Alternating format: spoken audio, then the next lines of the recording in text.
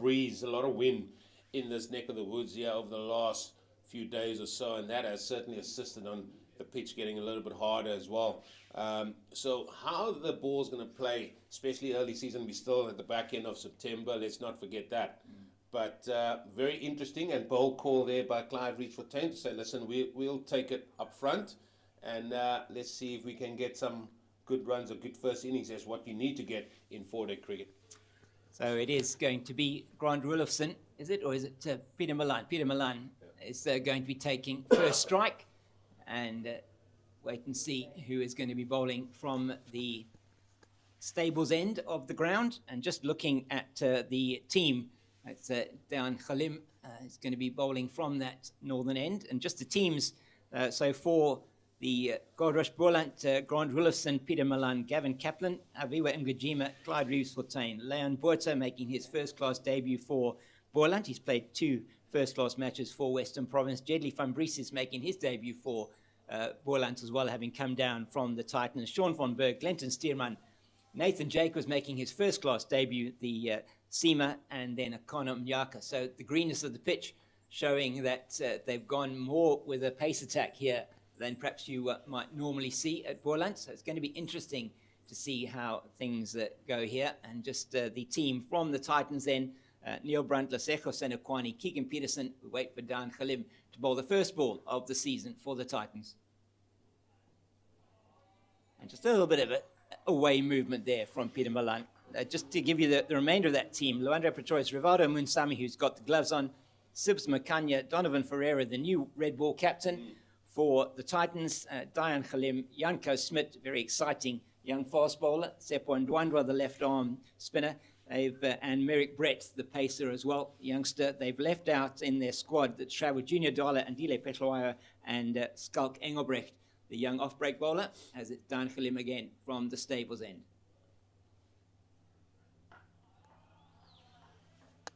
Definitely a hint of movement, and they will definitely be cautious. These two opening batters here for Boland. Peter Malan, bags of experience. He told me earlier he's playing his 201st first-class game compared to a few of the others that are just making their debuts or playing their first game for their new province. So, yeah, I mean, there's a lot at stake, but I mean, he's looking forward to it. He said, just having a word again with him, he said last season he sort of got better as the season gone on. So he wants to really start better here this time round. As I say that, or as I say that, that commentator's curse, James. Yeah, definitely. I mean, that one must have been a whisker away from the outside edge, just moving prodigiously from Dayan Khalim away from the batter. Let's have a look at that one again. I think hopefully we'll get the replay. We'll see. Perhaps don't have the replay now, but just looking at that, did move prodigiously away from him. He sort of didn't really commit to the shot, did he, necessarily, but got away with it. He'll be hoping, as you said, that he can add on to those 13,655 runs he's made so far in first-class cricket. And what I found interesting, James, is just the field set. Usually when you see on day one, you see 3 slips, you see a gully, you see there's a big gap at cover. Donovan Ferreira and the Titans, they've said, listen, we maybe want to attack the stumps here a little bit. Why do I say that? Because there's 3 men on the onside that you normally don't get on day one. We've got a man at backward square in the ring, you've got a man at mid-wicket, and you've got a man at mid-on. So they're asking Dayan to bowl a lot straighter here. He's towards us now. And that one is a wideish outside the off stump. But point well taken there, Eugene, and well noticed there. Normally, as you would say, you probably got the man at long leg or fine leg and at mid-on first up, and maybe 3 slips and a gully, but certainly maybe he's taking into account Henry Williams' advice here that Boland Park, you look to aim top of off. Yeah, as it goes on, we've seen that and we will see that, but here early morning, day one, 10 o'clock start, why not carry an extra slipper? We've seen the ball beat the edge already, and bowler will just hold his hands in his head if that ball slides through at third slip. That's nicely played by Malan, getting in behind it, and at the end of a maiden over to start for Dayan Khalim. Good over that. He was on the money for a number of those deliveries, and perhaps the third delivery the best when he had Malan playing and missing outside the off stump. So 0 for 0 after 1. And you say a bit of a fresh pitch here. I mean, last season there was already quite a bit of cricket that had been played on this surface before we got into the initial start of the season. But this looks like a lovely fresh pitch, and I think you may find it coming on a little bit more perhaps to the batters than you would normally have. And so Grant Roelofsen is going to be facing up to Merrick Brett. And Merrick Brett, his numbers, so 1,448 balls, 735 runs, 29 wickets, an average of 25.3 runs per over, 3.04. Best of 5 for 61 for the Titans against the Dolphins 2 seasons ago. So exciting young prospect, Merrick Brett.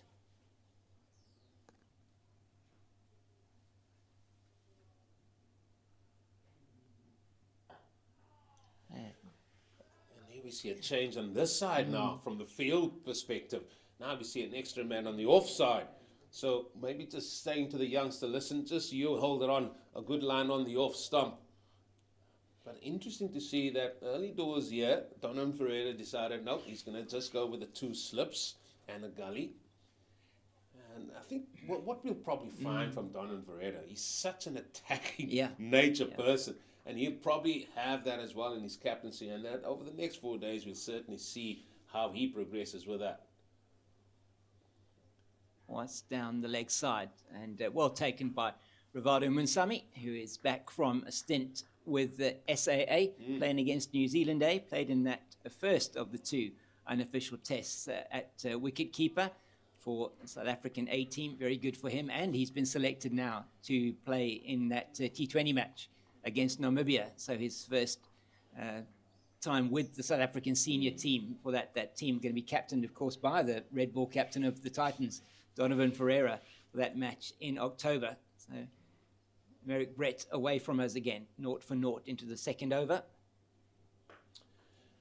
Yeah, and it's good that these guys are being recognized for their performances through the season as well. I would have loved to have seen from a Boland perspective Grant Roelofsen in there. He scored 560 runs last season, and he had a really good run in the side, scoring a couple of hundreds as well. I mean, he was just prolific for Boland.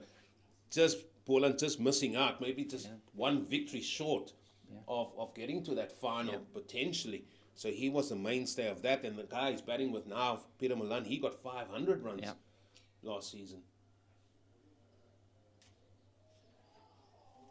As you say, looking at their success in the 4-day competition, certainly was from a batting point of view. They did exceptionally well. It was Roelofsen, 3rd highest run scorer, Peter Malan, 7th highest run scorer in the competition, and Gavin Kaplan was 13th highest. So 3 of the Boland players in the top 15, and player that isn't here today, Devob Brevis, 2nd highest run scorer, but Secho Senekwani, who is here playing for the Titans now, just 1 run less than Grant Roelofsen, 559 runs for him. So some good batting on display here.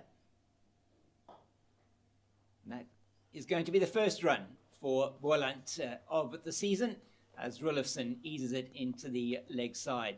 And underway, 1 without loss. Yeah, there were a whole host of batters that really stepped up for Boland. And it's good to see for the likes of Boland that these guys are stepping up. Like I said, I was a little bit... Maybe would have loved to have seen Roelofsen in the A squad as well, just for recognition of his good season that he had. But then on the bowling side, Sean van Berg, top of the pops, 35 wickets at 20 apiece. I mean, those are great numbers that he had. I mean, he's got such great experience as well. So maybe that is also why Captain Clyde Reed-Fontaine decided, listen, he wants to have last dib with the ball in the 4th innings here, hopefully when it turns as well. Merrick Brett away from us here at the Niederberg end. And that's off the outside half of the Peter Malan's bat. It's going to go down to the boundary at a deepish backward point for 4. So the first boundary of the morning, just off the outside half of the bat. Warren Weingard signals that boundary. He's standing with Tom Mokorossi today. And we have got, as match referee, is... the Rhino, Jeremy Fredericks, in his first match as official match referee. He's been understudying. He's here with Lawrence Matruis. very experienced match referee Lawrence, and Jeremy his first match today. So we're all wishing him all the best for that. We wish him well, and I had a little chuckle with him because I gave him a call yesterday just to wish him well, and he said, "Oh man, I've got to iron 4 shirts now." But yeah, I'm sure he loves cricket, and I'm sure he'll be loving every minute of this as well, being part of the match referee. Yeah, he certainly had a spring in his step this morning. You saw him out on the field. Everybody really looking forward to this. And there is a bit of a change to the field now. The extra man coming into the covers. It's Luandre Pretorius.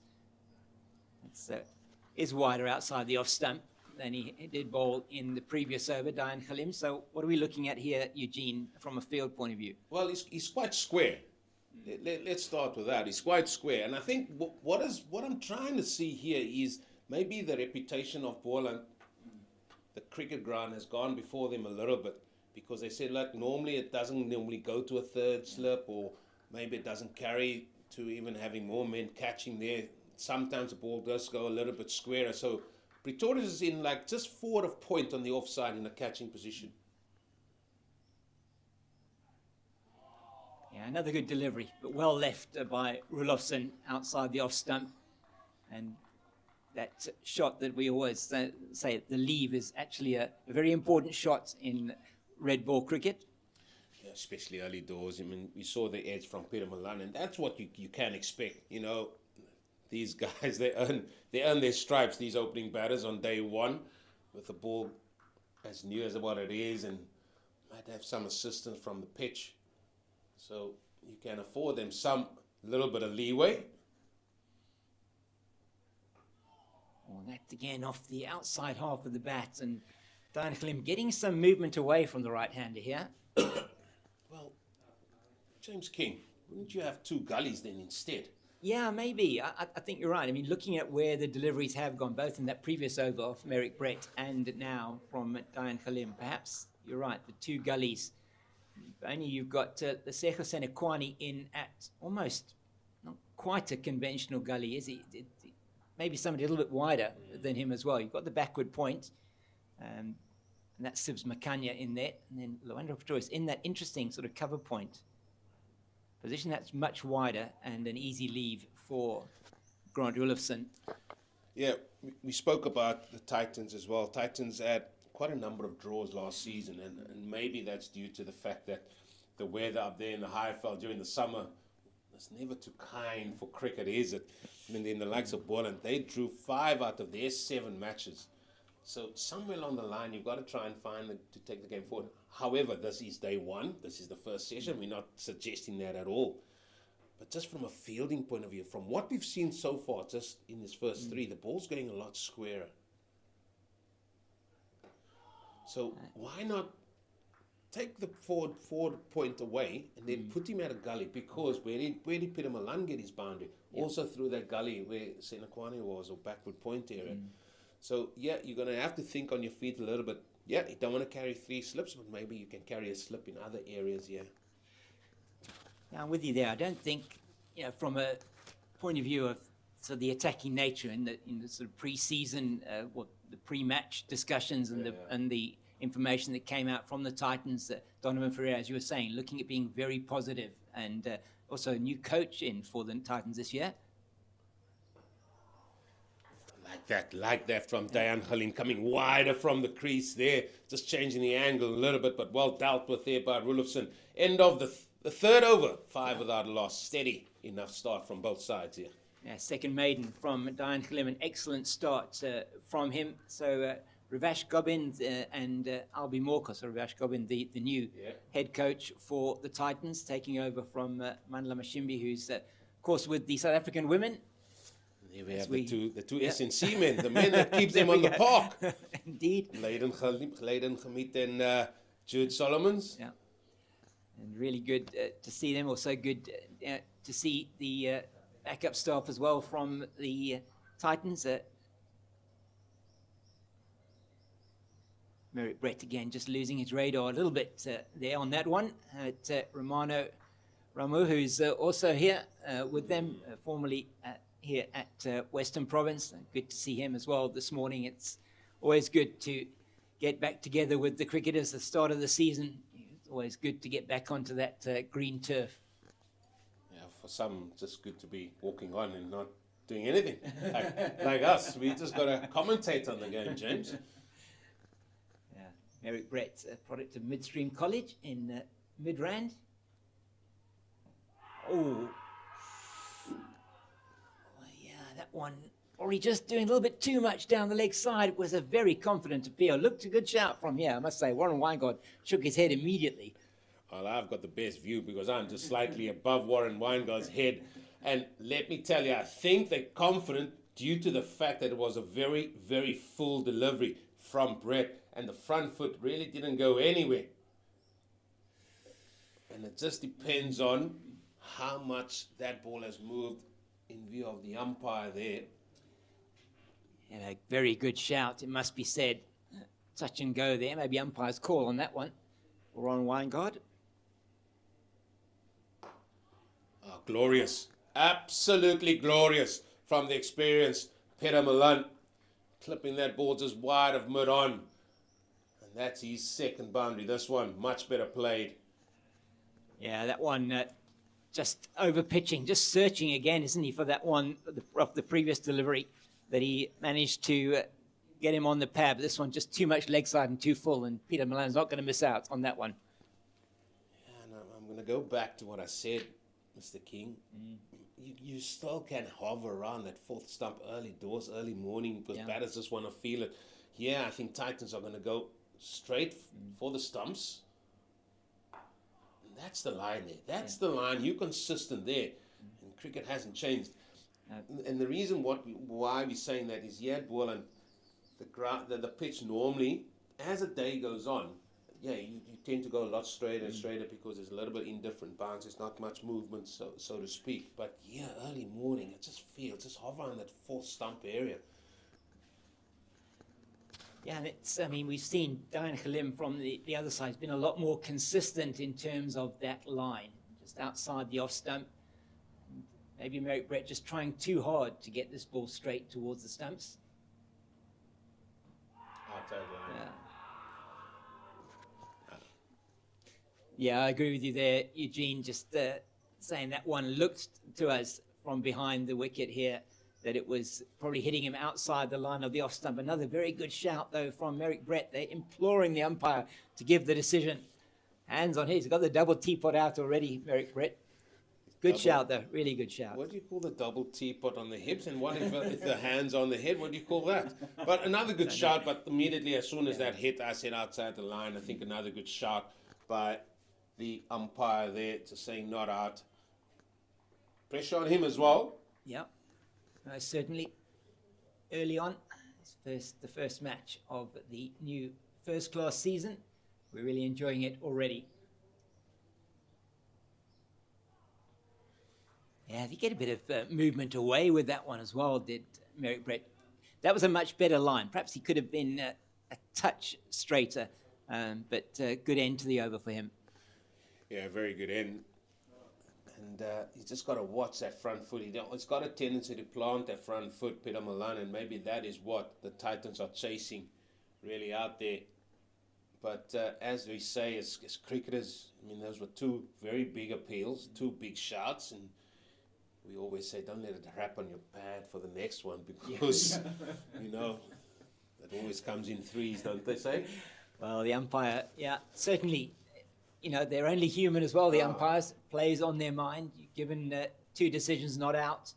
And again, it's very important. And we have both umpires standing out there, very experienced umpires, Tom Mokarosi and Warren Weingart, well known in umpiring circles in South Africa, as it's Roelofsen facing up to Khalim. So 9 without loss, and Peter Milan, he's just got those 2 boundaries. Grant Roelofsen, just a single so far for him. At the moment, it's just around getting your eye in and making sure you're protecting or preserving your wicket and trying to build from there on what looks like probably is a good batting track, Eugene. It certainly looks like it. I was just about to say, James, that it looked a very easy pace pitch at the minute. This is where you just call out for the guy to bowl 140 clicks, yeah? Oh, one popping up into the air. Not sure if it was bat pad, but certainly a lot of pad on that one. And just popping up into the air. Is that? I'm not sure who that is coming in. That Keegan Peterson? No, he's at mid off, I think. Just Tsepo and Ndwandwe, that is at mid wicket. So the two slips, the gully, a man at just backward of point, and that sort of shortish cover point, almost a shortish, between a point and cover point, isn't it? Then a man at almost an extra cover on the edge of the square. And that one again goes in that same place that you were talking about, Eugene. There's a big chase on here, and Sibs Makanya will get there, but they will turn for the third. And Roelofsen moves to 4, the score to 12 with that 3. But coming off the outside half of that bat, and it's not going into that Luandra Pretoria position at just forward of square. And I think they are going to make a bit of a change now. Well, we'll see what that change is. Dayan Halim just standing with hands on hip.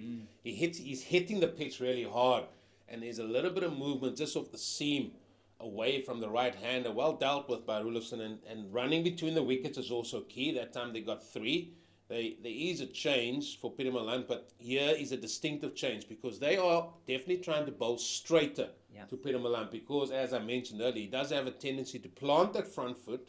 So they just got to watch out, or he's just got to watch out for that because Luandra Pretoria has now moved from backward square to just forward of square on the onside.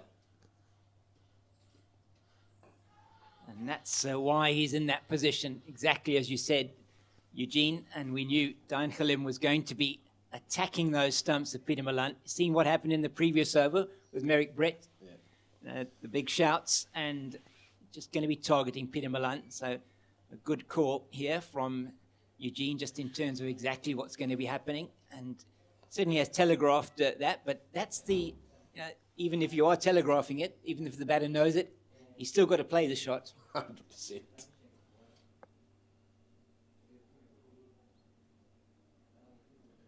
Oh, no, it's gone.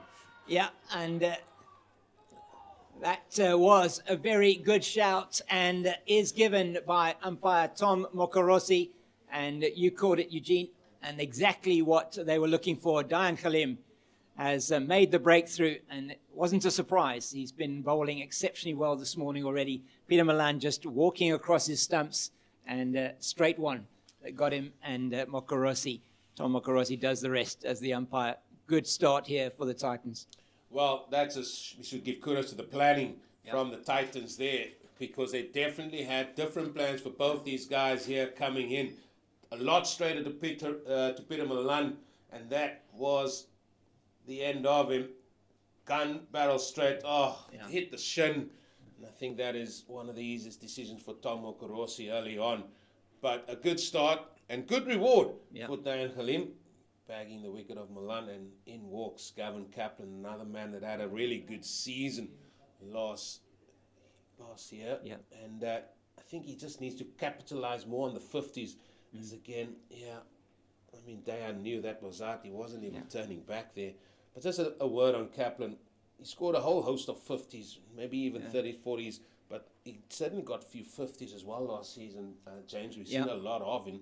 And we just hope that sometime he can just kick on with those numbers a little bit more. Yeah, just looking at those numbers for him for last season in the 4-day competition. So, as you were saying, I'm just looking for 434 runs at 43.4, 200s and 150. 166 his top score in that big partnership with Grant Roelofsen. I think when Roelofsen got the 240. Yeah.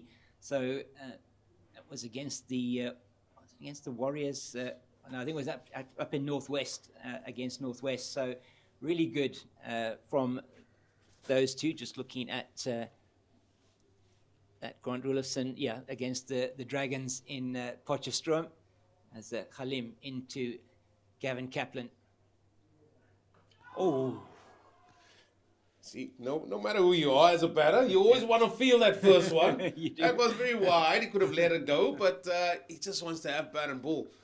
But a good over, successful one for Dan Khalim. And then just coming back to Kaplan, he did score that 100 and he did get a 50s as well. But he's just shown, every time he comes in, he just shows so much glimpses of what he can do. He can certainly take the game away. He can bat for hours. He loves batting. Let me tell you that. But I must say, well done to the Titans team here. They did their homework. And they're certainly getting the better of it here at the minute. However, we know it's day one. You just got to ride the wave at times here as well. Yeah, and it's going to be very important, these two batting together. They have had the opportunity in the previous season. They spent quite a bit of time at the crease together. And it's really going to be up to them, you feel, from looking at the batting lineup for Goldrush Boland. They do bat quite a long way down. Sean van Berg coming in at number 8. These two, you feel, have a big role to play. Merrick Brett, he's going to be looking to see if he can break this partnership now. And that one just angling down the leg side. And we'll see if that did come off the pad. I think it might have been bat first. Umpire Warren Weingard not signalling, so a bit of bat onto pad down into the leg side. And they take a single. So Roelofsen moves to 5, and it'll be Kaplan on strike for his first time against Merrick Brett. Yeah, distinctive 2 noises there. And if the umpire didn't hear it, I'm sure Roelofsen would have told him, listen, I've got a scratch on that umpire. Please, because every batter loves his runs. As Kaplan taking guard for the first time against Brett. And another interesting position. Man going to a leg gully position. I mean, Pistorius, he's covered some ground already just with the field position changes that he's had to do. Oh, that one shortish and wider outside the off stump. Gavin Kaplan, nothing to do with that one. So once again there, Eugene, indicating that Merrick Brett may be looking to just angle that one into the right-hander and attacking the stumps as well. Well, that was the first short ball we've seen. It was, yeah. Now, will we see a few more? We know that Gavin Kaplan can play the pull shot very well, but he's also been out to it a few times. Yes. And that's a good short ball because it's wider, it's just wider on the off stump. Says, listen, if you want to have a pull, you got to drag it. Yeah. Oh, that's a good delivery. Absolute Jaffa from Merrick Brett, past the outside edge of Gavin Kaplan's bat as he looks to go the inside. Sorry, inside. Let's have a look at it again. Was a Jaffa, wasn't it? Just played inside it, didn't he? Outside, just missing that outside edge on that occasion. So Kaplan being tested early on here. Movement off the seam. Mr. King, movement off the seam. That one cut him in half a little bit. Now then, looks like he's into his work here, Mr. Brett. Yeah, it's a bit of gas going here. We've still got Janko Smit to come in as well. That one probably just, you probably feel he wasted that one a bit outside the off stump. Yeah, sometimes as bowlers you throw the wide one because you bowled a short ball, didn't play it, then he bowled a very good delivery, cut him in half, beat him on the inside, and he said, I'll just throw out the wide half volley, have a go, just have a go. Kaplan, very disciplined here. Yeah, that's what he's going to need to be if these two are going to build a partnership and develop into something here for Goldrush Boland, having decided to bat first on a beautiful day here in the Cape.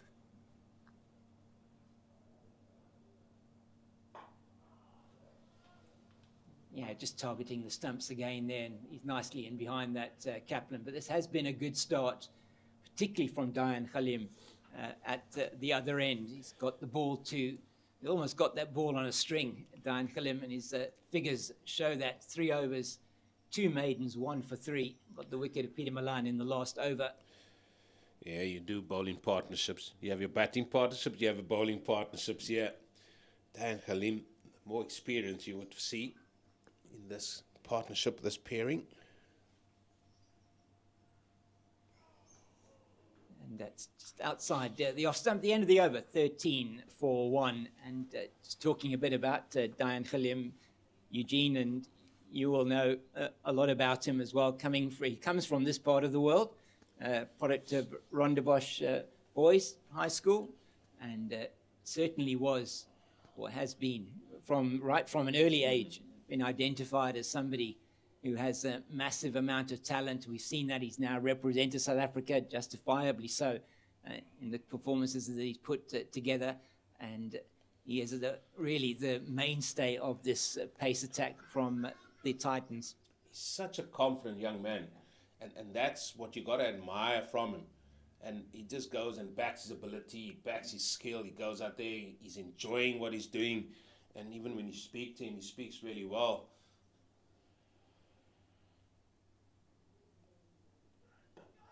And he's just a wholehearted cricketer, and he has been rewarded with that international cap of his as well. And I mean, it's good to see. And in terms of Western Province, I mean, another one lost, that has ventured up to the north, and who knows where Western Province could have been if they held on to all their players. But just a word on Western Province. The Warriors electing to have a bat first. Or they are batting first. We'll just find out who won the toss there. But they are 5 for 1 with Herman out there. Maybe height. Yeah, Tom Mokorossi just shaking his head immediately. And, but Grant Roelofsen not really that far forward. Maybe, as you say, maybe a bit of height. We'll have a look at that again here. Just watching on the replay as he comes in now. And, I think you're probably right. Maybe outside the line as well, Eugene. You could get a little bit outside the line. Not much going for him. No, not really. But question for you, Mr. King. Who do you reckon bagged the wicket for Western Province there? Probably Dane Patterson. That's spot on. I would think so, yeah. Jordan Herdman has been in such good form with SAA. That's beautifully played by Grant Roelofsen. He rides the bounce and cuts that past the man at point, Sibs Makanya, and goes down to the boundary for 4. So probably the first loose delivery we've seen from Daan Khalim. Yeah, and we can maybe just let him have one go awry there. That was wide, that had width, it was short, but well put away by Grant Roelofsen. Just shows how he is in a little bit of form early season. The Tuskers, their first season back in the top division there. They're 16 for 2 against Northwest. Well, a bit of a tough start for them.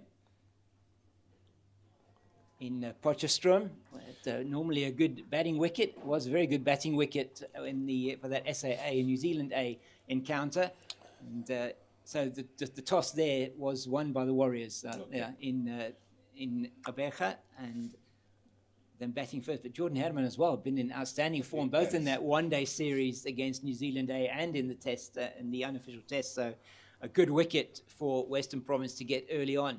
So and the Tuskers, who's lost their wickets there for them? Rapulani and Norfolk, they're the 2 men out. But Bubulia, in fact, playing against his home province. He's out there. He's captained South Africa in the 19s before. He's made for the 4-day competition, I feel. He's got a good game for it. Very disciplined batter. And Erlang is batting with him there. Another good delivery outside the line of the off stump and left alone wisely by Roelofsen. But yes, just talking about that, Eugene, just looking at that Tusker squad, and really happy to see Mohamed Bulbulia being given a chance. I couldn't agree with you more in having seen him at under 19 level, and just his application. Really scored a ton of runs for SA under 19, and a really good signing for the Tuskers, you feel. Tuskers have made a whole host of good signings. They have. I feel they've got experience. They've got a couple of youngsters in there. They've got men that can really do some business in the longer format.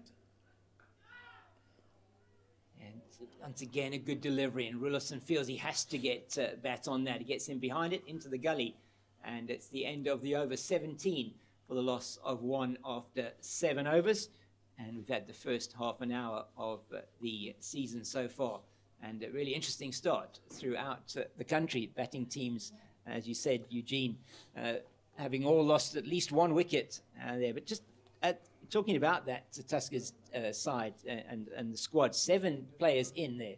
and 3 out from their Division 2 championship winning season last year. And the players that have come in, Wayne Parnell, Darren de Pavillon, Hardis Villian, Andile Mokhakani, Ronaldo Meyer, and Bamanya Kleinklei. And they've really done well from that point of view. And of course, Mohammed Bulbilia, as Merrick Brett runs away from us now. Yeah, no, they've been busy, and they knew they had to just to strengthen up their squad, not just with youngsters, but they wanted to bring in experienced heads as well. And I think that's going to reap more benefits for them as the second wicket has gone down at the Warriors. It's Manak, it's gone now. He's gone to the other opening bowler, which is Hendricks. Hendricks, my goodness. So Western Province making some inroads there, World Sports Betting Western Province. And that's a good signing, you feel, for the Warriors as well. Mo Manak coming down from the Lions. And they did, of course, lose Sia Plaiki and Baya Swanepoel. And Kaplan doesn't probably need to play at that one, wide-ish outside the off stump, and could so easily have got the edge. Good delivery from Merrick Brett. Just outside that off stump, eyes lit up here from Kaplan, thinking, I'll just punch this through the offside. Not movement there, but as we said, it is day one. It is the first session. You can't just let one go early doors there. And another, apologies, James King and Rory Kleinveld, the new coach there, head coach at World Sports Betting Western Province. There it is. There's a short ball. And he did take it on, and the man at fine leg missed that. But he wouldn't have got it anyway. It's gone all the way, probably getting a top edge onto that one, but he gave it a full go, Gavin Kaplan, and he actually gets off the mark with that 6. And short ball, and you said he would go for it, Eugene, and he did exactly that. And that man on the boundary perhaps just didn't seem to pick it up.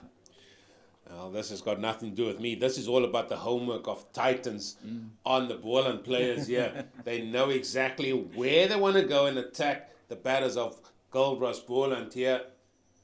And that is the second short ball that was bowled, and that one Kaplan played top edge 6. Oh, that is glorious.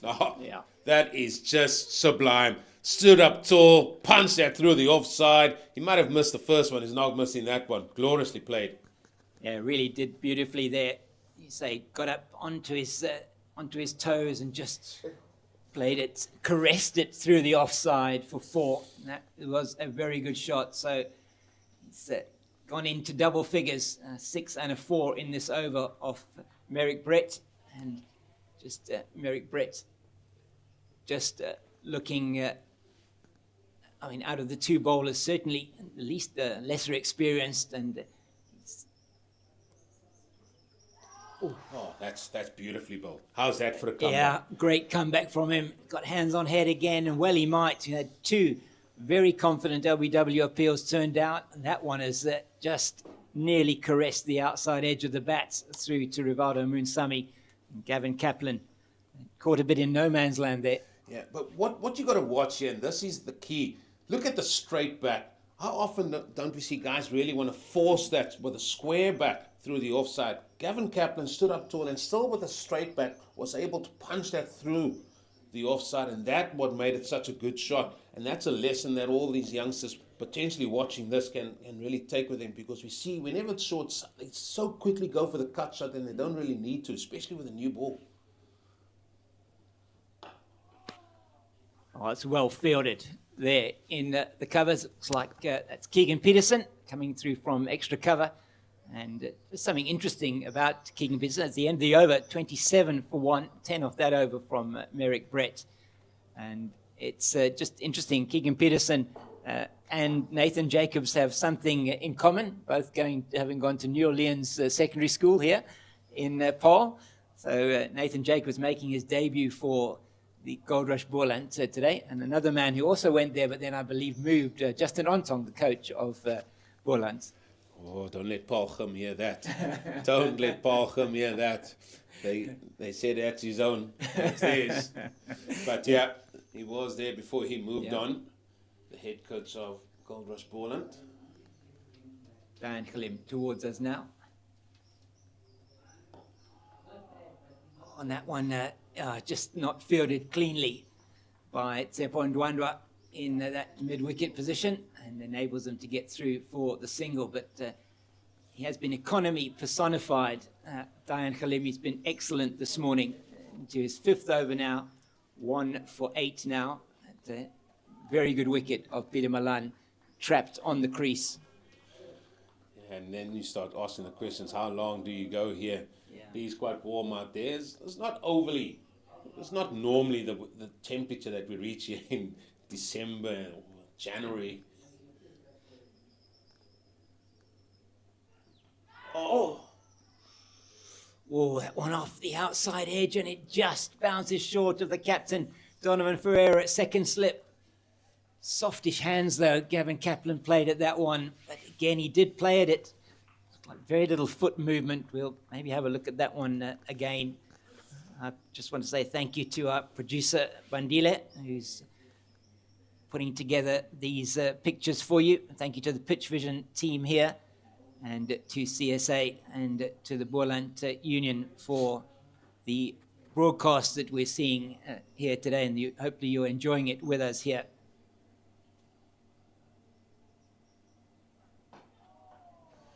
The only thing I can say, James, is maybe he didn't push hard at it when he did find the edge, and that just let the ball die a little bit and just bounced in front of the captain, Donovan Ferreira. And maybe that is the reason why they don't want to carry 3, or maybe they just need to come up.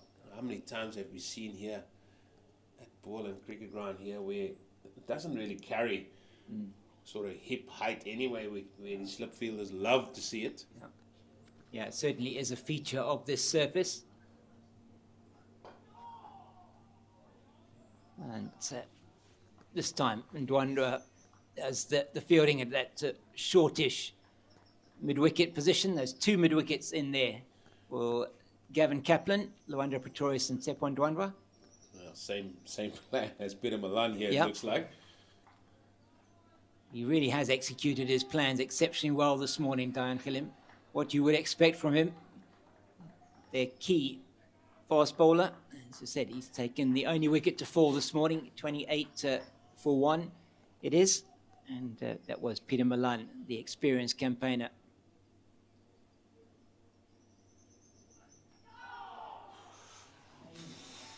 Another one off the inside half of the bat, this time down to Merrick Brett at long leg.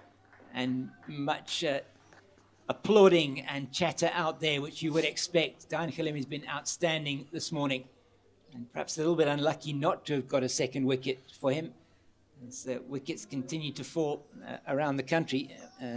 The Warriors 8 for 3 now.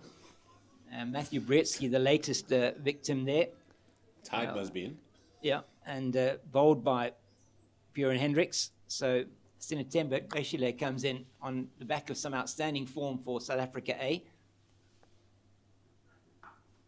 Oh, that's nicely played, just into the ground, and I think it is going to run away for 4. It's a teaser and just beats the fielders to the boundary. Bit of leg stretch there for Lwandle Pretorius and Sibs Makanya, and it's the end of the over. Once again there, that Gavin Kaplan, Roelofsen getting up onto his toes and playing that one very nicely through the offside. Yeah, just the way they're executing this is just good for me, especially early doors, especially on day 1, the first hour of a 4-day game, and you just want to present the full face on the bat to that, but he's also played it very late, and that just allowed him to push that a little bit squarer, and that's well executed. As here is Janko Smit now into the attack. Tall man, really, really tall, strong man. He's Janko Smit. Just the 2 matches in first-class cricket last season for Janko Smit, a product of Uffies, and he has done exceptionally well. 2 matches for him, and so far the 6 wickets with the best of 3 for 54 against Boland last season at Centurion, and the match they played there. And that has gone through the fielder at backward point. Won't make the boundary. The Sekho Senekwani's after it. and they'll turn for the second. Well, let's first up look at this field that he has here. So look at where the keeper was. He's gone back a couple of strides, a couple of steps as well. They've now got a sort of very deep square or short leg. He's more or less I should say a short square leg, something like that. He's just a little bit deeper from the conventional one. They also got a mid-wicket in place. And so they're not expecting the big, tall, fast bowler to pitch anything up here because there's no mid-off.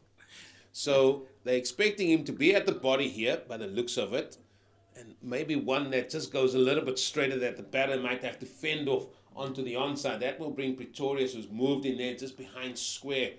He's only about, say, 10 or so yards from the bat. He's not in picture. He's just a little bit wider on the right-hand side of your screen there. Yeah, you caught it, Eugene. They are certainly not going to be pitching this up. And that line will be one that they're going to be wanting to tempt Kaplan once again. And with the shorter delivery, you expect Janko Smit, once he's into his work, probably going to be putting a couple in a little bit shortish to Gavin Kaplan. If that's the case, especially with Janko Smit bowling, why not have a deep backward square in the boundary? And then you can have Pretoria still catching in. Yeah. You know, so it's just a thought.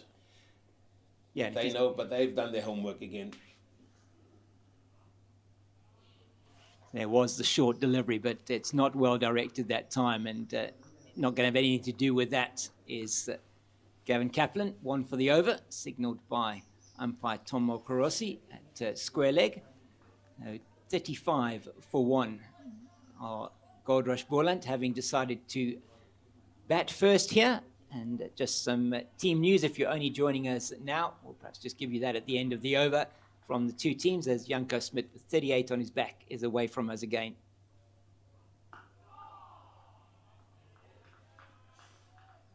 Yeah, so once again, attacking the stumps. He's got the field, hasn't he, set to do that. And just at this stage, a hard length, short of a length or even shorter. He's a tall man.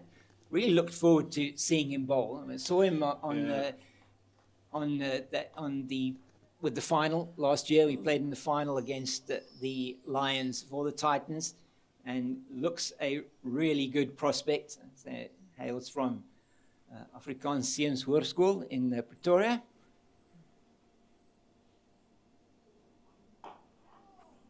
Yeah, we were watching him this morning, and they were warming up about 2 or 3 pitches just to the left of the screen as that over comes to an end. 10 gone, 35 for 1. And the ball sort of just kissed the surface. And they were really zipping through.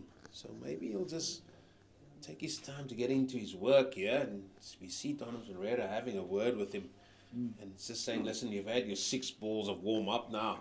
Can we go back to you just hitting your straps here and do what you need to do? We don't know what the conversations are, but as a, tall former fast bowler yourself, Eugene, Janko Smit, he looks like a mountain of a man. And you look at that, he's taller than Donovan Ferreira, who himself is a tall fellow. So certainly a good prospect, Janko Smit. South Africa does have a real treasure trove of fast bowlers, as Dian Khalim, another one of those, is in towards us. That's well left by Roelofsen outside the off stump. Just a little bit of movement away. Dian Khalim has been excellent this morning. And that was interesting for me, that delivery, because he tried to keep his left arm up a little bit long, and we're in such a good position here, so we can see all the finer details here of what we're trying to describe to you here. And that was this ball that goes away. And I think sometimes he certainly drops at left side if he wants to go a little bit straight and sort of fire in at the stump, so to speak. Here's it again. If you had a ruler and get a line drawn from the delivery right on the top to that front foot, it would be gun barrel straight. Yeah, I was just looking at that on the monitor here as he was coming in and picking up on what you're saying. They're very interesting, Eugene does. He's got a very straight, his arm, very, very high arm action. And I wouldn't be surprised if he might just come a little bit wider from the crease here now. He does vary where he comes from or will he stick to the same delivery? Close in.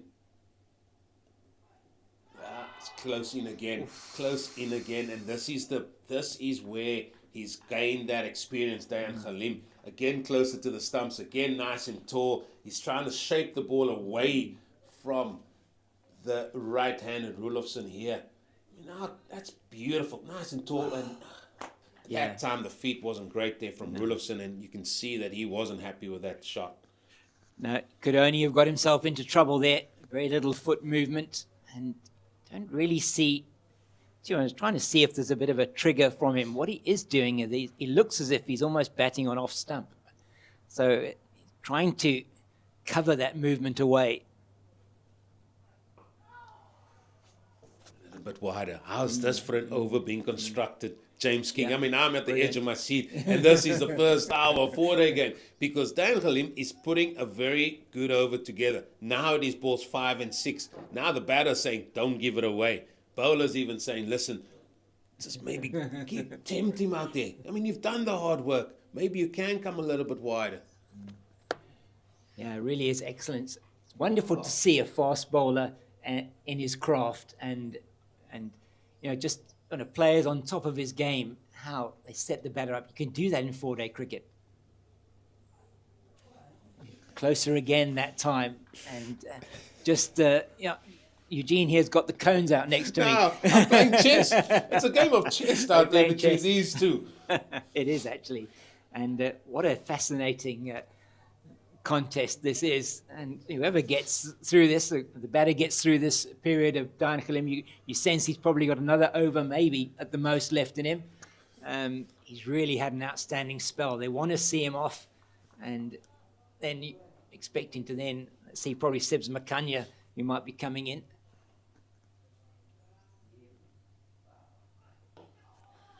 Ball doesn't swing from leg stump, though. Unfortunately not, but a well-constructed over nonetheless there from Dayan Khalim. Brilliant. Another maiden. Score remains 35 for 1. Yeah, and apologies, Mr. King, but I wouldn't take the ball out of his hand. I mean, why would you? I mean, it's day one. You can have a longer break. You can have a break until the lunch break, but you're doing such a good job for us here at Dayan Khalim, is what Donovan Rera would say, and say, listen, just keep going. And there's no conversation whatsoever between those, which suggests to me, now, you just keep going, Khalim. Absolutely right. I mean, so we're 50 minutes into play today, and he's bowled an outstanding spell. 6 overs, 3 maidens, 1 for 13. The Janko Smith again from the Nederburg end to Gavin Kaplan.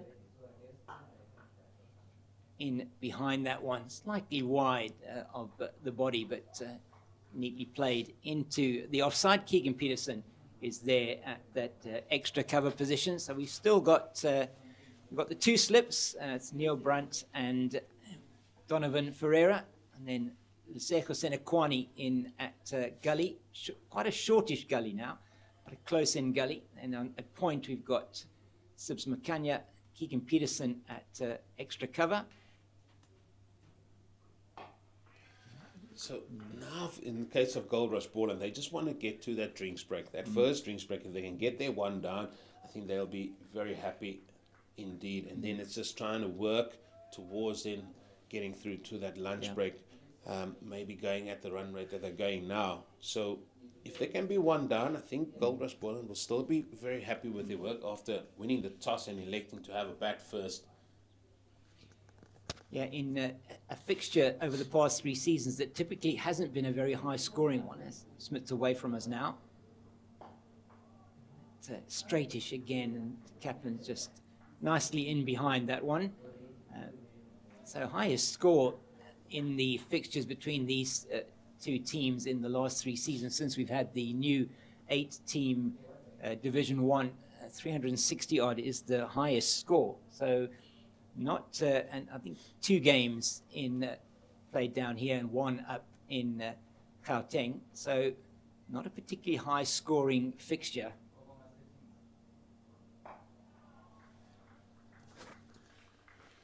Yeah, the 1's down or up there in the high felt, you could say, yeah, maybe there was rain involved and you're not sure what you're going to get potentially. And then the games, we know it's normally the pitches are really maybe don't have carry enough pace on it, and definitely more the slower bowlers coming into play. But here, both teams just having the sort of the one frontline spinner, and then they've got a whole host of other spinners as well. Oh, what a delivery! What a delivery! Oh, and he had to play at that one. It was angling in towards him and then just straightened and outside the outside edge of the bats. Another good delivery from Janko Smit, and he seems to be just cranking up the pace a bit in this over. As you said, just getting into his work that first over. Maybe a little bit stiff. You know, he had a good warm-up, but certainly looks a fantastic prospect, does Janko Smit.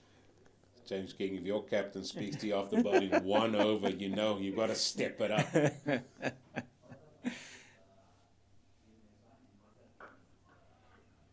you can see that bounce the big fella's getting here. That steepling bounce. Maiden, second maiden in a row. And this is also an aspect of the forward again that you got to keep an eye on, because maidens bring about a lot of pressure. Pressure brings then maybe the odd wicket or two, certainly. But it looks like a change of ends. Well, it looks like Dan Khalim is going to be done. That's a surprise to me. That is a surprise as well. As you said, now going to be Merrick Brett, who's bowled the 4 overs from the Nederburg end. He's going to be coming on at the stables end. And he'll be bowling to Grant Roelofsen. So let's see what he's going to, what the sort of field is going to be. And you are going to have that leg gully now. So for Merrick Brett, you would sense he's going to be attacking the stumps once again. A bit straighter, Eugene, and certainly not trying to bowl full. He has got the mid on, but yes, who's that? That's Sepon Dwandra mid on. Got a man in at mid wicket. He's got Luandra Pretorius at leg gully, and then he's got the man at long leg. It's Brett towards us now, past Tom Rokorosi.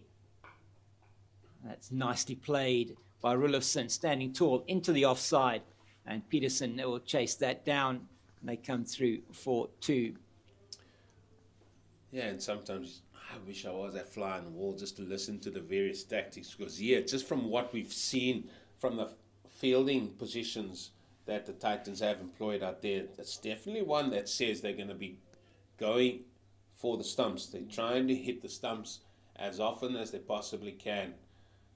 Again, Donovan Herrera having a word there with Dan Khalim, and he was very good. He did go straight a few times, but he also kept a good, consistent line on 4th stump.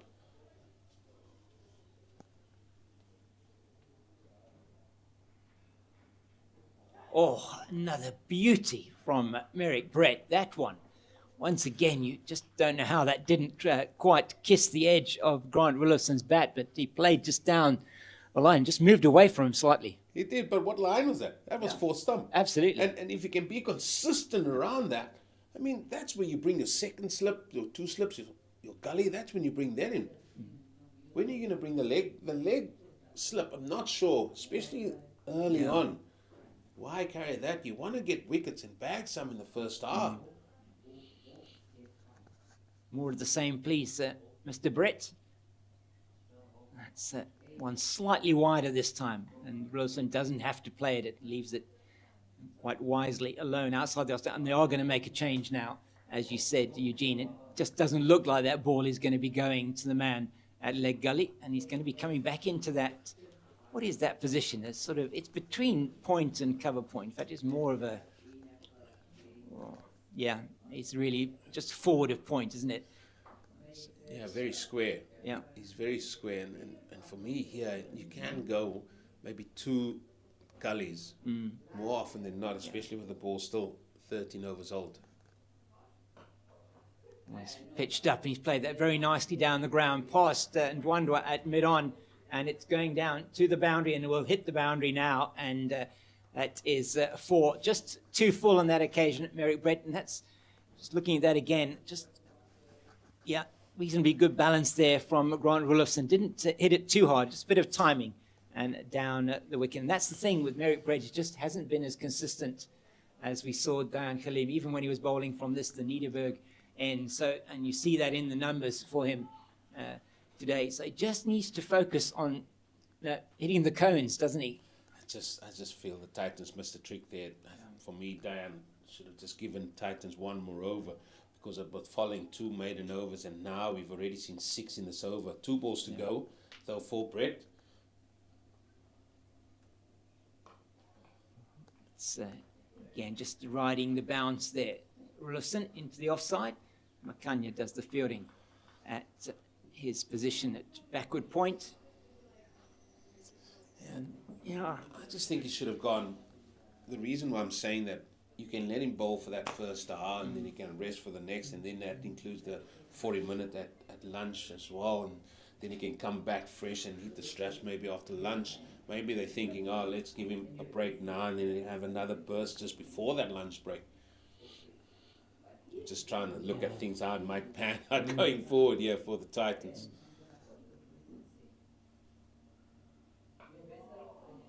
Yeah, it's better line from Brett that time. The end of the over, 41 for 1 after 13 are Goldrush Boland. And the wicket to fall this morning, Peter Malan, who was LBW to Diane Khalim for 8. That was in Khalim's 3rd over. He has been by far the outstanding bowler for the Momentum Multiply Titans. Today, Diane Khalim, 6 overs, 1 for 13 with 3 maidens. He was on the money from early on, and it's just been the 3 bowlers used, Khalim, Brett, and Janko Smit. And Smit's going to start his 3rd over. And you like what you see here, Eugene, Janko Smit? Yeah, to be honest, I haven't seen much of him, but what I have seen this morning in the warm-ups, and then here in his 2 overs he's dished up so far, he's a tall man, and that is beautifully played. I mean, that's a trademark shot from Gavin Kaplan, standing tall and punching that elegantly through the offside for 4. Again, Smith getting that steepling bounce, but that was well played. Look how high he gets the hands here. Boom, beautiful. Great execution by Kaplan, 4 runs. Yeah, all timing there from Gavin Kaplan. As you said, that high front elbow, very correct. Another batter who is a product of Rondebosch. Gavin Kaplan had played a number of seasons for Western Province, but didn't really get that much opportunity. Western Province regularly in the team, making the move down the road, and he's really did well last season. Tell you what, it's been a very good move for him down the N1 from Cape Town up here to Paul, and he's had a really good season. He's gelled well with his new province, and he's certainly been one of the men that really stood out in a very good season for Boland cricket across all formats last season, and one that they want to particularly continue with. Yeah, just we'll have a look at that now. It's in behind that one. Yes, as you say, Eugene, last season they finished top of the log in the 50-over competition. They made Boland Park a fortress there for them, and just losing narrowly in the end in that final to the Hollywood Bets Dolphins, and 4th in the 4-day competition, but as you say, probably 1 win away, or 1 or 2 wins away from being right up at the top there in the 4-day competition. And then in the 20-over competition, finishing 5th out of 8. Nicely in behind that one. Khalim does the fielding at mid-on. So all in all, some really good signings that they made last season. You know, Grant Roelofsen back, Gavin Kaplan came down the road, Keith Dudgeon came in for his first season for them. He's not playing in this match, Jude Solomon was saying he's slightly injured. He's still under recovery. Yeah, he's just recovering from a very, very nasty knee injury that he actually got playing for Kent. And it wasn't him playing for Kent, it was him warming up, playing a little bit of football as the boys do these days. And he came back early, and he's really gone on and had a rehabilitation with that knee. But just a case in point, we spoke about it earlier, Boland finishing 4th in this competition last season with 5 draws. They lost 1 of those games. That was, as I recall, to the Knights, was it? Yes, I think it was to the Knights, yes. And even then, I think we did that game, Yeah, James, we and did, yeah. they were in such a very good position. From what I can recall on that day, I think they were close to 100, 180 for one, I think it was. And these two actually went really well. They did, yes. And then, just getting to tea, it seemed like the tide came in, overcast weather, they had a new ball, and Boland just kept losing wickets. Yeah. And that really cost them that game, because if they could have a good session there, they could have really taken the game forward, and maybe that could have been that win that could have taken them to that final. But this just shows in this format of the game, you really got to be on it on each session. You don't want to lose sessions, and then that could maybe count in you losing the match. That was it. In that game, as you say, the Knights, it was the first game of the season. Yeah. And the Knights playing back in the Division 1 as Merrick Brett towards us now. Just half plays at that and pulls the bat out of the way. Probably only really got himself into a bit of trouble had he gone through with that, but just into the gully at Vilaseko Senekwani, who was in that Knights team that won that match last season. And if I remember rightly, both teams had lost a cluster of wickets, as you said. And in the end, though, it was the Knights getting the win with their first game back. And it was, again, for them, an interesting season last season. The Knights just really 1 or 2 good performances away from staying in Division 1.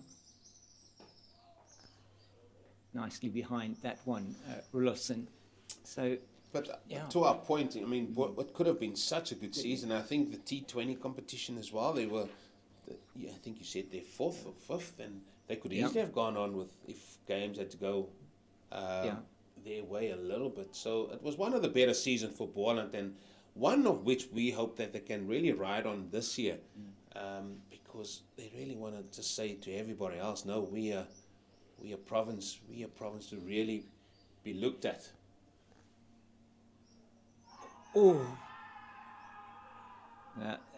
certainly it didn't seem like it was a bit of a delayed appeal. It was an interesting one. We'll have a look at that again. But for me, that was very, very interesting, the appeal, because played it outside the off stump, but then there wasn't initially an appeal. Well, look at the keeper here. Keeper takes it, and then it's maybe just an afterthought because Brunt was down the pitch, hand down. His hand was in the air, gave it the old Alan Shearer there. And Keegan and Peterson as well, who's moved to second slip. But that wasn't anywhere near the body or anything like that. No, so very interesting, that call. Given not out by umpire Tom Mokorossi, and that one he just leaves alone, which he may well have been wiser to do in the previous delivery as well. But just having a look at that match from last season. So Free State won by 169 runs, and it wasn't a high-scoring affair. So this was the game in which both teams scored 266 in the first innings. That's right. And it was quite one of those very rare occurrences that you do get in cricket. That one again, just dying ahead of Keegan Peterson now in at second slip in place of Donovan Ferreira. That's the second one that's gone on the bounce to that second slip. Might want to just move himself up a few paces. He's just done that now, I think, actually. Have a look at the fall of wickets here for the Boland. The Boland innings there. Yeah, I think in that first inning, so it was they were 192 for the loss of basically for 3 when they lost the wicket of Gavin Kaplan, and then they were all out for 266. But it was a collapse of note. So 192 for 3 when they had Kaplan and Clyde Reeves-Fortuyn batting. They were looking very good as we do take a drinks break. The score on 45 for the loss of 1. That's exactly 3 runs and over after 15 overs. We'll be back with you after this short break.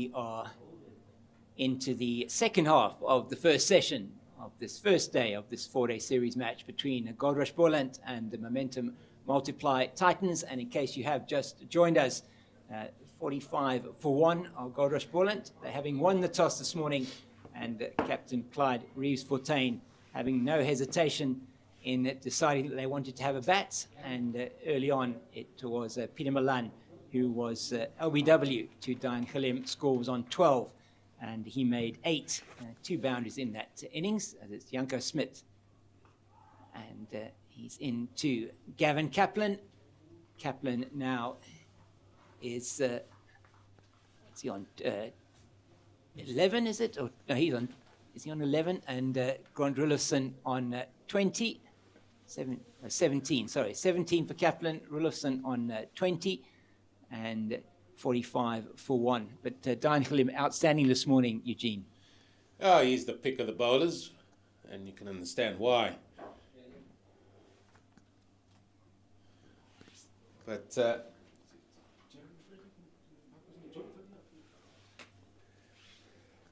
it's certainly, pace is a good thing. We were talking just before the drinks break there, just about that night's team that came here, and they had a certain Mr. Johan van Dijk, I think. Yes. And how well did he bowl in that second innings? And he just steamrolled. And it just shows if you do have a man bowling at about 140 clicks, he can certainly make a few of the men jump. And maybe that's what the Titans want Franco Smit to do here. Or Janko Smit, sorry. Franco Smit is the flanker for the Springboks. Yes, as you say, Johan van Dijk was playing in that match. Goldrush Boland bowled out for 122 in that second innings to lose that match, as you said, by 169 runs. And Dean Forrester doing very well in the second innings for Free State, getting a very good 70-odd. So it was a very interesting game, that. So, yeah. That it was, and now we did see, or do see, a man deep backward square on the boundary. It's a 3-card trick there from Janko Smit. He put that one in nice and full to Gavin Kaplan after he's posted Leandro Pretorius out on that deep backward square boundary. So do you think there will be a couple of short balls in this over? 100%. You don't put men out there for nothing. If you're about 7 foot tall running in. No, most definitely not. But it's really good to see. I mean, just looking at that's the squad for the Titans for this season, Eugene, and they've made, I think they've done really well in terms of the youngsters that they brought on board into their high performance program. He's gone for that. They tried to pull it forward of square. He has got it over the man at mid-wicket in the air, and they'll turn for 2 as Khalim does the fielding. But he wasn't really in control of that one, Gavin Kaplan. Not one of his best execution of the pull shot, I'll have to say that. The only reason why I say that, I've seen so much of Gavin Kaplan, and I know how prolific he can pull a ball. Yeah. But this just looked like it might have just rushed him a little bit. But yeah, I mean, between these two teams, Cape Fox, Van Berg 35 wickets, Steerman 14, that's 39 wickets between them. Dwandwa, he got 21, and Darla, who's not playing this game, he got 20, so that's 41. Oh, good short ball, that. Yeah, so you can see there the wicket takers between them. That's the end of the first over after the drinks break, 47 for the loss of 1. Yeah, and just looking at those numbers, as you say, and Sepon Dwandwa, number 9 on the list of top wicket takers, in fact, was the highest wicket taker, as you say, for the men from the north, from Centurion, and then Junior Dala just behind him with 20 wickets. So, yeah, both of those two, 41 wickets between them in the season. So Sepon Dwandwa, he'll have a role to play here, definitely. Perhaps not, you wouldn't feel perhaps as much in the first innings, but you just never know, do you, on the Boland wicket? Where Brett continues, a good delivery outside the line of the off stump, and Grant Roelofsen leaving that one alone. And just in that good line, though, that from Merrick Brett, better line for him. Yeah, that is. Just to continue on that chat there, 49 wickets between Van Berg and Steerman. Yeah. Leg spinner and seamer. Dwanwa, he got 21. Yeah. Dala, he's a right arm, so left arm spin and right arm seam there, that's 41. And we can see why they've had such good seasons. Yeah, Junior Dala been part of this Northerns team for a long time now. That's nicely played, but just knocked on there at backward point. And they go through for the single. Sibs Makanya just not able to hold that one cleanly. Still missing the trick with the two gullies. Yeah. I definitely feel they've missed that trick. Because as we're sitting here, the man just in front of point on the offside has not fielded the ball once. No. And the man just behind point, he's been very much in the business end here. So if you put another catching there, I mean, just with the angles that he's created, it gets narrow the closer you are to the batter. You could sort of bag a wicket, but here, Boland, they're too short of 50. Yeah. That one a lot straighter. Kaplan this time in behind it. And as you say, just too short of 50. And I reckon first hour, Goldrush Boland will be happy in the first hour and 5 minutes. And these sessions are 2 hours and 10 minutes long, and aim to get in 98 overs in the day.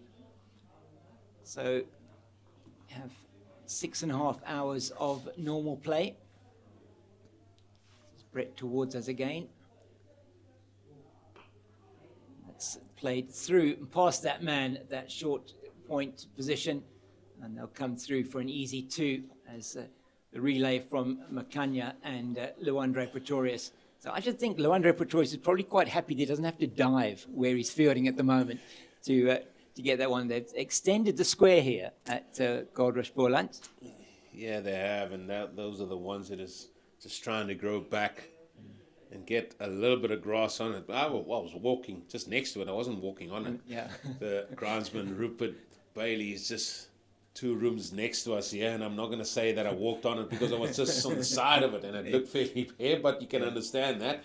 Just taking up shape here. They also got dropping pitches here. Yeah. They're through for a quick single. That's good running. Good awareness between the 2 batters. And so the 50 did come up there with that previous 2. So the 50 coming up off just how many overs? 16 overs and 4 balls. So Goldrush Boland will be happy that they haven't lost another wicket, and they'll be looking to go to lunch if they can with just the 1 wicket down. Well, that is the next target for them. But now we see Mr. Peterson with helmet on at second slip, so he's quite close in. So he's going to try and just narrow that angle a little bit more. My word! That was we call that either foolhardy or an excellent leave. My goodness, that thing must have been so close to the top of off stump. I'll tell you what, knowing Grant Roelofsen, he would be smiling after this, because this is an exceptional leave. I mean, coat of varnish. Oh, my goodness. Wow. Where's Brett Proctor when you need him? Yeah, definitely. My goodness, that one was exceptionally close. As it's 51 for 1 after 17, batting at exactly 3 runs to the over. Janko Smit will continue from the Nederburg end. It's a beautiful day here in Paul. High expected to be up to 25 degrees later in the day. He's past umpire Warren Weingard. And again, just pushed into the offside this time by Kaplan, and they're through for the single. And Kaplan now moves on to 23. Roelofsen's on 21. That partnership is worth 40. And whilst this is not a record of any significance, it improves the second wicket record for Goldrush Boland against the Titans. The previous record was just 24 between Janeman Malan and Keegan Peterson in the 2023-24 season here in Paul. So there really aren't that many partnerships between these 2 teams to talk of if you're talking about Boland. Just looking at those just one partnership in the 90s, no 100 partnerships for Goldrush Boland against the Titans. So we've only got 3 seasons to look back on that. So it is certainly starting to get those records improved. These records we're talking about are from the start of the franchise era, when, as many of you will know, the Cape Cobras were a combination of the Boland and Western Province. That's nicely played, but equally well fielded in the covers by the captain, Donovan Ferreira, announced as the red ball captain, taking over from Neil Brunt. Yeah, as I said, he's a very, very attacking-minded person, so we might see that, and we have seen it already within his captaincy here. And we also have to congratulate him on his captaincy that he will be doing for the T20 side of the Proteas. So, and he's had a good white ball season. Saw him playing the 100 there and hitting some big sixes. Oh, beautiful. Sorry about that, folks. But yeah, both of us, I think we've been commentating too long together, Eugene. That is a beautiful shot. Just beautifully onto the front foot. And Eugene will take you through this now on the replay. Well, what's there to say? Full blade of the bat down the ground. I said he's a big fast bowler, and he's not going to be bowling half volley as well. That is a half volley that was certainly pounced upon by Grant Roelofsen. Well, what's the response? Normally, it's short. Yes. We may well see that. They do have the men back on the square leg boundary and a man at long leg for the short delivery, the mistimed hook. It's not. It's another foolish delivery outside the off stump. So doing well there to rein himself in. Yeah, it's just not coming out that well, I think, here from Janke Smith. And this is what you can expect. And you can see that maybe just losing his footing a little bit. But, I mean, how good a shot was that from Grant Roelofsen? He's just continuing his rich vein of form in the red ball format of the game here in the domestic series in South Africa. And here's the short delivery, but easily underneath that one. Grant Roelofsen, the end of 18. It's 56 for the loss of 1. So just looking at that Proteas T20 squad for that Namibian game, Eugene and Donovan Ferreira, the captain, Nandre Burger, Gerald Coetzee, Quinton de Kock, who's making a comeback into the South African white ball setup, Bjorn Fortuin, Reza Hendricks, Ruben Herman, who had such a good debut in that series against New Zealand and Zimbabwe. Kwena Mapaka, Rivaldo Munsami getting a call-up as well, and Kaba Peter, Loandre Pretorius, Andile Sembalani, Jason Smith, and Lazard Williams. So a very good squad there that Donovan Ferreira, as the captain, will have to take to that T20 match in Namibia to open the stadium there. It's going to be used for the World Cup.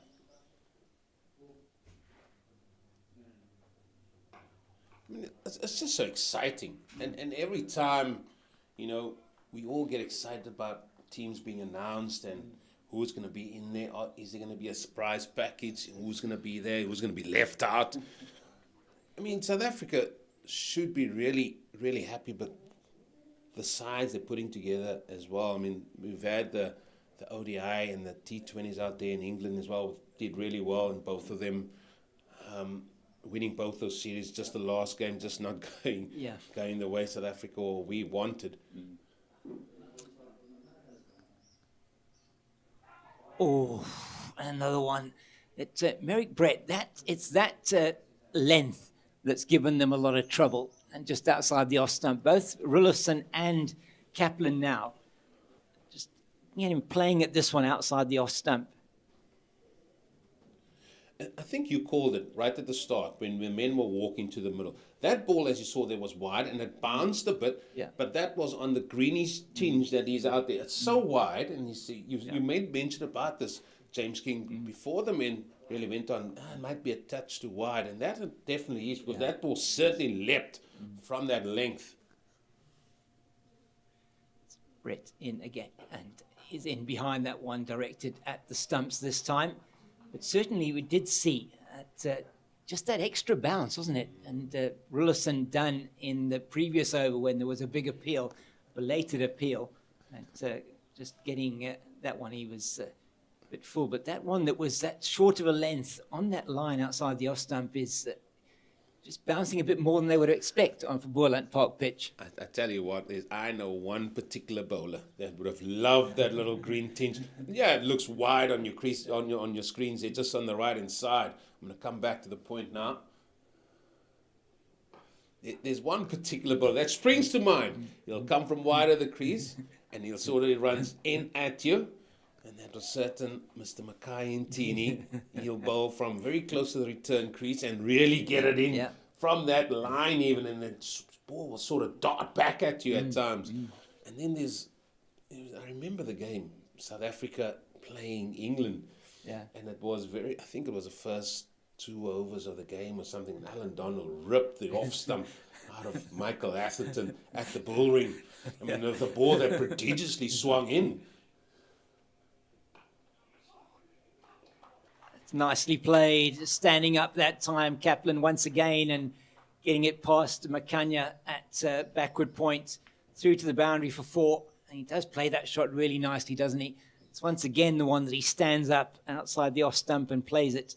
I don't think it was with a reasonably straight bat. Well, again, with an offer, and beautifully put away by Kaplan again. And this is probably troublesome at the minute for Donovan Ferreira and the Titans, because you just can't find anybody to build up a little bit of pressure here, and maybe that way getting wickets. They're conceding a boundary and over here. Once again, on the line up the stumps, and he's in behind it. Kaplan at 60 for 1 after 19 overs.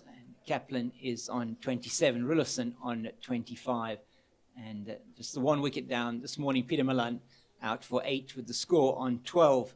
And so these two approaching another 50 partnership for Goldrush Boland, and something that they did particularly well in the last season. As we are going to see a change of bowling from the Nederburg end. It's going to be Sibs Makanya who's going to be taking up the attack, replacing Janko Smit. And just to your point, Eugene, just looked like Janko Smit was just a bit off his game, perhaps. Maybe he's going to change ends. Don't know. Yeah, we'll see if that is the case. He was stringing a few good overs together, but maybe not comfortable at the point of release there.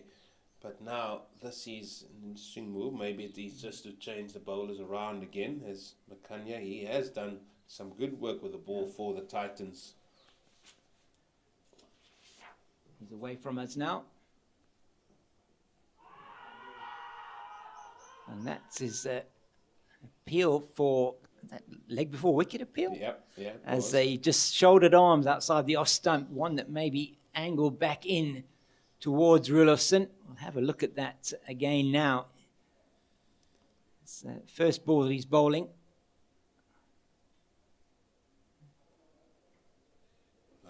Yeah, just clips the back pad, doesn't it? But that one is missing the off stump quite significantly. Good decision by umpire Warren Weingard.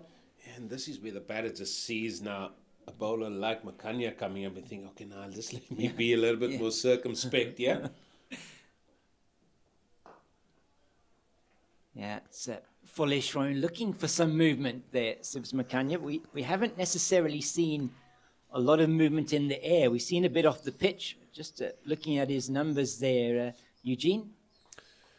Yeah, he's got 29 wickets at 50, which suggests he normally just comes on and tries to bowl 5-6 overs, maybe gives the main bowl a little bit of a break. Yeah, maybe a change of ends, as you say, for Janko Smit. We have seen more movement. That's angled into the gully. Good fielding from Sergio Senekwani. No run. And there has been more movement from the stables end of the ground. You're at the northern end of the ground here, the Nederburg end, looking south towards the stables end. And as you say, that maybe that green strip that is certainly this is giving more bounce if you're getting it into that area. It's foolish again, just played straight back to the bowler. Well, Mr. King, we need to find out or see where this game's going to go leading into that lunch break. There's still about 40 minutes still to go for that, because we now got one slip, we got one gully, and I think sometimes you can just carry your two slips in a gully a little bit more and just bowl consistent line and length, and I think that is what's costing the Titans at this point in time.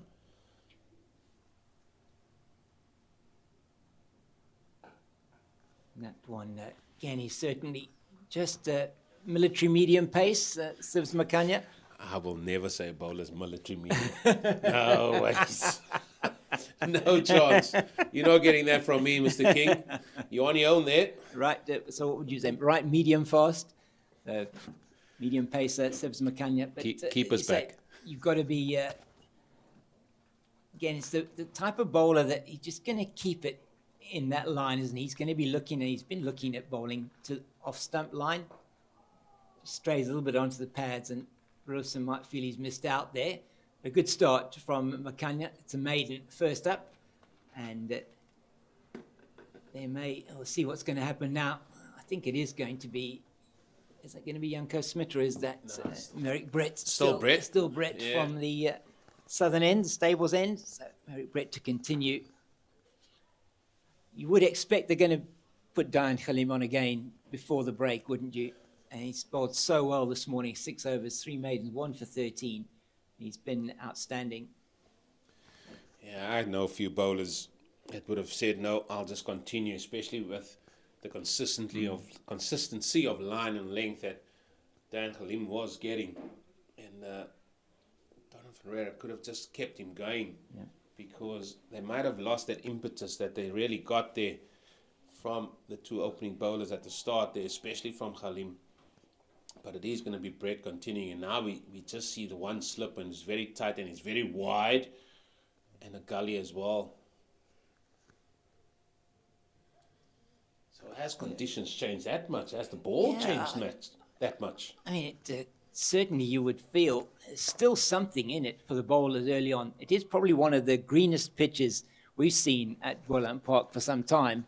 And it is hard, but it does have a good covering of grass on it. And we haven't seen very much movement in the air. We've seen some off the pitch, but no real swing, it seems, on offer. It is a very warm day. And that's beautifully played. And that one certainly wasn't really a half volley. It was on the up, played through extra cover. No chance for any fielder to get that one. And Merrick Brett once again concedes some runs. And that is the 50 partnership between these two. 52 runs between Kaplan and Roelofsen of 92 deliveries and 8 fours and 1 6. So a good partnership developing here for Goldrush Boland, exactly what they would have wanted. Well, that is definitely the tonic that they really wanted going into this first session of play after winning the toss, and Gavin Kaplan pouncing on a half volley outside that off stump and just stroking that majestically through the extra cover region. I mean, his balance was superb there. His hands through the ball looks in top form. Yeah. And he's just really going on about his business. He's moved to 31 of 51 balls, and that's going at a good click here in 4 day. And again, Donald Ferreira having a chat with his bowler. Change of field. He's brought mid-off into what is known as a silly mid-off position. That's the big fella himself, Donald Ferreira, who's gone in there in the face of Kaplan.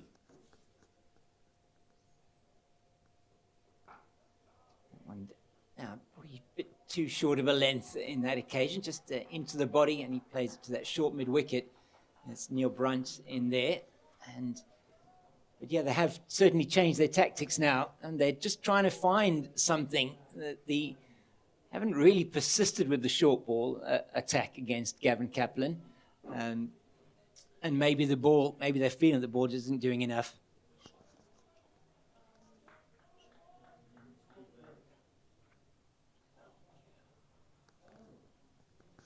Yeah, well, interesting to see as another good delivery. But interesting to see how many maidens have been built. Yeah. Because that is potentially to show us, has there been pressure built up that way? And once we see the bowling figures, we'll certainly have a look at that. I mean, how's that for a picture? Yeah, but look at the maidens. Yeah. That is 6 maidens bowled out of this is the 21st over. And is that enough? Especially on day one, especially in the first session, I don't think that's enough, because that shows us there hasn't been enough sort of consistency from the bowlers. And particularly from this man, Merrick Brett, towards us now. It's another one, beautifully played once again. That's almost click and repeat, that one. It's incredible shot there from Gavin Kaplan. Just again, not... didn't seem to be that short of a length. Just played on the up through the offside. And that is the key there, because he didn't go through with the ball. And this time I'm going to give kudos to the bowler, Merrick Brett, because I think he thought he had his man, because it was driven in the air slightly, but it definitely bounced before it got to Pretorius that time. So gone for 4. But Brett thought, he might have had his man. So I'm not going to... I'm going to give kudos to Brett on that one. But well executed again from Kaplan. Got that man in, catching at that silly mid-off position.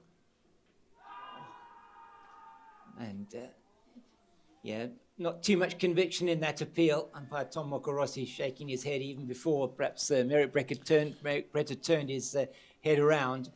But, just trying to implement their plans here, aren't they, the Titans? You saw that. I mean, it certainly did work with Dian Khalim. Khalim was able to put the ball almost on the spot that his captain asked him to do.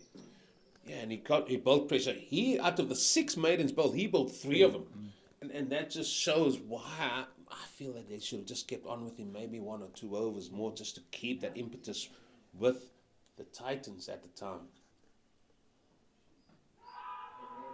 That is, looks like straying down the leg side. Umpire Mokorossi has certainly not interested in that. Signals leg by as Kaplan goes through for that leg by. It's the end of the over, 69 now for 1 after 21. And we'll just look at this again. It's certainly angling down the leg side, and just a little bit too much, and go through for the single. But Merrick Brett, you feel just hasn't quite got it right this morning. No, definitely not. 9 overs, 1 maiden, 0 for 42. He had a few close LBW shots in his first spell, but just that consistency is not there. Makanya to Kaplan. Kaplan thought about driving that just for a second and then let it go outside the off stump.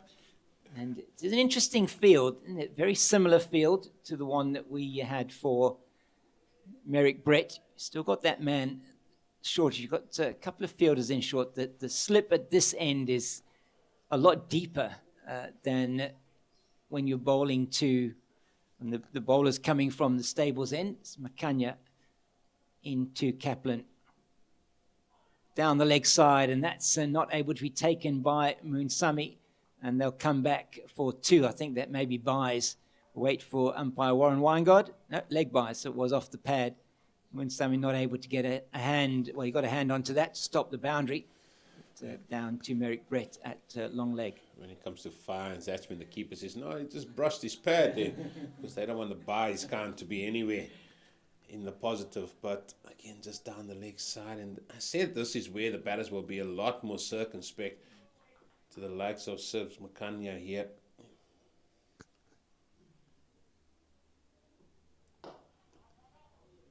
Oh, that is a gift given there to Gavin Kaplan. Full toss, angling into the pads, and he makes sure that he gets it past Janko Smith, I think it was here, diving to his left at mid-on, threw it to the boundary for 4, and that was yet another boundary then to Gavin Kaplan. Well, straight bat, full toss. Beats a dive there from Mr. Smith. And the score goes on to 75 now with a run rate of 3.5. And Goldrush Boland will be very, very happy with how things have gone in this first session. And they just want to keep it to 1 down going into lunch. Into the pads once again, and just dabbed into the leg side for the single. As you Yeah, so I was thinking when they were at drinks, 45 for 1 after an hour and 5 minutes, and you would have sort of said maybe doubling that score going into lunch, they'd be pretty happy, 90 for 1, but it looks like they're going to do better than that. I mean, 90 for 1 after the first session in a 4-day game, they'd be pretty happy with that, the batting team, winning the toss.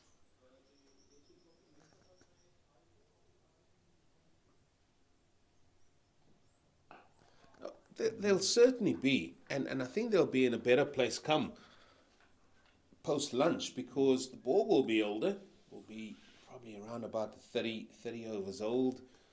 The pitch would have settled out nicely, the moisture's continuously being drawn out of this pitch by the sun breaking on it, and I think that will just be much better come the second session of today, and they just want to capitalize on that. But the important thing is getting to lunch now.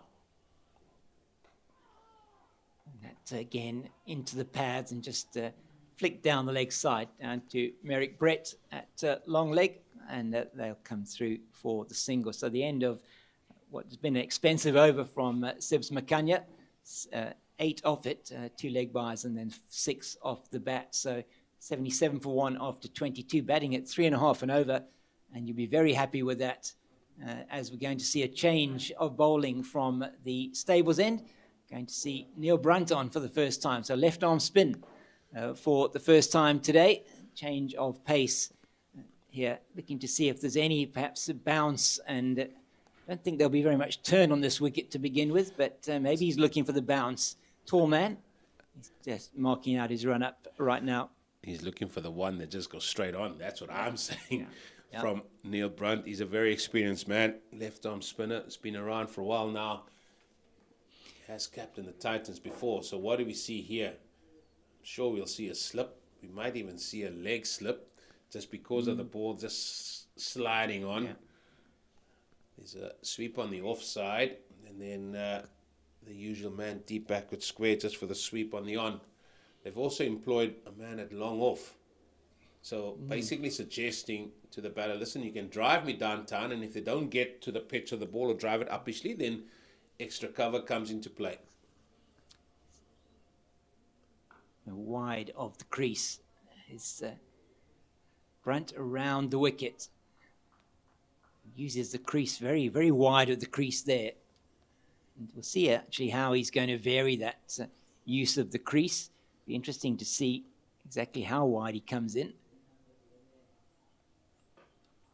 And there's that delivery that's just played out into extra cover. That is Lesejo Senekwani, I think, in there. Well, no, maybe you're on there with that Keaton Peterson.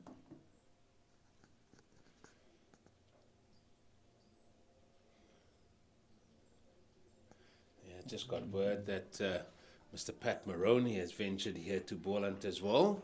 And good to have the convener of selectors around doing his job as well. And that's beautifully played by Grant Roelofsen, inside out through the offside for a boundary. Just a little bit too full, and he makes the bowler pay for that one. Just too full that time from Brunt. Played it beautifully though. Very nicely played. Said his form is continuing full ball, but the way he opened himself to get into position to maneuver that ball through the offside, that was brilliant. The question I'm going to ask you, Mr. James King, with one more ball left of this, the 23rd over, are you surprised by how things have gone for the Titans in this first session? Just by what you've seen? Oh, it's doesn't get that one away past Keegan Peterson at the backward point. End of the over, 81 for 1. I am actually, I must say, I thought early on with Diane Khalim bowling, it looked to me as if the Goldrush Boland, I thought, were potentially in a bit more trouble. When Peter Malan went for 12, Khalim had exerted so much control over the batters, and seen from his analysis, 6 overs, 3 maidens, 1 for 13. It's just they weren't able to exert that pressure from the other side. And now Boland batting at 3.5 and over. They've certainly been able to get away from the Titans in this first session. As Makanya's away from us, that's a full delivery. And just dealt with well by Kaplan, just getting his bat down in time. So, yeah, it has been interesting. They just haven't been able to exert that amount of pressure. We saw in the first 45, 50 minutes, it looked like a different game when Diane Gilliam was bowling. The word I'm missing from the play that is this consistency. Yeah. Because we saw Diane Gilliam have that consistency. And in this format of the game, the longer format of the game, a format that I enjoy watching because it tests you as batter and bowler, is the more you get consistency with your line and length as a bowler, you'll exert more pressure, and the pressure will then revert into maybe getting a few more wickets. We haven't seen the batter being under pressure. How do you know, Eugene? Well, Kaplan has got 40 of 62 balls. Grant Roelofsen has done a great job. He's just going a tick under 50 as a strike rate. That shows me there hasn't been enough pressure built on the batters. Yeah, too many 4 balls as well, as you say, that have been bowled. They've been given the opportunity with release balls in a number of overs. And just looking at the boundary counts, with the 2 from Peter Malan, 13 4s and the 1 6 in that total. So, we're talking 48 of the 81 runs that have come in boundaries, if my maths is correct. And so it's I'm wrong. It's more than that, 58 runs. So not enough, as you say, not enough consistency, not keeping it in the right areas, not drying up the runs.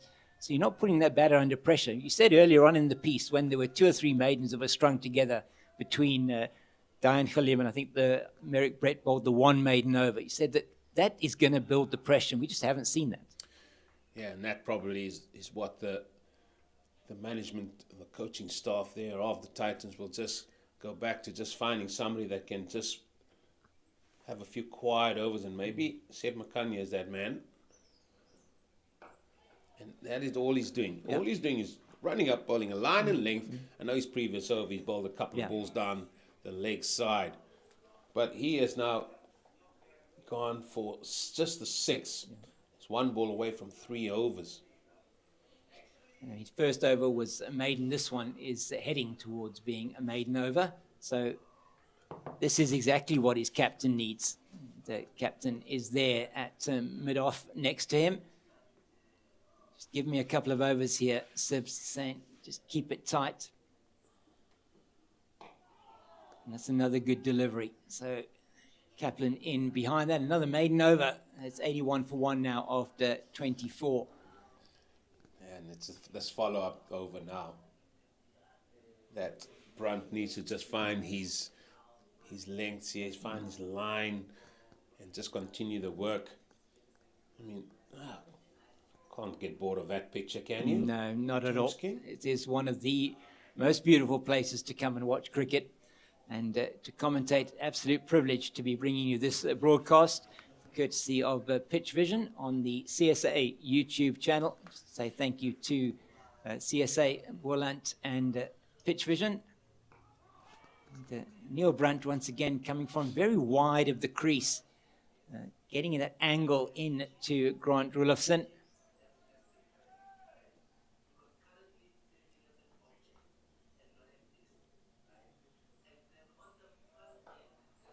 That is a no ball, and I think that's a back foot no ball, Eugene, because that his left leg of Neil Brunt has been coming very close to that side, to the return crease.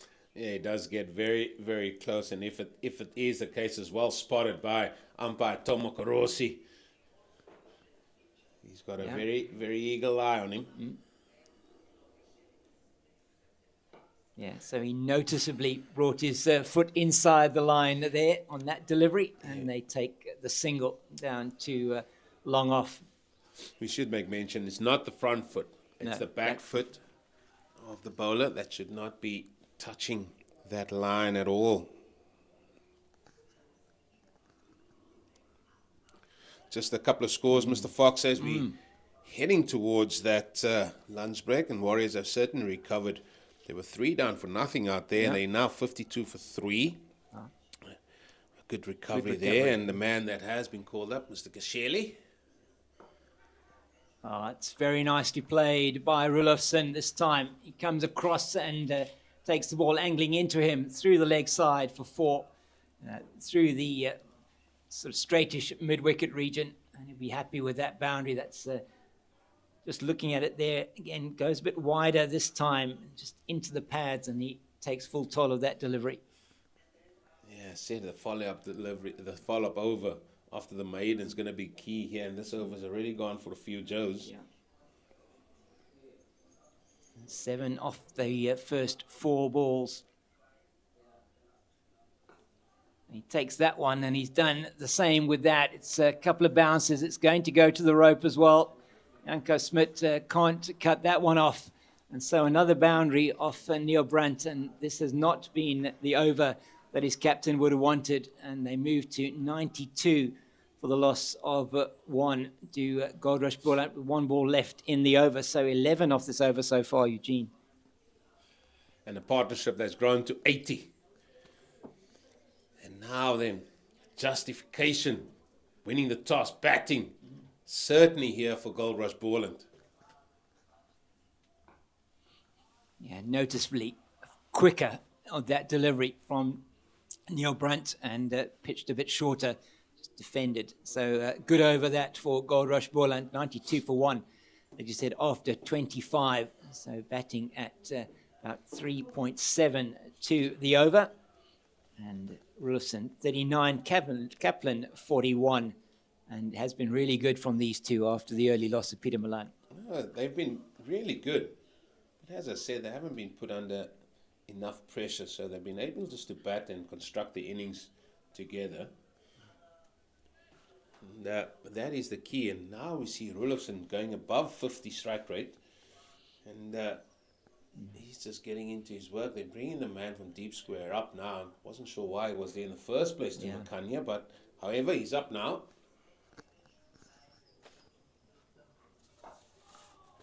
And once again, just line and length in on that just short of a length delivery, in or around off stump, 4th stump line, and that's good from Makanya.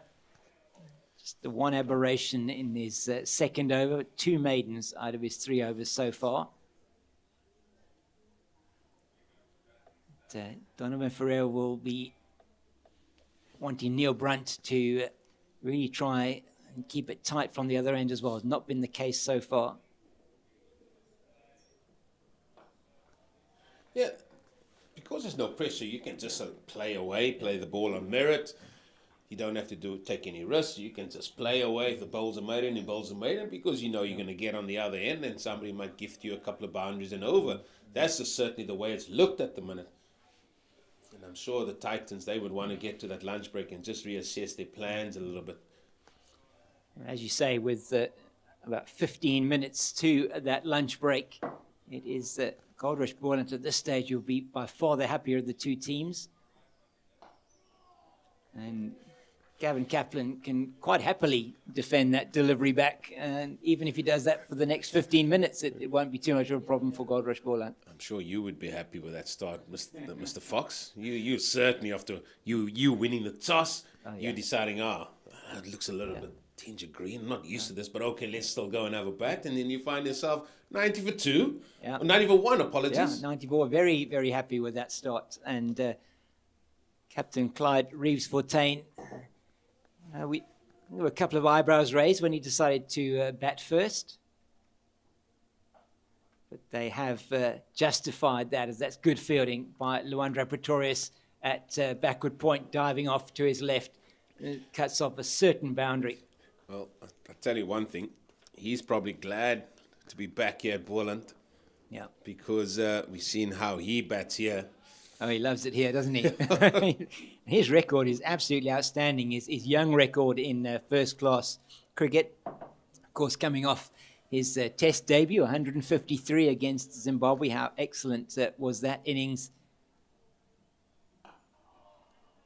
That's again nicely bowled and well played as well. Good cricket here. A bit of chatter out there now as they try and create the pressure that perhaps isn't there, just with a bit of chatter. But good from the Titans. But London Pretorius, just looking at those numbers, just the 9 first-class games, including his test match, 720 runs at an average of 65.45. He's got 4 centuries and 2 50s, and prodigious talent. There's a lesson there. Yep. The lesson is don't drop him. Exactly. I think when he went on to score that 150, he got dropped early on. Yeah, he did. And then he just went on and on. I think it was dropped before 100 as well. I think he was, 88 stands out for me. A couple of times that he was dropped. And Zimbabwe paid the price for that, and certainly really good prospect. And as you say, loves the batting here. Been signed again by the Paul Royals.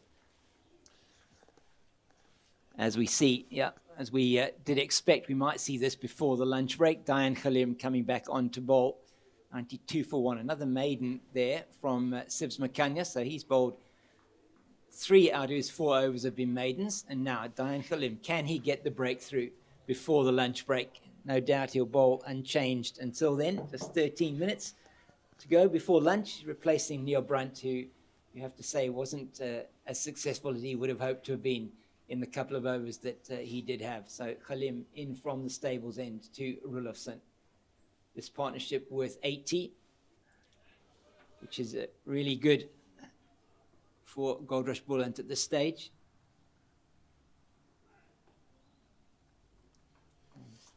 Into the body, down to Janko Smit, and they'll take the single.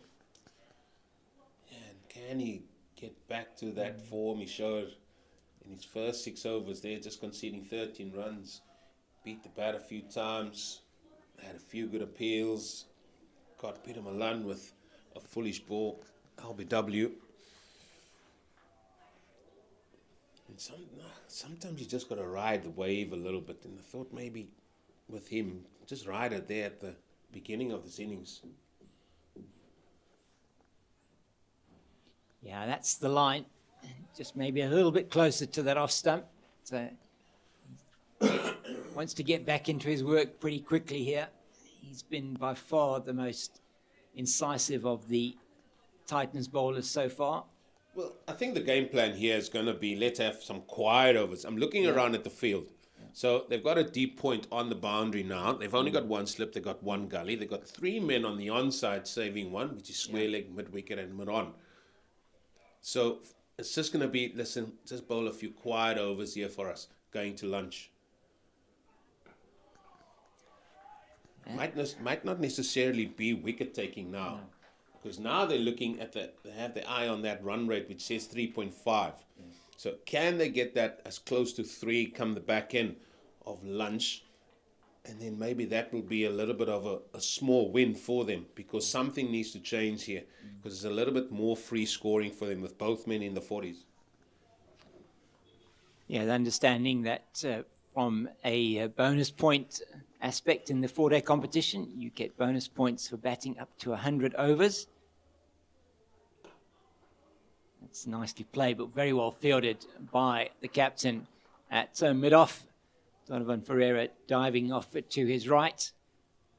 And Ferreira, who will be travelling to Pakistan to play for South Africa in the T20 internationals against Pakistan that come after the Test series. Don't know if that will impact the next few weeks of the 4-day series. I don't think so. So hopefully for the Titans, he'll be available for the next number of weeks. 4 matches in the 4-day series. That's good from Khalim. He's back on the money straight away. That he is. Difference is he's bowling with a ball that's 27 overs old now. Hence his job now is just play and get us a few quiet ones, fella. And just let's build up some pressure. because Ferreira just needs 2 bowlers just to give him something, other than runs, of course. Yeah, and it's just a single off the over so far. Final ball now on the stables end. And that one, I think Kaplan might feel that he missed out there, but just down to Brett at mid-on. And there is no run. End of the 27th. It's 93 for the loss of 1. And Boland, having won the toss this morning and decided to have a bat first. The only man to go, Peter Malan, who was LBW to Diane Khalim, an excellent delivery that pinged him in front of middle stump. I don't think that was it was going to miss leg and it was going to miss off. It was going to be a very straight delivery. Malan just perhaps losing his balance slightly on that one and was sent back to the pavilion. So Makanya, who's bowled 3 maidens out of his 4 deliveries, 4 overs so far, is in again from the Niederberg end. He's done a good job here. He's done a very good job here for Donovan Herrera. And the momentum multiply Titans. Certainly keeping an end up here, bowling it nice and tight. He's just keeping them honest. His length has been very good. And that's all you need. So it's really now a game of cat and mouse again, because do you take him on? I said before, right, you can just sort of play out Makanya, but now you got Dan Khalim on the other end. Now you're thinking, okay, we might need to score a few runs here. That's very nicely played, just slightly over-pitched, but Roelofsen can't get it through. That's good fielding there from the big man.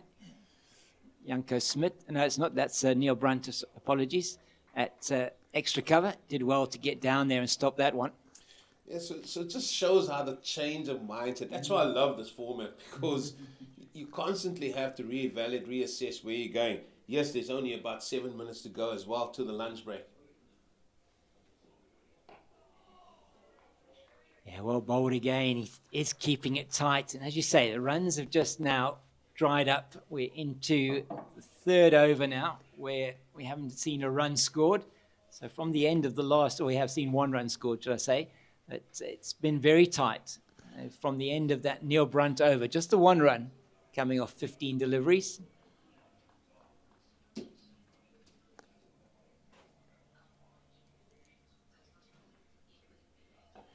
Well, just the other aspect, and I didn't allude to it earlier. I wanted to, but then something else came up. It's just this matter of overrates, bowling overrates. And I know it's been a talking point at the international games, and especially with so many overs being lost. I mean, you can't bowl 90 overs in a day and you still get given an extra half an hour. And I think we just need to go back to look at just getting these penalized, because overrates is just becoming more and more tiresome now. Oh, that's angled off the outside half of the bat. It's being chased by Pretorius and by, I think that's Keegan Peterson. Whoever got to that, done an excellent job to haul that one back. Have they? We're just waiting to see what the umpires say. I think they only got through, they get through for 3, they did, or 2, just the 2. From Roelofsen, just off the outside half of the bat. 95 now for the loss of 1. It was Keegan Peterson from slip. Put in excellent yards there to stop that one.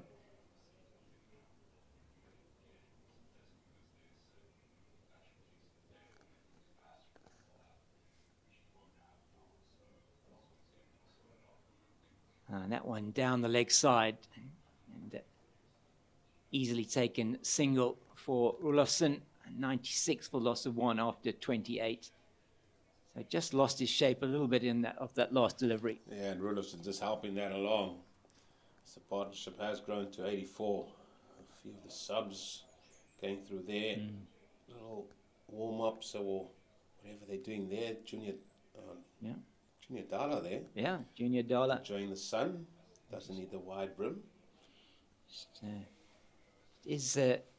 You're talking about that Titans squad, and perhaps we can chat a bit more about that this afternoon. I really think it's interesting just looking at the number of players they've got on high performance contracts, and some of those names you'll be very familiar with, Eugene, in terms of the youngsters that have come through. They've given contracts to. Oh, that was close to that man catching at short mid-wicket, in the air for a while. Thought they were in for something there. Did the Titans? This is where the batter has one eye on the clock. 12:06. Will they? Yeah, we might still have time for one more after this.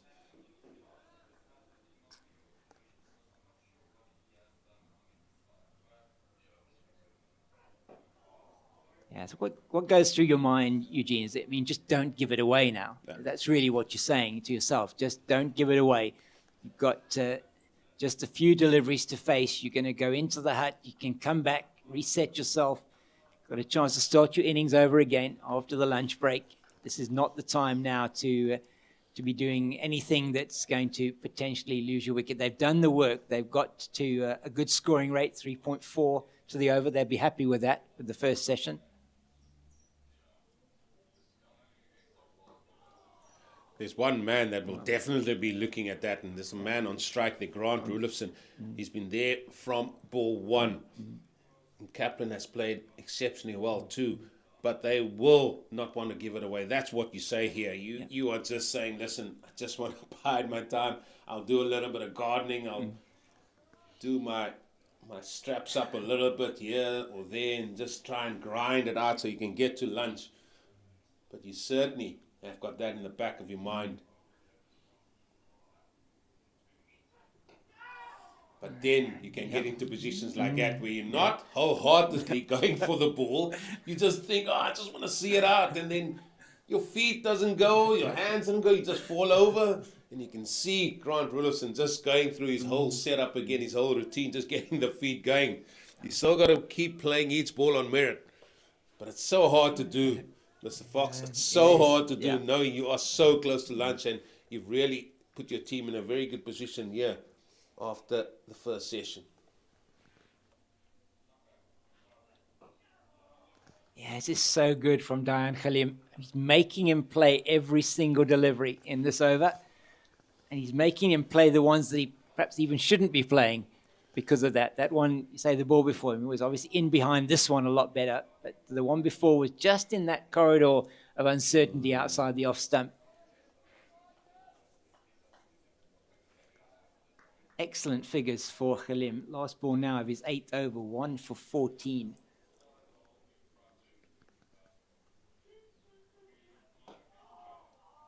And again, making him play. He comes forward more decisively this time. And looks as if maybe umpire Warren Weingard will get to the stumps before that scoreboard clock clicks over to 12:10. Yeah, so here's my question. So he's only bowled 2 overs in his second spell before lunch. Why not give that 2 overs to him at the start when he was bowling really well? There was a little bit of pressure building up. That is the point I'm trying to make. Are you getting the full value of him here? Now we've seen him for 2 overs. We're not going to do that. We're going to see Makani, and I want to see how brave Donovan Ferreira is here. Just with a little bit of funny feels, a little bit of an in-out feel, have a man catching here, and then the cover field a little bit deeper to say, listen, go and have a drive. That's where the short cover comes into place, which you do see now. So he is doing things like that. Oh, that's beautifully played by Gavin Kaplan. Just opened the face. He knew exactly what he was doing there. It's chased down to the boundary. They'll come through for 2. He did play that one particularly well. Very well, and I saw how quick or how slow Roelofsen was running there, because I don't think he had 3 on his mind. He's happy to sit at the non-strikers end. That's another part of it as well. Says, now, Cappers, you can face it. Both on 43 now. Yeah, he wants to be... he just wants to be staying at this end for the next 5 deliveries before they go off and enjoy their lunch. But as you say, a little bit of changes here from a captaincy point of view. No slip now. There's a man there in gully trying to stop that shot down to 3rd. And this is just played to backward point to Luandre Pretorius. I'm laughing because Roelofsen wasn't backing up at all at the non-strikers end. I mean, he might as well take his gloves off. That's all. I mean, these are all part of the game, and you get to these parts, you just understand that a little bit better. Yeah, he doesn't look that keen to be herring down the other side of the wicket.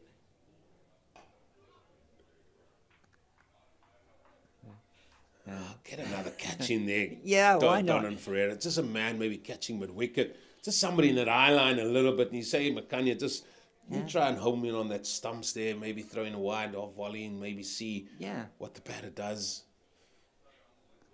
Yeah, as you're saying, I mean, just give him, even if you give away 4 runs, I mean, you might well be worthwhile to just give him something. How often have we seen deliveries that are wide give you wickets? Does that. Exactly that. Exactly that. There we go. That's the wide one. He almost, I think, was a slower delivery as well from Makanya. And Kaplan's threw the shot quicker than he expected. And my goodness, he could have dragged that on. Do foxes have good eyes, or is it just the eagles? Because you've called that. You said about that wide over. There's that wide one. And then the eyes lit up. The eyes lit up. Yeah. Well, 2 balls to go. That will definitely be lunch then. And it's been a session that definitely belongs to Boland.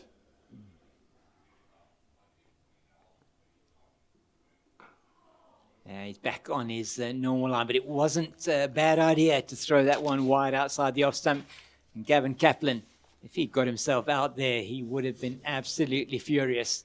It's just the 1 ball to go now before the lunch break. 98 for 1 after 29. So they will get 29 overs and 5. They will get 30 overs in. So probably just a couple of overs short of where we would want them to be. 30 overs in the session, where they should really be bowling probably about 32, 33 overs. But we would hope then in the afternoon you might see a little bit more spin. Maybe Tsepo and Dwandra coming on. So Neil Brunt wasn't particularly successful in his couple of overs. Yeah, that's the old genre, isn't it? They say now the spinners come on and we'll go quicker through the over. Sometimes it happens, sometimes it doesn't. Well, final ball of this first session. And defensively forward to end the session, it has belonged to Goldrush Boland, winning the toss and batting first. They are 98 for the loss of 1. Both batters at the crease on 43. Roelofsen and Kaplan, a very good partnership between the two of them of 86 unbroken for the second wicket. And the players will be going off now to have some lunch. From a bowling point of view, undoubtedly the outstanding bowler, Dayan Khalim, 8 overs, 4 maidens, 1 for 14. And really, there was not been much from a control point of view, except perhaps for Sibs Makanya. 6 overs from him, just costing 11 with the 3 maidens. But the morning has belonged to Goldrush Boland with just the loss of Peter Malan's wicket.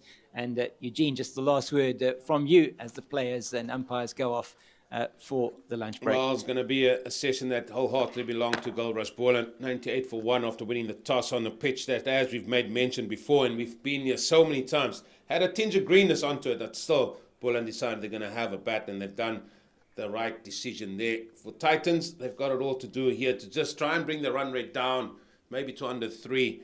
But they do have that man, Dan Khalim, that bowled really well. Well, we'll see what the tactics are going to be here in the second session on day 1 of this 4-day game. So please, go and enjoy your lunch and join us in about 35 minutes or so.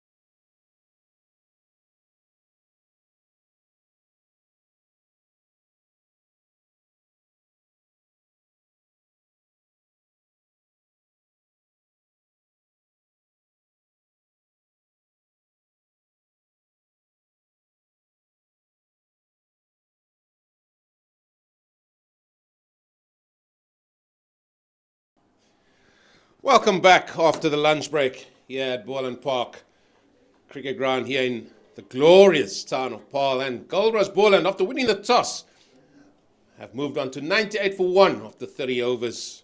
Grant Roelofsen and Gavin Kaplan both sitting pretty at 43 not out after facing 82 and 84 balls.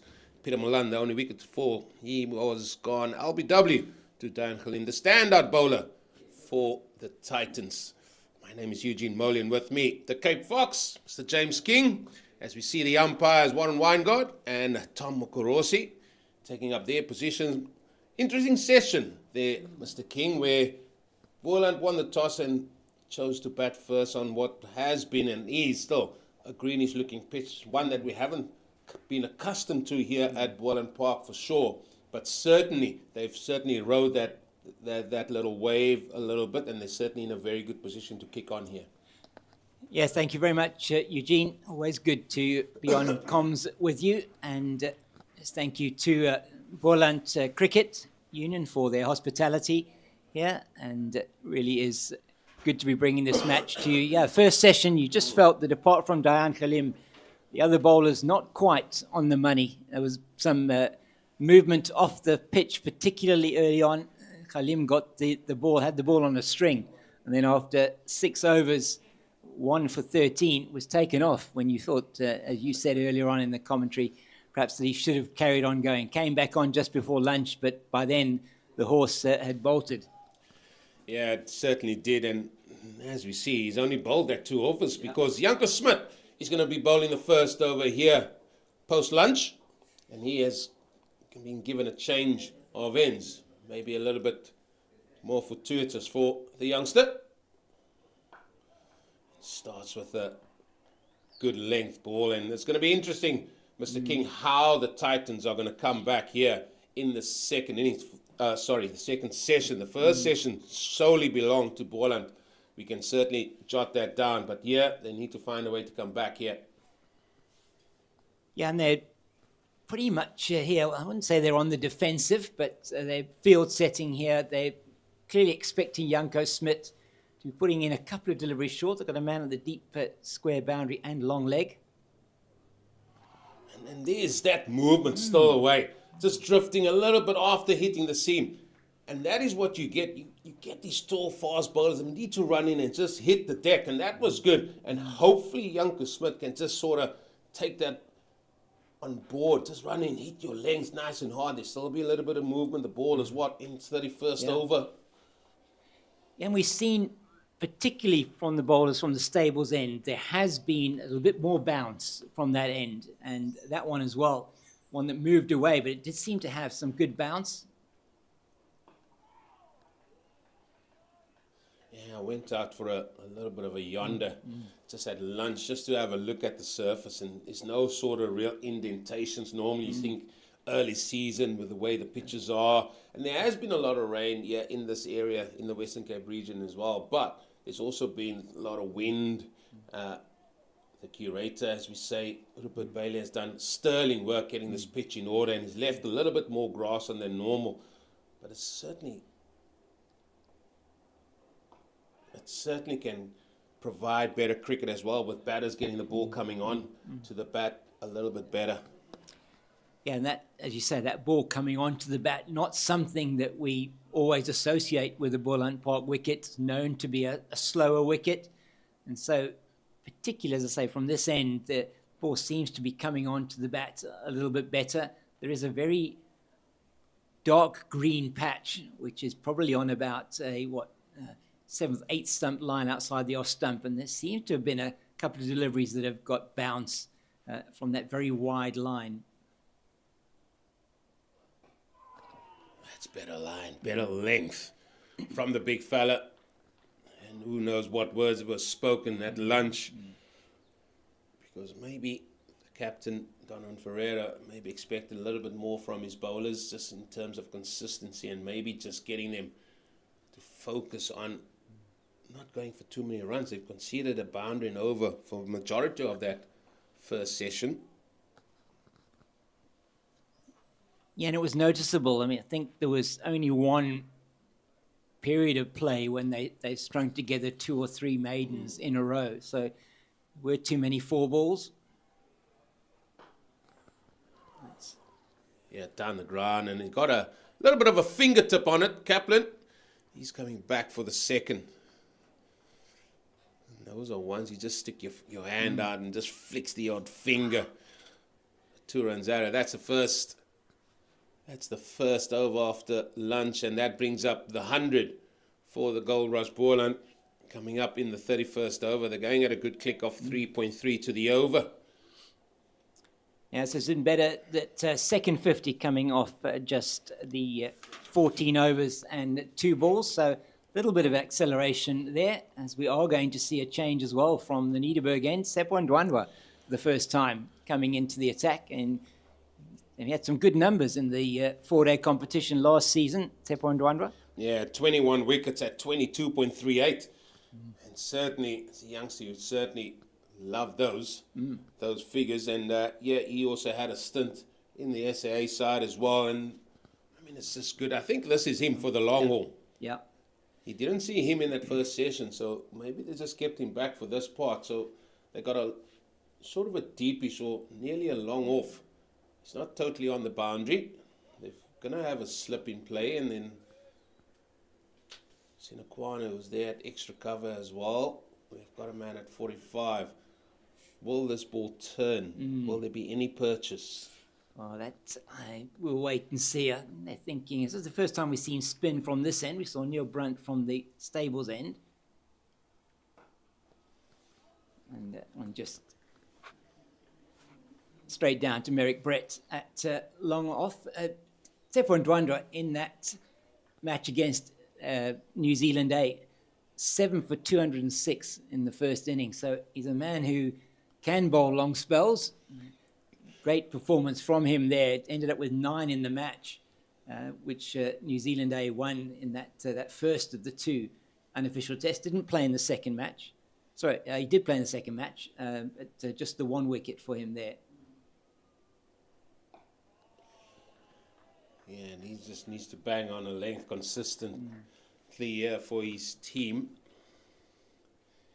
And I think this is good captaincy from Don Ferreira, just allowing him a few protection. Yeah, he's got that, it's more really I wouldn't really call it an in-out field necessarily. He's just got the 2 fielders on the boundary, the man at deep square and the long off. Right on, left on round the wicket, should I say? Yeah, and he's actually, the deep square is actually in front. Normally we see that man behind square on the onside. He's just in front, right on the boundary.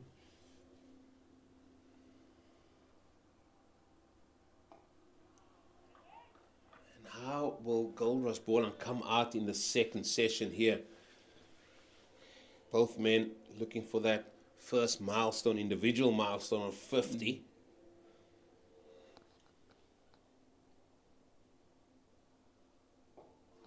Expectation, I would think initially, be watchful for the first couple of overs. Just get yourself back in.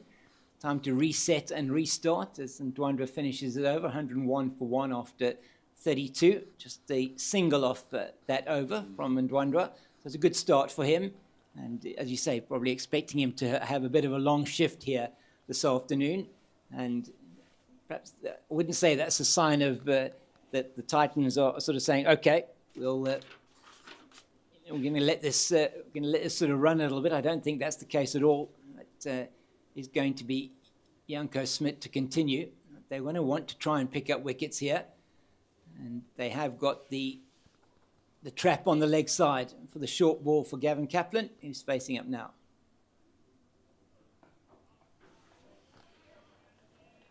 Yeah, and they need to find a way just to keep Gavin Kaplan quiet. That is the key. Because he loves scoring runs, he loves to bat for long periods of time, but all batters love their own score moving on. And if they can keep a batter quiet, that's what they would love to happen here. So it's been a good start after the lunch break from the Momentum Multiply Titans.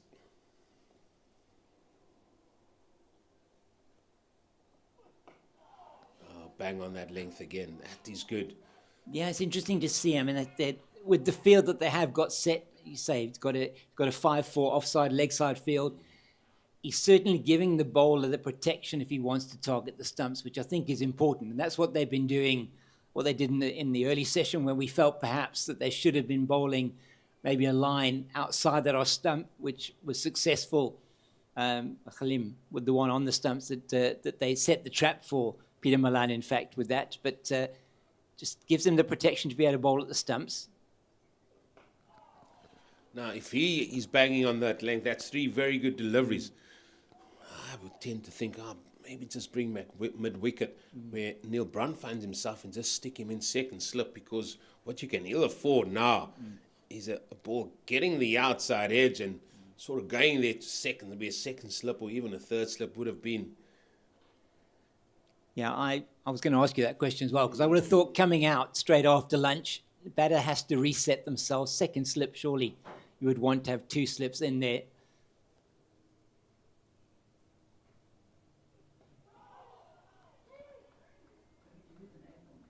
That's much better. Much better from the big fella. And it looks like it was just an inside edge that managed to go down there to fine leg. There were oohs and ahs and groans from the Titans, but through they come for 2 more runs. And yeah, you can ill afford to let chances go, but here you just gotta, go back to almost like old school type stuff here and just bang on a length outside that off stump. See who's gonna sort of stick or twist first. I mean, you were talking earlier on about the success of Glenton Stearman, in the second highest wicket taker for Goldrush Boland. And that's very much the type of bowler that he is. He bowls a hard length. He's always going to be in and at you on the Boland Park pitch. You want to be getting it there or thereabouts, maintaining that consistency, and you're going to be rewarded then in terms of your runs that you're conceding, as well as the fact that you are always in there with the opportunity of picking up a wicket. So this has been better from Janko Smith so far. His second over after the break, and he has looked a better bowler from the stables end.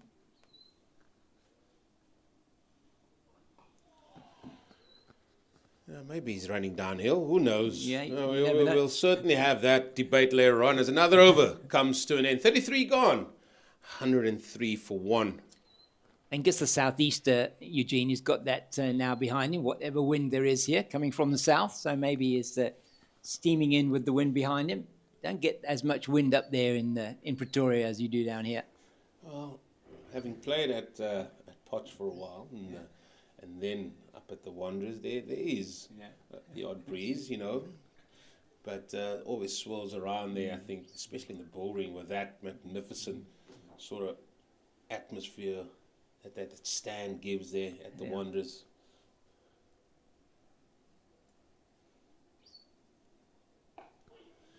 Definitely looking just to play him through the offside there, a little bit straighter from the left-arm spinner.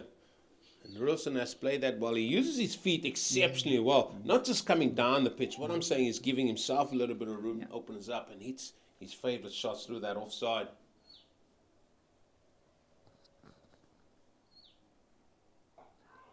It was noticeable in the earlier session when he did play Neil Brunt so well through that offside, how he opened himself up and played it inside out through the offside. So they'll certainly be looking at those scoring regions against Tsepo Ndwandwe.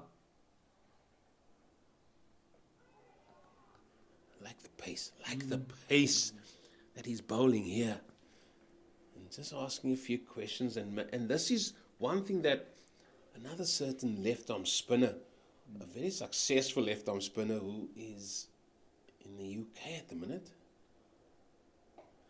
who's actually the CEO, I think, or director of cricket at Leicestershire. Oh, yes. He should be very happy. And that just brought a smile to your face, Mr. Claude Henderson. Absolutely. Would bring a smile to Claude Henderson's face, most definitely. His team just getting promotion to Division 1 County Championship for next season, and finishing top of the standings there in Division 2. And it's been a good year for Leicestershire, a good season. And Rayan Ahmed getting a call up there as well to the England team. Good for him as well. Nicely played again from Kaplan. It's going to bring over number 34 to a close. Kaplan, he moves now to 47. Roelofsen on 46. Folks, I wish you could see how I brought up Leicestershire here in the comms box, and a certain Mr. Kate Fox was, I mean, he just blushed, he just turned red. But yeah, Claude Henderson done really sterling work with Alfonso Thomas, who's the head coach there, 2 South Africans as well. But one thing that Claude always said when he was playing for the Lions, and he came back and played a few games, and he said, you got to find what is the right pace to bowl on different pitches to get the amount of turn or some purchase for that pitch. And that is something, you know, as players, and you sort of pick these things up a little bit. And that was the one aspect that he did make mention. He was a very, very good, he was an exceptional left-arm spinner, but took bags of wickets. And I mean, who better to sort of learn these things from? Yeah, absolutely. I mean, talking about left-arm spinners, and just down the road here from Paul down at Newlands, Carl Simmons, who's had some outstanding seasons in 4-day cricket.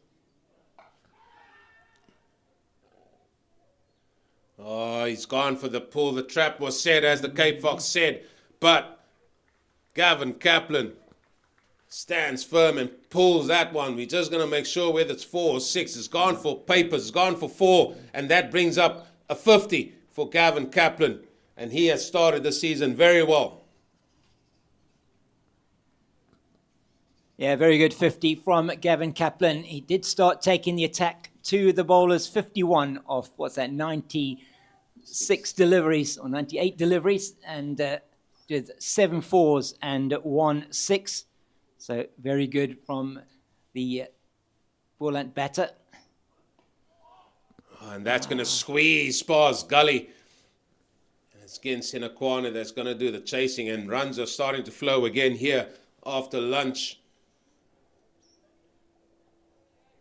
This partnership is now on 99 between Roelofsen and Kaplan. And, well, look at that for a scoreline. All the ones. 1-1-1 for 1. There we go. It's almost, it's like quadruple Nelson, not even triple Nelson here. But it's, yeah, very good partnership. And this one now is for Boland in just sample size, only 3 matches, but the highest ever partnership for Boland against the Titans. Yeah, you said there the records don't go way back when. However, that is still a very good feat by these two. Just 1 run away. And James, we have to say that they've looked very good. They've looked very accomplished out there. They've played each ball on its merit. When they got given width, they've put it away. I can't think of anywhere where there has been a chance go down or anything like that. But they've just simply batted exceptionally well here.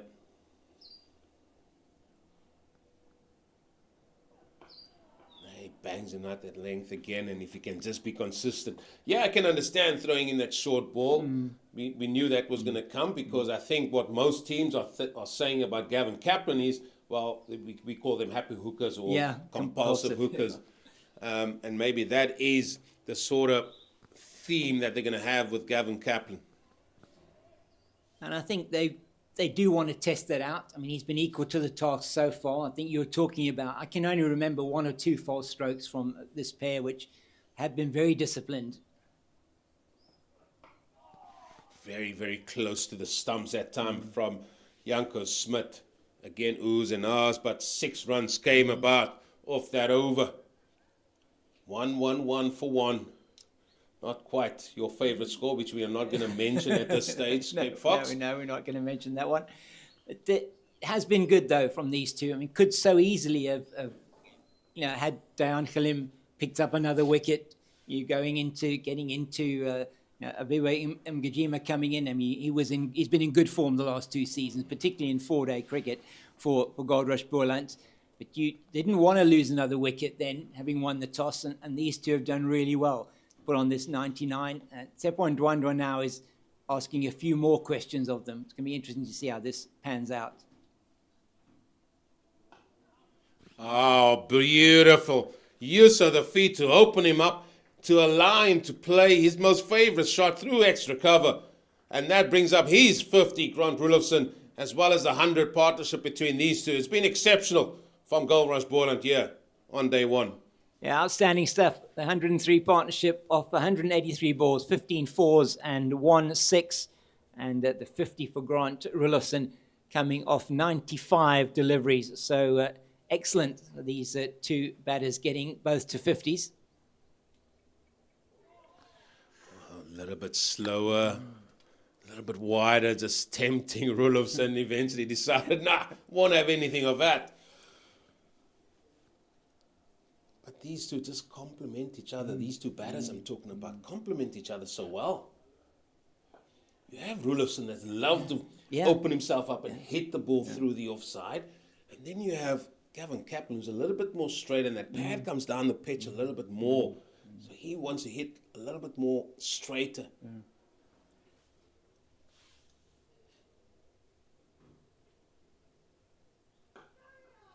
Again, wide. Nicely played down to long off, and it will just be one, and they're trying to tempt him into sort of a lofted drive. But at the minute, Grant Roelofsen, he's got the upper hand. Now, we'll see the difference here, how Kaplan plays him now. Yeah, fascinating stuff, isn't it? And these two both coming to Goldrush Boland last season, had a very good season, both of them with the bat. You already mentioned Roelofsen's 500 and odd runs in the last season's tournament. It's been outstanding. There you see it, that front pad goes towards the line of the ball a little bit more. Roelofsen, as you said, 560 runs. Yeah. Kaplan, 434 runs. Those coming off 7 matches.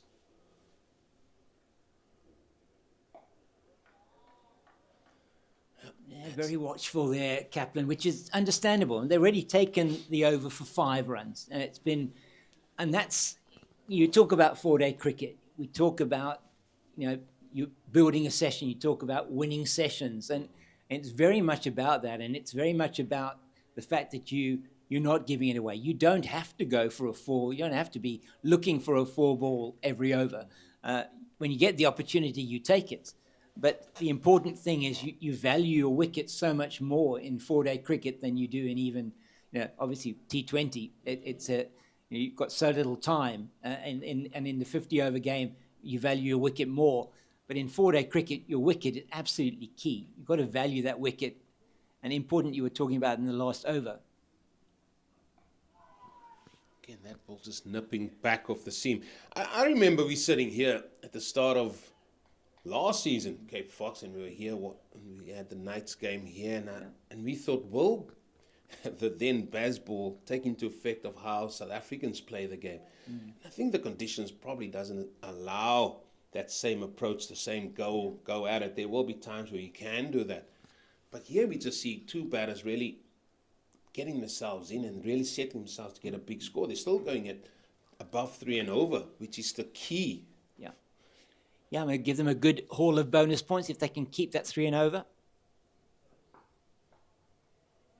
And there will be times that you can take the game a little bit forward, a little bit quicker. But this is the first game. This is the first day of the domestic season.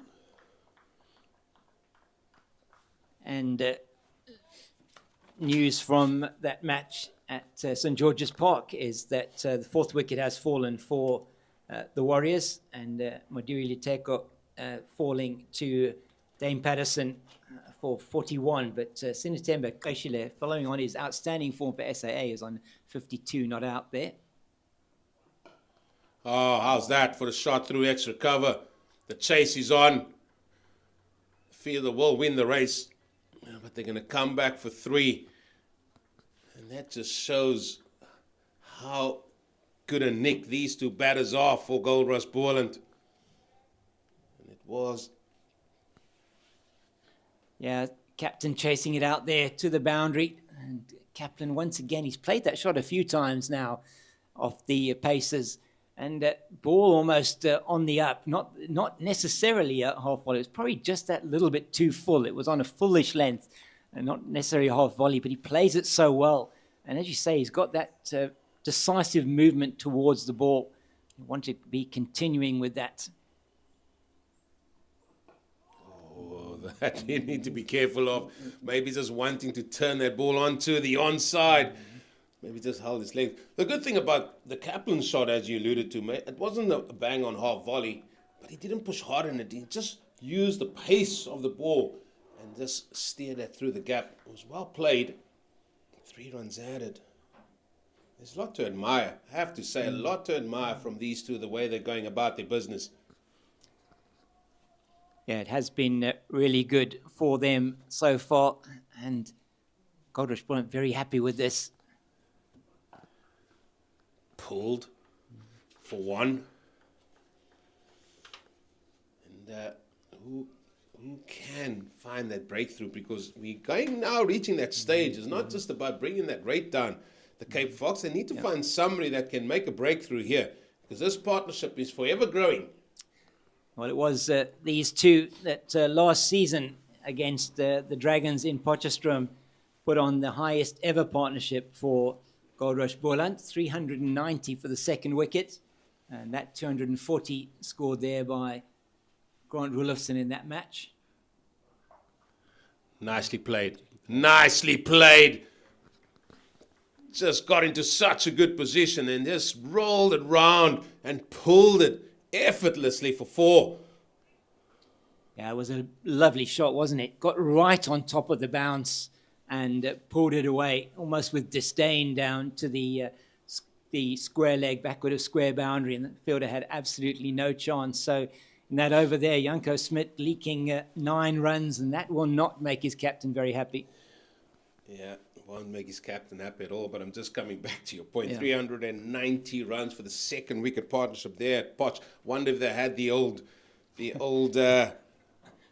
what do you call that thing that rolls the N1, that big rollers? Yes, because they used to love. They did have that. They used to love having that, bringing that out there at Potch and just roll the wicket flat and dead, that the thing doesn't break up at all. Yeah, I think maybe the 50-ton roller maybe they had there. Who knows? Yeah, but like you say, you see them with the ones that are flattening out the tar on the highways. But that pitch there in Potch, you can get some big runs there.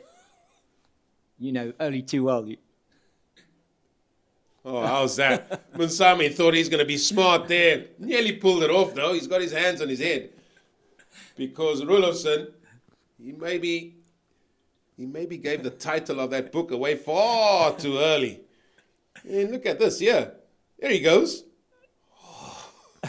That was lovely cricket, wasn't it, all round? Went down really early, didn't he? He sort of picked it in the flight that it was going to be fullish, and just tickled it around the leg side. I think Munsami maybe was looking to see maybe if he was going to do the ramp, but he didn't, which we've seen that happen a few times where players have got caught down the leg side. Yeah, most definitely. But just again there at Potch, when we used to play there, James, when you saw that big heavy roller being dropped off, and you thought, oh, it's going to be one of those pitches, is it?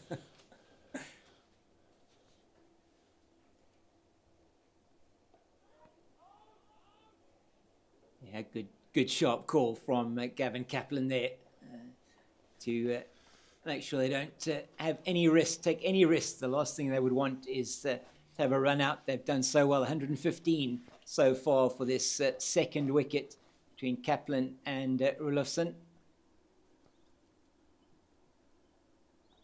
Oh, he tickles that one around. This time it's Brunt that decides, listen, let me anticipate it a little bit quicker, but still they managed to get through for 1. And just like that, Cape Fox 3 runs scored, 4 balls bowled, and they just keep ticking along here.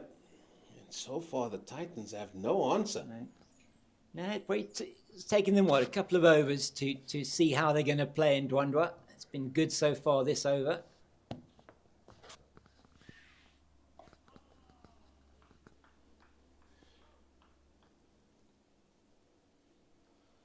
Andre Pretorius, and groundsman wasn't too happy with him, let me tell you, marking out where he needs to field on the square. It's a big line, a big line that's been drawn with your feet. It's fine if it's off the square. This is a big line on the square. He wasn't too happy. No, I'm sure he wasn't too happy.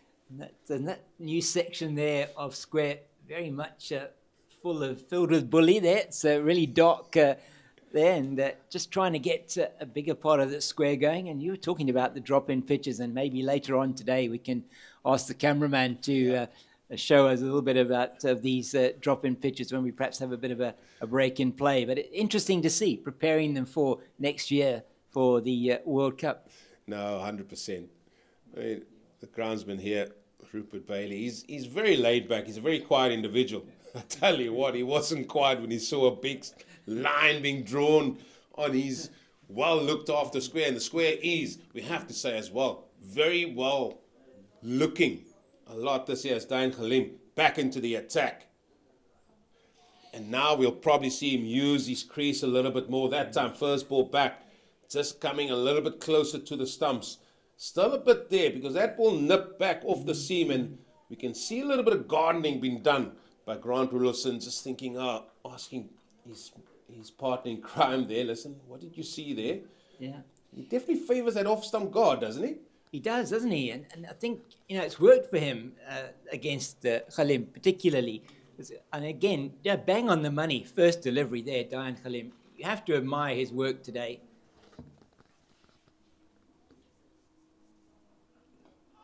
Oh, that was close. Getting up inside half of the bat. And by 6 and dissects those two fielders for 4. I mean, things are just going their way here.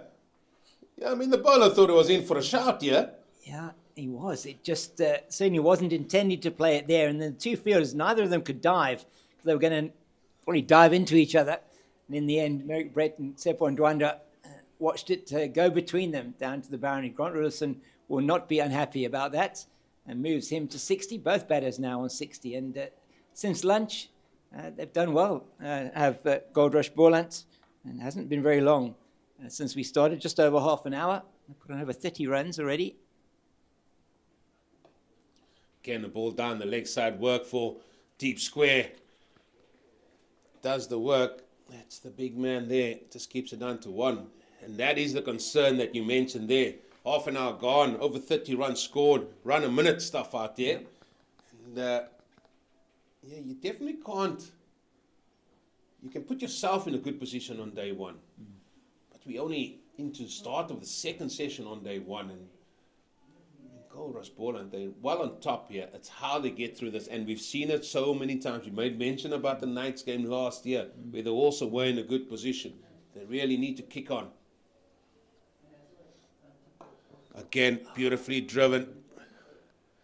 He just finds a way, a knack of hitting that extra cover region very well, does Gavin Kaplan. He looks so good playing that shot. He's in complete control. And that's what you want to see from your top order batters. This is we saw it in the previous season. The reason why Goldrush Boland got themselves into a position where they could have won more games is they were able to put runs on the board. They gave their bowlers something to attack. And it's a good start to the season so far for these two. And this time it is Roelofsen that drives through extra cover. It will just be a couple, but the scoreboard is forever moving in a positive direction. Yeah, if you look at it, and if you analyze it, they drew 5 out of 7 games, 1 they lost, right? And they ended up 4, and they were potentially 1 win away from getting into that final. How do you look at that? Well, look at how many runs they've scored collectively, and look how many wickets they've taken, because those bonus points really kept them up there. Yeah, it's the batting bonus points that were so impressive, the number of runs that they were able to score. And some of those big innings between Milan, Roelofsen and Kaplan.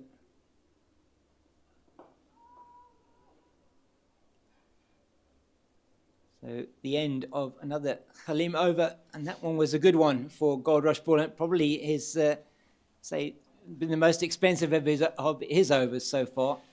Still been their best bowler though, by some distance, Eugene. Yeah, I'm just going to go back. I might sound like a stuck record, but these are things, if you look at these games and you sort of, learn from it, etc. If a bowler's going well at the beginning, just let him go as long as he possibly can.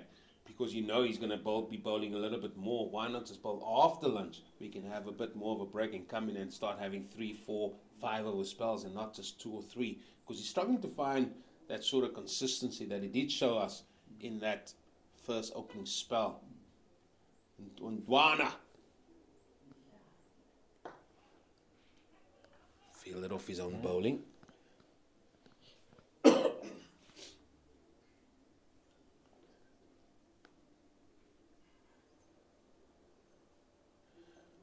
A little bit slower. That is the pace. That is the pace. Now then, there's a different tempter now because he's brought deep square up. There's the left arm spinner. No one out there, just the 3 on the onside, which is mid-on, mid-wicket, and the 45. So they've really bolstered the offside field, and it is that man there that's gone in at a little bit of a short cover catching there. Makanya. Oh, he's just come down the pitch and decided, listen, I'll have some of that.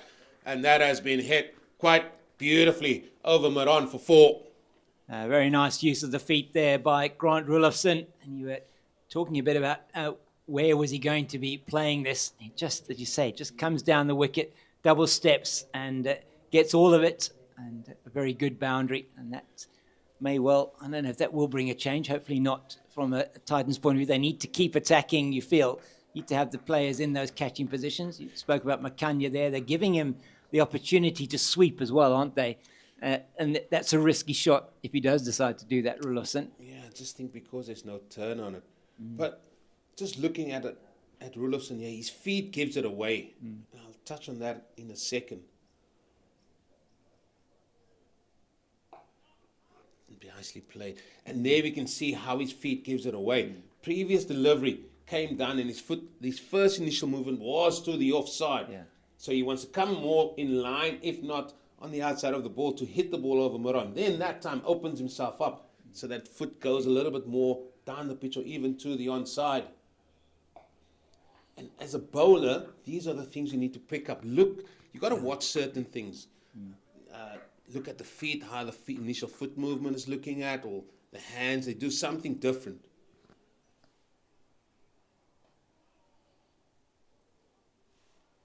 Yeah, it's good points you make there, Eugene, just around how the batter sets himself up. And we've seen it as well from this side, Roelofsen setting himself up, particularly to Dayan Khalim, taking guard on off stump, making sure that he's covering that line, knows where his off stump is able to then leave well, particularly to a dangerous bowler like Khalim. He's been the most dangerous of the bowlers for the Titans. And it is different when you know, and again, setting up then for Tsepo Ndwandwe, setting up for Gavin Kaplan is slightly different because he knows he's going to get Kaplan probably playing more. He's not going to be playing those front foot sweeps and maybe the paddle around the corner. He's going to be playing a lot straighter. Khalim steaming in here. It's brilliantly done there by Peterson. In that gully region, he's very quick, moves very well. I also have to say this. So they've made the change in the field, the left arm spinner. So there was only 3 on the onside. So he's forcing the hand there of the batter. And this time the batter came on top. So to me, that's good cricket both ways there, right? Change of the field, right? You can't score easily through the offside. You've got to find a different spot. And I think that's still good. Well done from both of them, spinner and batter.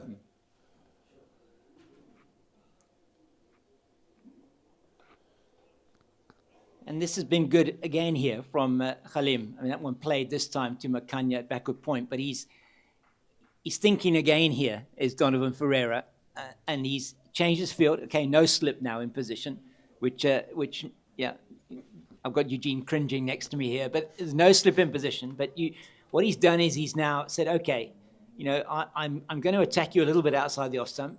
He's going to give Khalim the opportunity, maybe 1 or 2 balls, and 1 ball in the over. He's going to throw in a bouncer. I would do that definitely to Kaplan, maybe not to Roelofsen. We'll see. Oh, how's that? Now, that shows that there is still something in this pitch here at Boland Park. Hitting that back of a length, ball nipping back in, beating Roelofsen on the inside.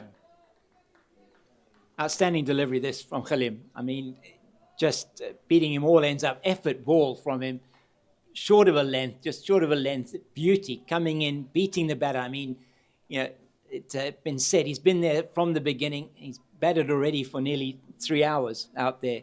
And he's beaten him on that inside edge. Outstanding stuff from Khalim.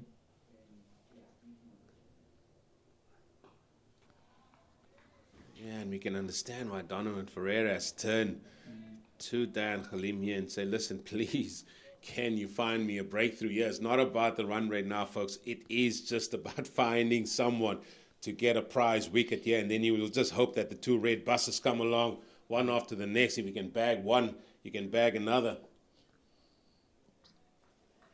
Yeah, and just looking at, we were watching at lunchtime, and you would have seen them when you were down on the field, Junior Dollar having a run in there. And you just wonder, you know, from a Titans point of view, if looking at how, I mean, it's always, hindsight's always an exact science, but Merrick Brett really not on his game today at all. Whether Junior Dollar wouldn't have been perhaps an option for them, experienced campaigner. He again did really well in the last season's competition. Yeah, 20 wickets at 21.65. And him and the left-arm spinner, Ndwandwe, they were the two standout performances for Titans last season.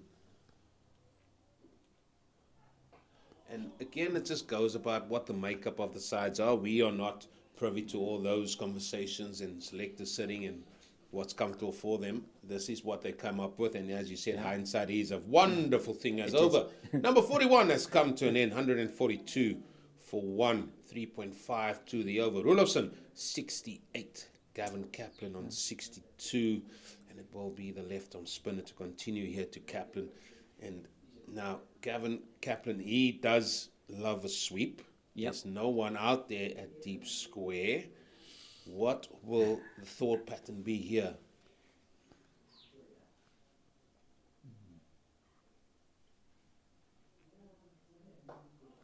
Oh, it's nicely played once again by Kaplan. He's done that really well in this innings and facing Ndwandwe. I like this setup from Donovan Ferreira. I do like it. He's pretty much blocking your scoring option on the offside unless you maybe go over the top. And Ndwandwe just getting into his work here. No, he is. But it's the different batters, how they play. And then the spinner is using his little bit of guile, taking the pace off.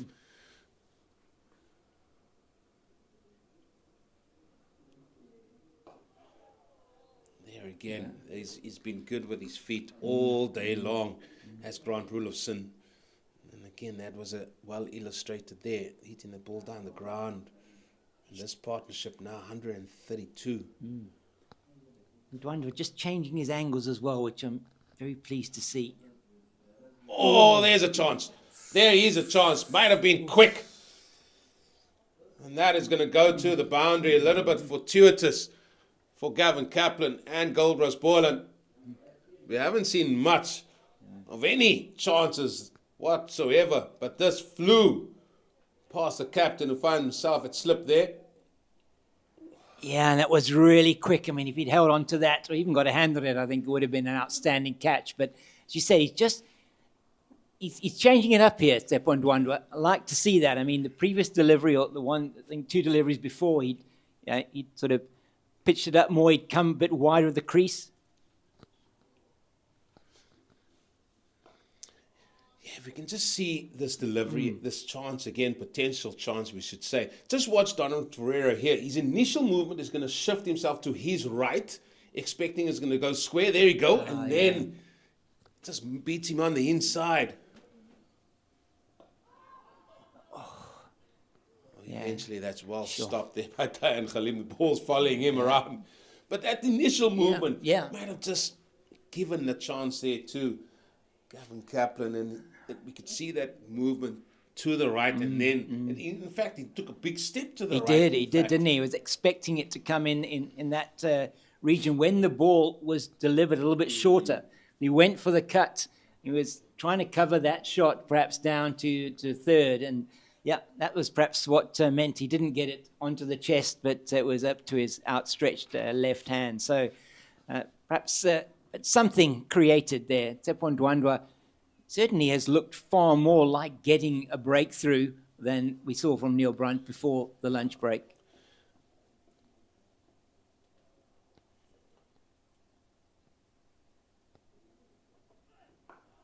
One away from 150 here, Goldrush Boland.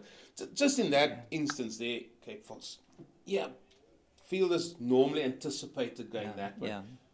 But more often, and how often doesn't it, it beats you on the inside. Yeah. So instead of anticipating it maybe to the right-hand side, maybe just try and, if you see somebody going for the cut shot, just go back. Yeah. Take a step back, because then you can see, you can cover the left, you can cover the right as well, because the ball's still going to fly. It's not like the ball is not going to get to you. Yeah. Because look at what we've just seen. The ball still flew that time.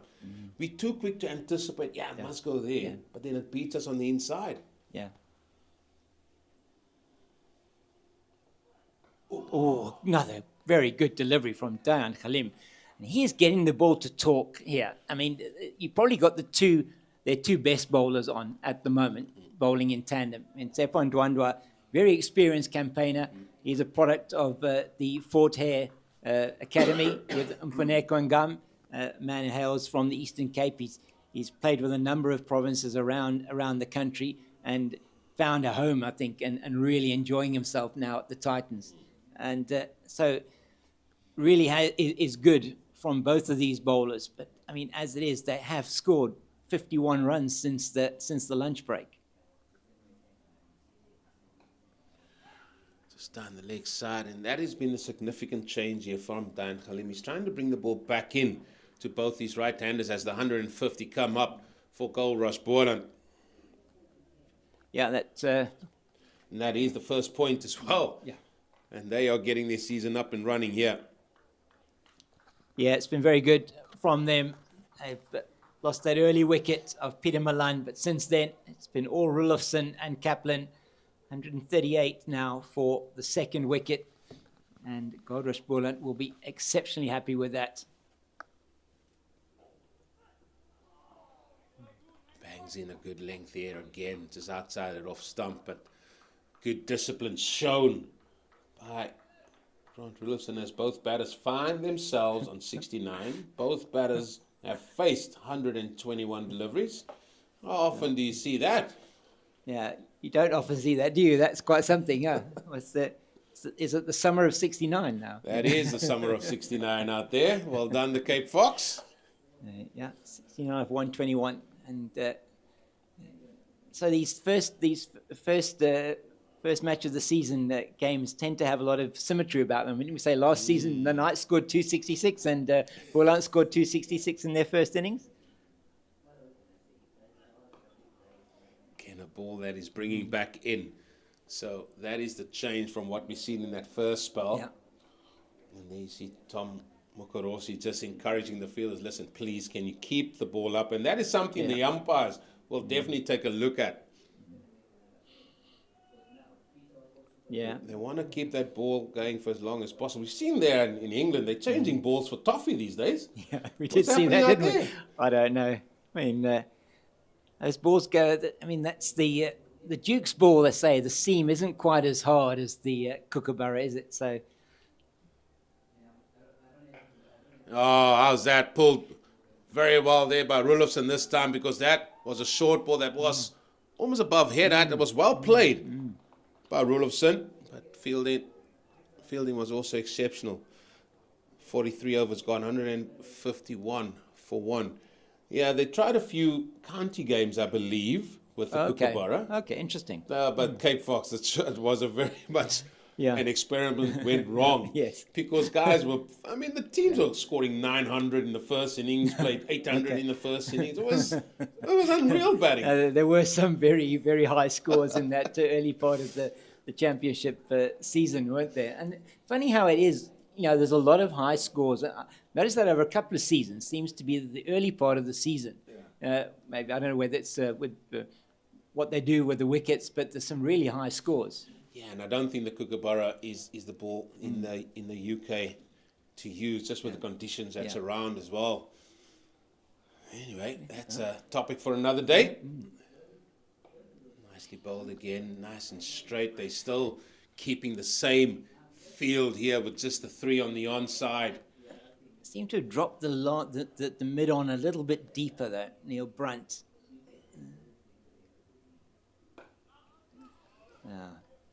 Nicely played again by Grant Roelofsen. That's all they need to do, isn't it? Just ease those down the ground when they can. But I'm liking this from Ndwandwe. I'd like to see maybe Donovan Herrera have a little bit of a bowl here, bowling his little offies. There's always that reluctance of off-spinners or captains wanting off-spinners to bowl to right-handed batters. Yeah. There's always been that. I mean, Simon Harmer's he's taking millions of wickets. He has. Well, we'll have a look at his numbers now. I think they might be on here. Oh, what a delivery. Beautiful that is. bowled. As just maybe a little bit of turn away. And we'll just have a look at that one again. Give it the opportunity to turn a bit more through the air and just straighten past the outside edge. Outstanding stuff. Oh, that was turn that beat the bat there. That was turn. So that will give encouragement to the left-arm spinner. Yeah, so we don't actually have Simon Harmer's numbers in front of us. I'll see if I can't get them. I'll get that for you. Yeah, well fielded out there in the covers by Dayan Khalim, and that brings it to the end. Another over from Ndwandwe.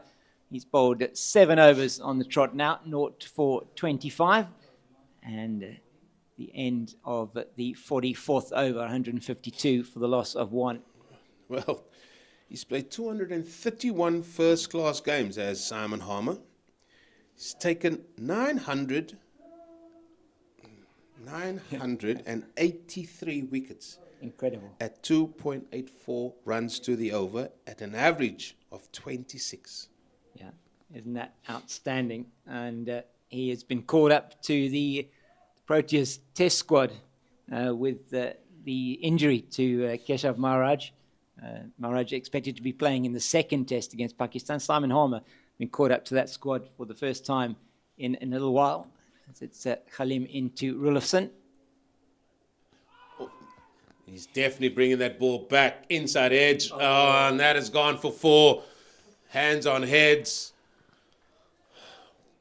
But there's definitely been that change in thought, change in plan from the bowler here. He's decided, listen, I'm doing away with my waist swing because there's no slip. I'm just going to bring the ball back. That time finding the edge. Brilliant bowling from Khalim. I mean, he's been head and shoulders the best bowler for the Momentum Multiply Titans today. Just, the ability to take it away or bring it back in, such an art, Eugene. I mean, you as a fast bowler yourself, I mean, how do you, it is something so important in your game. Again, you can see that ball just drifting after it hits the seam, coming back. Later on, I wasn't somebody that bowled with great pace or anything like that, but my theory was I didn't want to bowl at times the waist swing because that tends to free up the hands, and these batters these days, they hit the ball through the offside so well. And then you just want to cramp them up with pace or space so much so. And there we could see that allowed, Dayan Khalim just to get that inside edge there of Roelofsen, a guy who's on 75.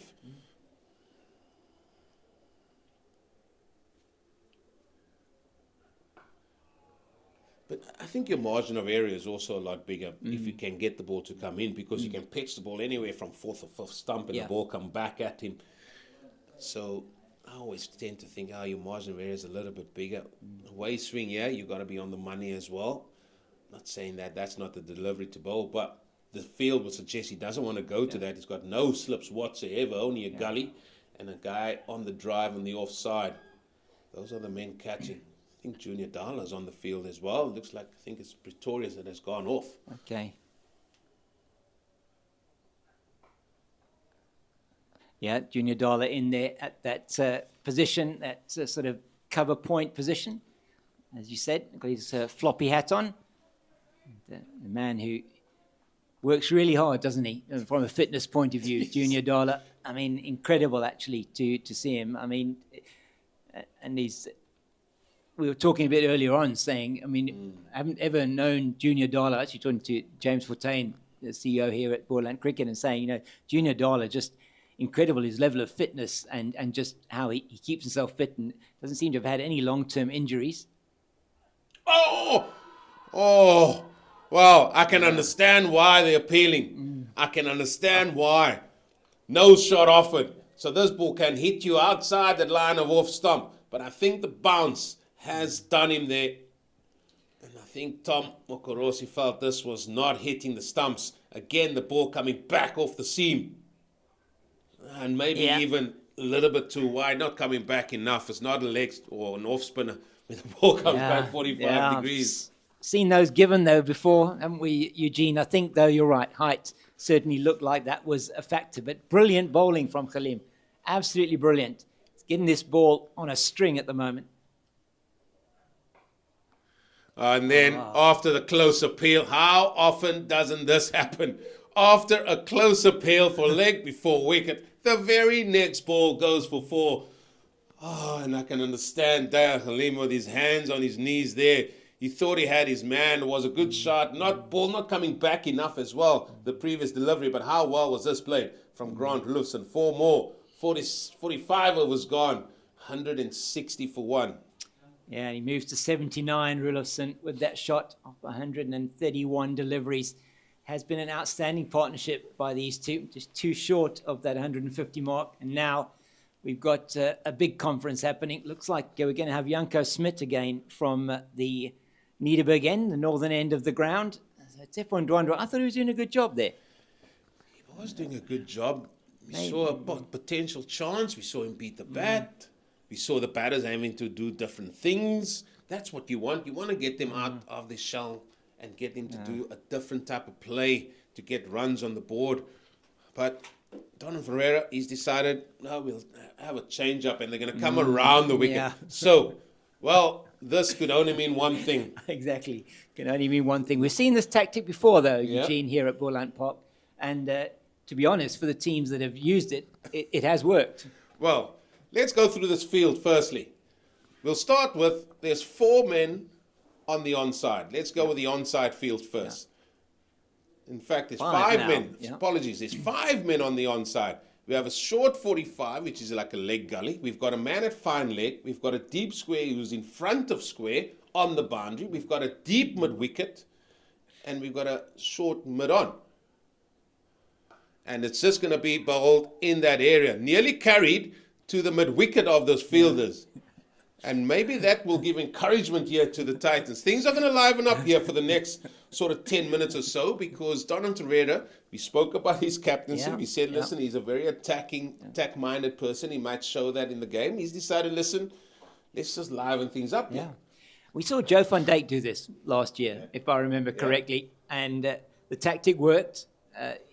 We did have that rather precipitous collapse from Goldrush Boland in their first inning. So, yeah, it's an interesting tactic. They are trying something. That's what you like to see.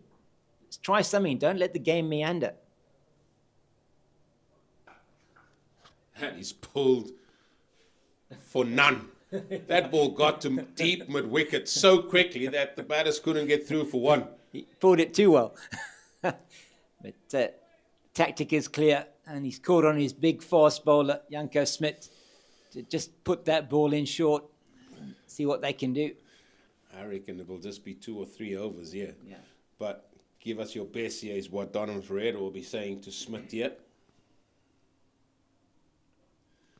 I don't think that will be called as 1 either, because he ducked that. That didn't bounce at all. No. So he's still got 1, maybe even 2 up his armory here.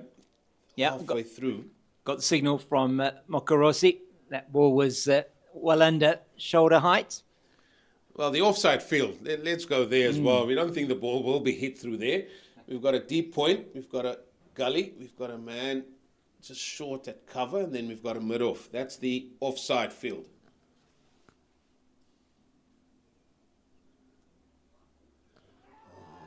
There we go. It just does funny things. Man with pace, trying to just do... I mean, he's been given license here to just say, listen, bang that ball in. See if you can get it head height. And the batters are going for it. I mean, that could have only got Grant Roelofsen into trouble, that shot there. Rushed onto him. Probably just missed the gloves. There was half a shout, but I think it was more because they were encouraged by the fact that he'd gone for the shot once again.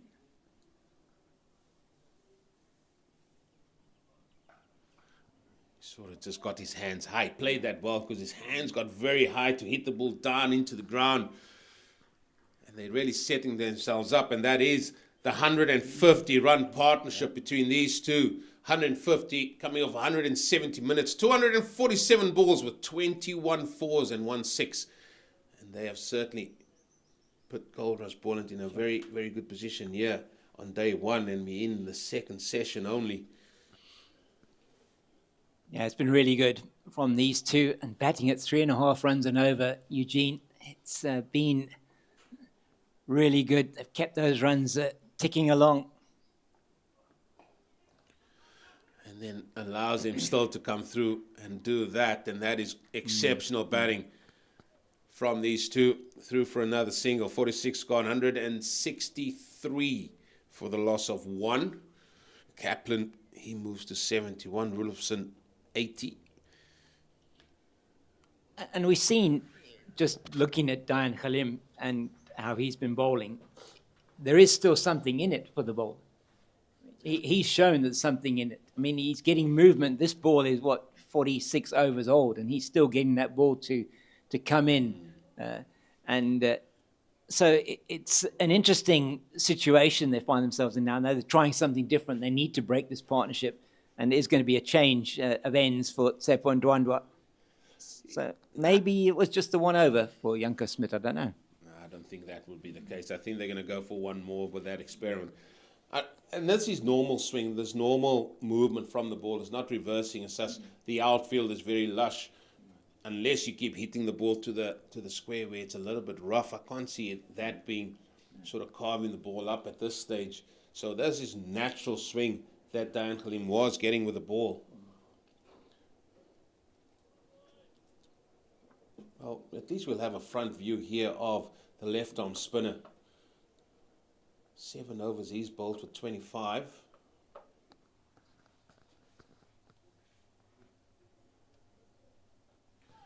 Oh, and that is picked up comfortably, gone all the way for 6. We said that Gavin Kaplan, he loves sweeping. This time, he just went on with it and just carried all the way. Yeah, glorious shot from Kaplan. Picked the length early, and it was down the leg side from Tsepo Ndwandwe. And not necessarily much spin, if anything, on offer. And that has gone onto the banks on the short boundary on that side. Easy as you like for Kaplan, his second maximum.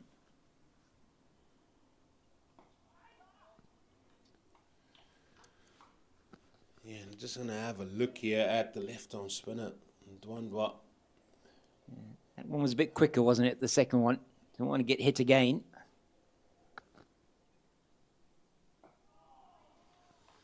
I'd like him to be just a little bit more taller. He sort of just falls as he delivers this. If you look at the angle of his delivery, that's better. That was a lot better that time. Stood nice and tall, and you can just see the line was even better. Yeah, much higher arm delivery and pivot through the ball. That front foot pivoting gives you more of an opportunity to get revs on the ball.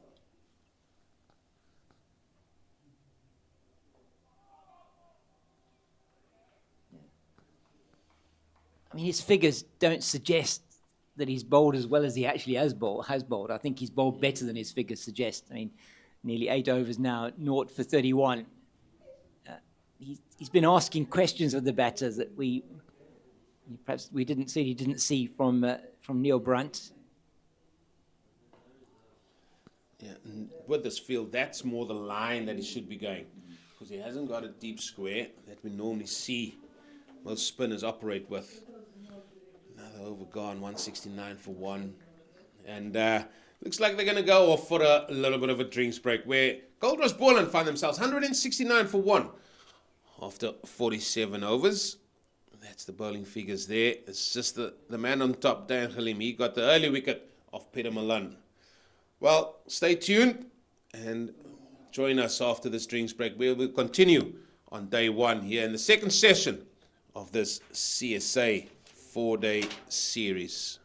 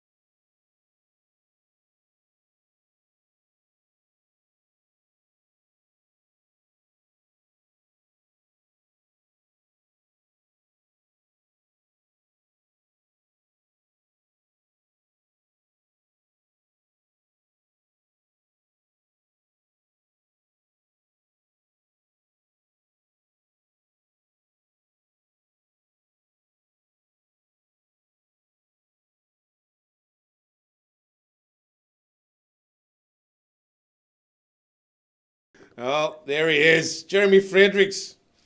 You might know him as the Rhino, the commentator. He's now Jeremy Fredericks, the match referee, donning a tie.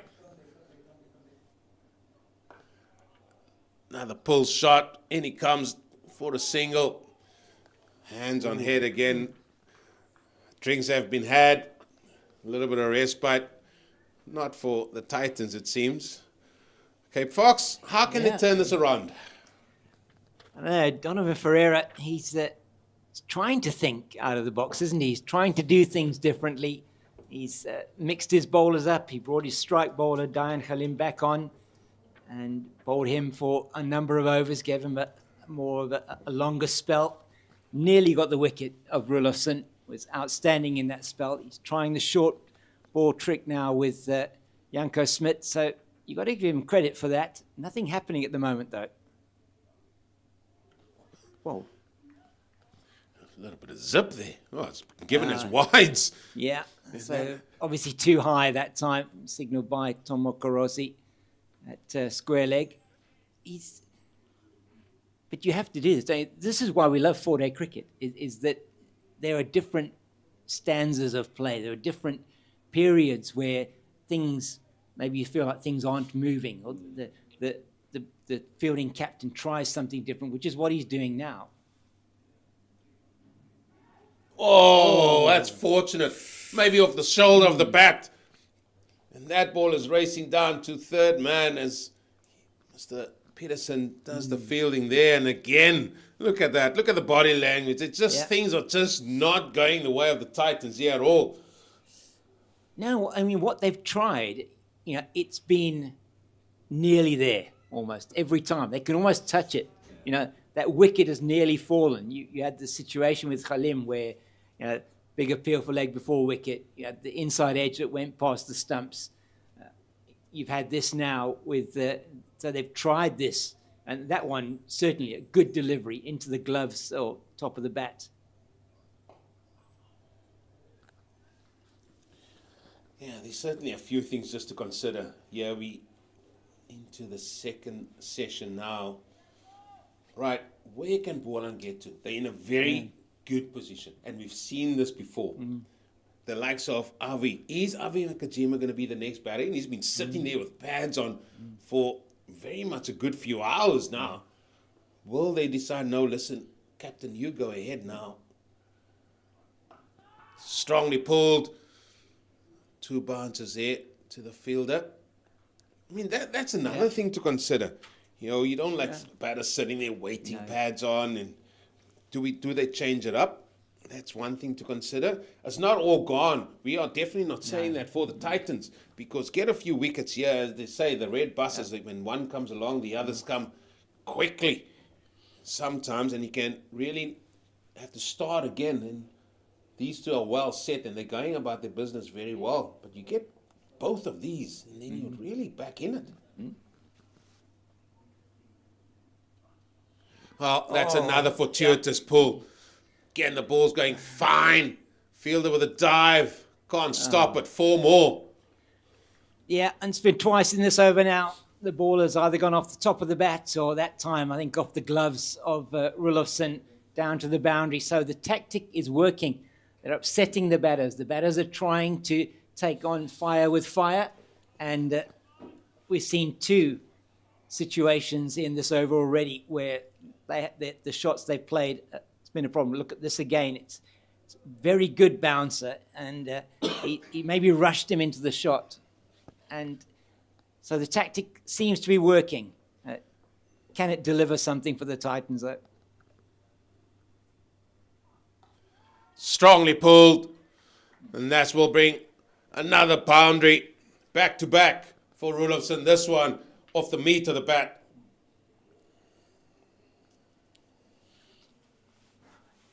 Yeah, so 13 off the over, and you wonder how long they'll continue with the experiment. It's could so easily have been a wicket, though, in that over. Yeah, we saw the one off the shoulder of the bat. We saw one of the glove. And then that one off the meat of the bat that gone for 4. And yeah, how long will it continue for Don Ferreira and the Titans? I think they don't have enough fielders out there that they can have in the right positions where the ball's going. But at the minute, the run rate is up now to 3.8 to the over. That's the other aspect that we also got to look at. They haven't managed to keep them quiet. No, I mean, Janko Smit, he started off really well. I think his figures, when we went into the lunch break, his figures were 5 overs, 0 for 13. And he bowled the 1 maiden. So if you consider now, with the 6 overs he's bowled, since then he's gone for 35 runs. So 6 and over almost there that he's gone for. So leaking runs, even though the attacking mindset in the previous over could so easily have delivered a wicket for them. So now the question is, how is, and Ndwandwe also, he's going at nearly 4 to the over.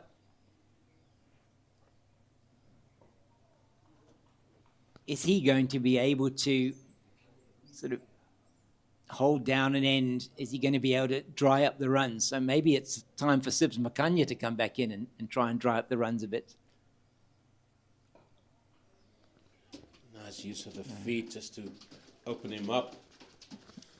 Cape Fox being startled by a few birds by the look of it.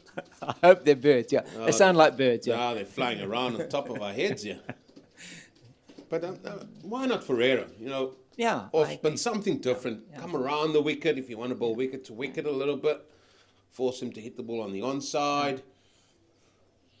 Just something that we haven't seen today yet.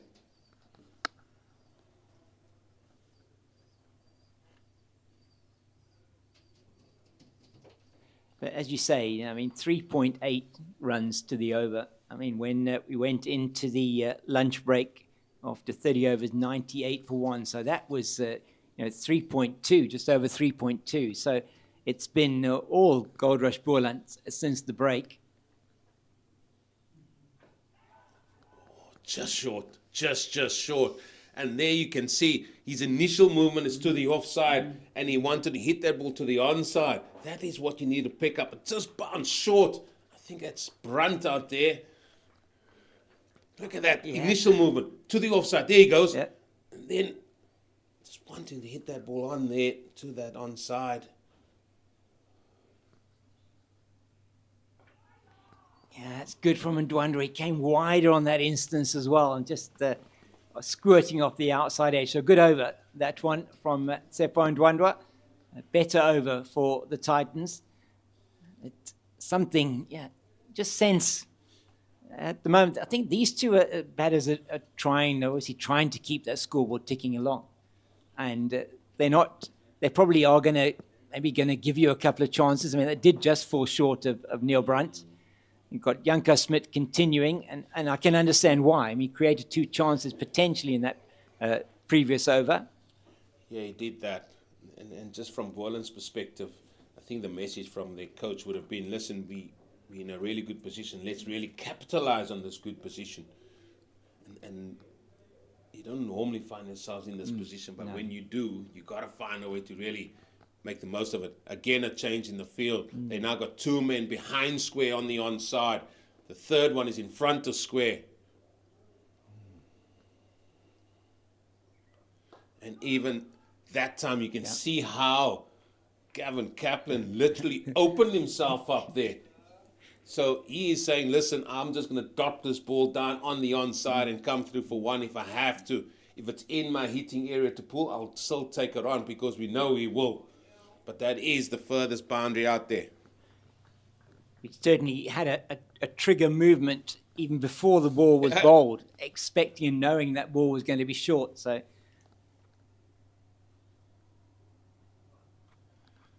that's well played. He just rides that. And that allows him, because he's in that initial movement of opening up, he knows what to expect. They don't have that catcher now at like leg gully anymore. Yeah. So that's why he can sort of open him up, because if he just gets any bit of bat on, he's just going to guide it down to the fine leg and the man at deep backward square. It's good batting. It is good batting. So what they've done is, with changing the field like this, they've given the batter the opportunity to just get behind the ball and not have to actually hit it exceptionally hard into that leg side. So, if you want to get a boundary, yes, you're going to have to hit it. You're going to have to take the chance. But you can, if you are going to be able to get behind the ball and maneuver it around, you're going to be able to get a single any time backward or square on the leg side, or even square on the leg side. Grant Roelofsen, 89.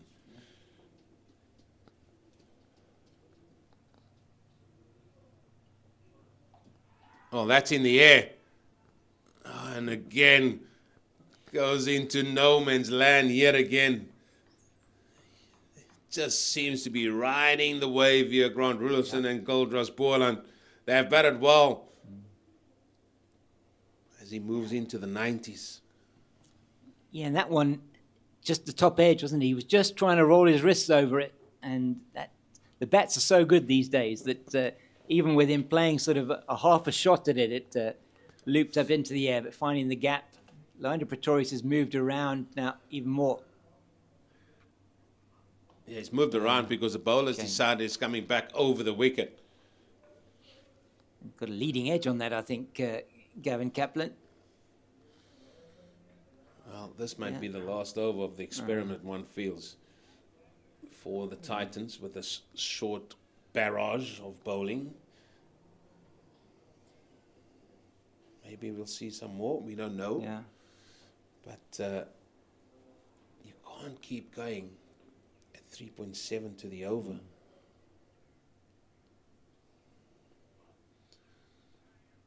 And that will be the end of the 50th over. 185 for one. Yeah, so as you said, exactly 3.7 runs to the over, and that's a really good total, a really good scoring rate for Goldrush Boland. Already starting to clock up the bonus points, and still 48 overs left. Still 50 overs left, 48 overs left in the day, 50 overs left in which to score bonus points. So if they carry on at this rate, they're in for a very good haul of bonus points. But I want to come back to that point you mentioned earlier on around Abiwa Ngwajima, Clyde Reeves-Fontaine, Leon Botha coming in at 6. Certainly my preferred position for Clyde Reeves-Fontaine will be 4 in this Boland team.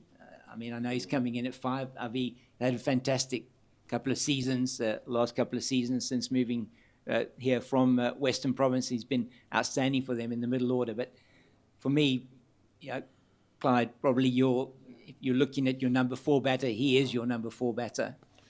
No, that he is.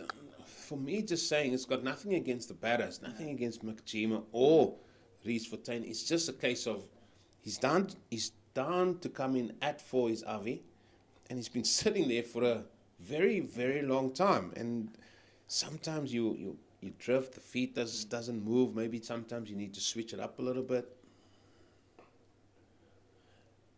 That would be my only case. However, you could also say the position is so good that Goldrush Boland find themselves in that you can say, right, the man making his debut for Boland in this format of the game, Leon Botha, right, okay, why don't you go?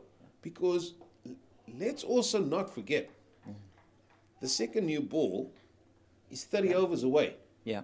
So that is the other thing. Give the guy a chance just to get himself, find his feet with the ball that's a little bit older. And that's what I'm saying. There's so many different calls that you can really think about. And that is pulled away with aplomb onto the onside. Grant Roelofsen, he's now 94. Yeah, he picked the length very early then, didn't he? Rocked back and pulled it through the leg side. It was really well done. He's been moving his feet, and he's got himself into position exceptionally well in that on that delivery. But he's done that in so many of the other deliveries as well, from Ndwandwe and as well from Brunt when the spinners have been on. He's looking in really good nick, is Grant Roelofsen.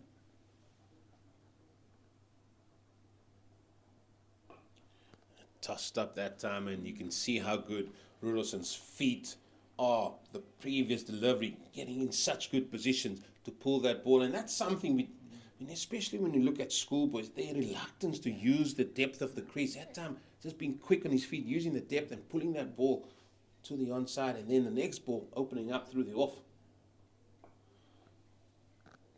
And it's been very interesting over the past number of years to see how South Africa in particular, at international level, we see it quite a bit more, but how they've adapted to playing spin, how the South African batters, Heinrich Klaasen, a very good example of that. And yes, I know in the shorter formats, you are looking to attack, but very much around what you've just said, using all the crease, staying deep in the crease, standing still as much as anything else, not moving around too much, but the stillness that you have, making decisive movements, and then being able to pick deliveries that perhaps aren't that short, but they're just short of a length, and being able to pull them or play them off the back foot. What we don't see more of these days is actually batters using their feet to go towards the ball. Batters are just standing there. Maybe it is the batter are good, but they're reliant on having a strong base to hit from. and they're using their feet to get into that strong base, and they get deep in the crease as well. Yes, they still do find them going down the pitch a little bit, but not as often as what we've done in previous years, where you see, no, you got to use your feet, you got to get out to it as well. Now they use the depth of the crease so well, and they're just so reliant on creating a strong base for them to really hit the ball. As we see, Merrick Brett, 9 overs, 0 for 42. He's coming back, and he's going to try the same tactic, short ball tactic.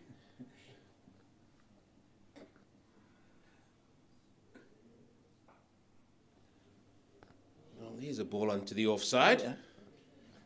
Yeah, that one just directed outside the off stump and played to the man at that conventional position now of a deep backward point. Roelofsen 96, one strike away potentially from another 100. Oh, I don't know. Cape Fox, what are you doing? Putting the mockers on him, it sounds like. Fox. It would be his 11th 100 if he were to get it. Pulled away again by the happy hooker. Gavin Kaplan moves to 83. And I'm not going to say anything else with Grant Roelofsen on board because I think the Cape Fox have said it all. I've said enough already. Goldrush Boland will certainly be looking at, if he were to lose his wicket now, I might end up being persona non grata here. I'll make a recording and send it to every player. That's what I'm going to do, Cape Fox.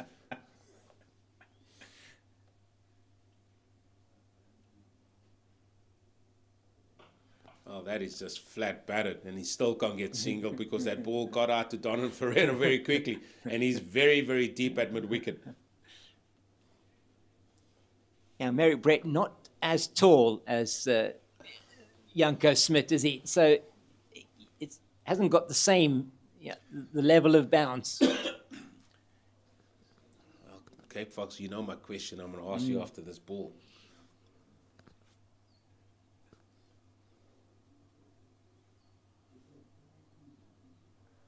That's going to be wide. That is going to be a wide because you made mention of his height. Yeah. He's more of a skiddier bowler than Mr. Smith himself. So he banged that in a lot short, and that ball got up and too much. Tactics of the Titans here. Yeah, I think they've done this. They maybe overdone this now. I think Janko Smit was the right bowler to have coming in there. I'm not sure with Merrick Brett. I mean, probably go and get a wicket now. But, I mean, it's... just for me, it's I mean, maybe now it's time to be going back to line and length. Strongly pulled away, and he's just going to get another single to take him closer to those magical 3 figures. And what a start this would be for Roelofsen. We made mention about him before, and we're going to go back to him. 560 runs. Yeah, I mean... by the right-hander. Right up there at the top of the run-scoring charts for last season, number 3 in the country, and just outstanding at an average of 70 in the previous season. Well, a big one being 240, as you made mention before, at Potchefstroom last season. Well, that could be another wide. That could be another wide. And he has to bowl it that short to actually try and get it into that... where he's going to tempt the batter to try and play at it. It's just not working for them at the moment. And let's have a look at that again, Eugene. He's just, I mean, that must be well in his half of the wicket. It's only one half, and that's his. Yeah. 2 wides already bowled, and both of them were short delivery, so he can't go back up there.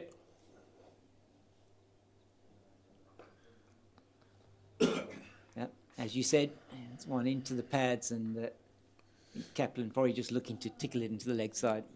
The other thing that you can do is getting Makanya on again, keep her up, have a ring field, go a little bit straighter. He's one that has shown that he can bowl consistent, good line and length, and just apply pressure that way with batters not getting outside the crease a little bit.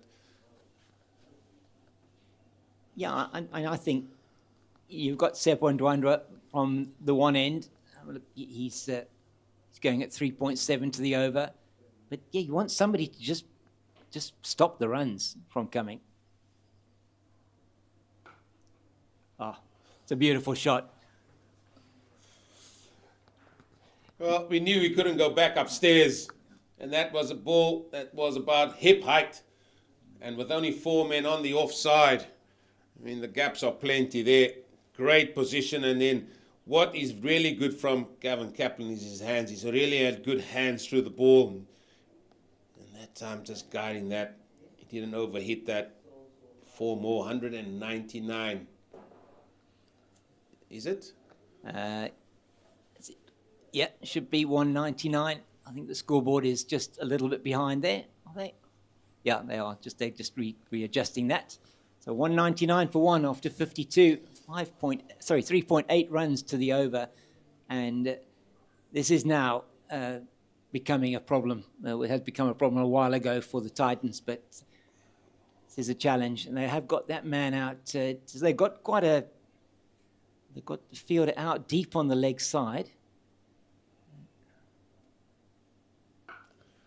Oh, that has gone all the way. And Roelofsen has gone to a quite magnificent 100 here at Boland Park. He has played very well here on day one of this start of this domestic season, and he has started where he's left off, and well deserved. 103 of 151 deliveries. That's 6, bringing up his 100 and also the 200 of Goldrush Boland. Simply magnificent. Well done, Grant Roelofsen, as you say, Eugene, picking up from where he left off last season, doing exactly what Goldrush Boland wanted him to do. Saw his opening partner go, he's just been there the entire time. Well, maybe it is a blessing in disguise for Boland, but he's managed to score all his runs for them because, as I said at the start, I would have loved to have seen him maybe get a call up to that South Africa A side as well, because he certainly in red ball cricket has been a very, very good performer. As you say, I mean, right up there, looking at the players that are ahead of him, and just Jordan Herman, I think it was, and Devot Brevis that scored more runs than him in the 4-day competition last season, and he had that consistency. Yeah, and Brevis scoring 602 runs for the Titans last season.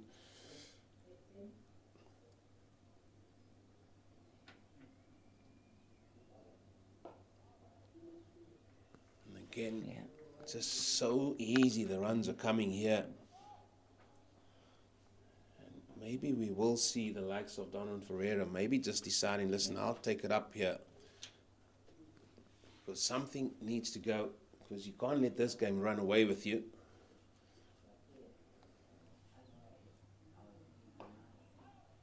That's now 108 runs since the lunch break. And we are still quite a long way from going to tea. Tea will be in 55 minutes' time. Tea will be in 35 minutes. Oh, 35, time. sorry, 35 minutes. Okay, sorry, sorry, I've got it. 35 minutes, sorry, not 55. 35 minutes' time, yes. They've really done well.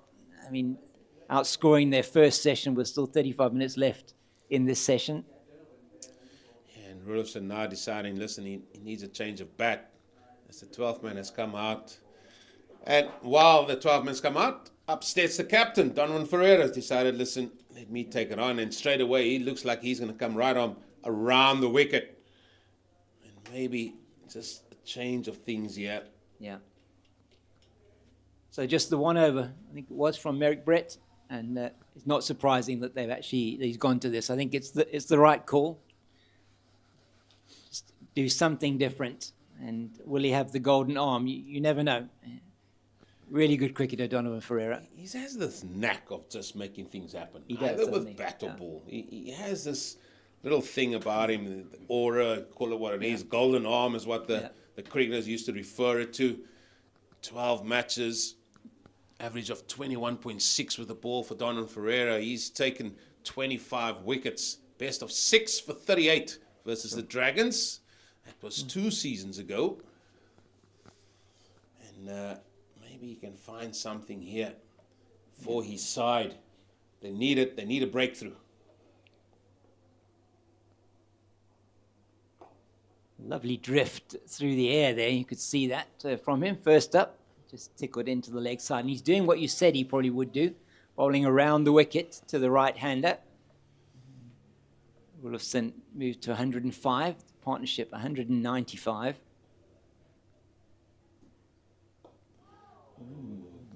Kaplan just moving right across his stumps there, backing himself to get the bat on ball. This is good from Ferreira, forcing them to hit the ball through the onside. Just be one that time a lot quicker. Junior Dala throwing the ball in and not getting a word from the umpire because that's deemed as going for a run out as the ball gets thrown on the pitch.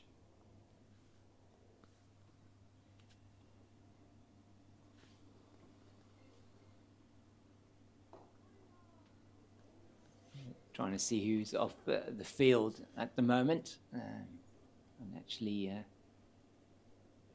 think it is still Pretorius that's off. No, he's down there. He's down Deep Square. I think it might be Sibs McCanya, actually. You could be right. But, yeah, I like this from Donovan Ferreira. It's just something different. And tall off spinner. Always height always makes a difference. I feel from a spinning point of view, the bowler with a bit of height, sometimes the flight can be a little bit more difficult than the shorter of the bowlers. But so a good first over from him, just the 2 runs off it. So he's achieved what he would have wanted to achieve in terms of just slowing down that rate of it. And Neil Brunt's going to come back on from the stables end, replacing Tsepo Ndwandwe. Maybe just feeling that Ndwandwe had gone for a few too many, 44 off his 11 overs so far without a maiden. So wanting to try and exert some kind of pressure here. Well, Brunt needs to find his line and length. He bowled 2 overs for 15. So captain's decided he wants to turn to 2 of his experienced men, including himself, to see if they can quiet things down a bit here.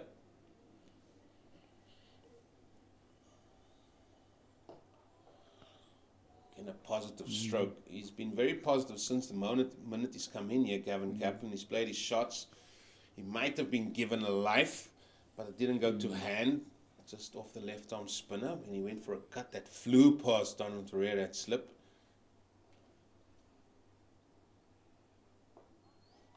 Yeah, got to watch that back foot of his, Neil Brunt. He was no-balled earlier on in his first spell.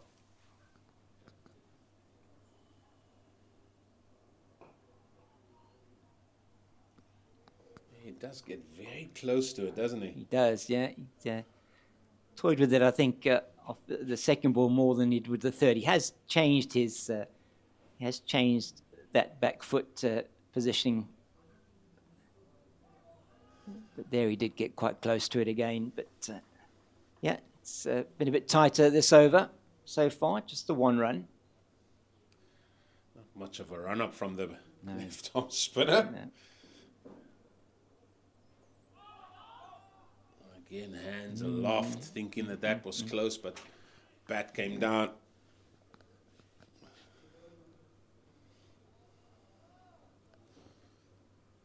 And maybe here, the plan of attack might be just to get through a few overs very quickly.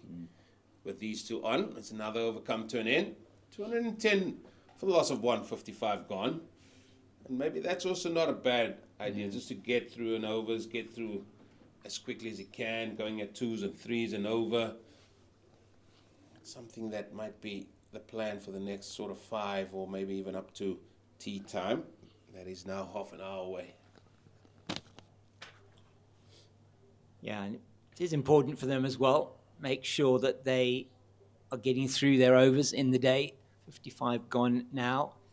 And understanding that they need to bowl 98 in the day. Trying to hit that through the offside. You got a 5-4 leg side offside field. It's a long on and a deep backward square. The men on the boundary. Well, that was 2 balls bowled very quickly. Yeah.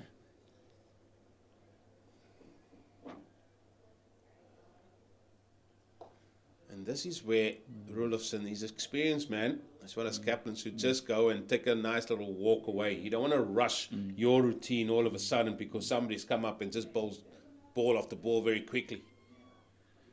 And he lofts that beautifully into that wide. He's long on, Aaron. That's another 4. Well, he's happy with the pace that the captain of the Titans bowling here. Yeah, that one... a little bit more flight, a bit slower that time. Yeah, it's been darting a couple of them in earlier on, and there's no risk with that shot as they go to a 200 partnership, these two. 202 off 309 deliveries and 26 fours and 3 sixes, and it has been an outstanding display once again, and that run rate that they've put together, very good. Yeah, exceptional. Really good from these 2 ends. 1 ball to go. And just like that, this over's come and gone, even with the boundary that has been scored off it. Quick ball. They're going to come through for 1. 2-1-5 for 1 of the 56 overs. And just a few other scores happening around there. Kasherli is playing a lone hand at the minute for the Warriors. He's on 85, not out. Warriors 146. For the loss of 6. Wow. Elsewhere there, we'll see that the Dragons have the Tuskers 174 for 5. Lank, he's on 62. Oh, a good innings there from Erlang. Yeah, and Shackleton. Or Shackleton. Shackleton. Cameron Shackleton. Cameron Shackleton, he's got 54. He was out. Okay. So, again, that game is fairly evenly poised up there. That's right. So Bubulia, getting in the 10s or 20s? 26, yeah, he got 26. Div 2. The Limpopo Impalas, 169 for 4 against the Eastern Storm.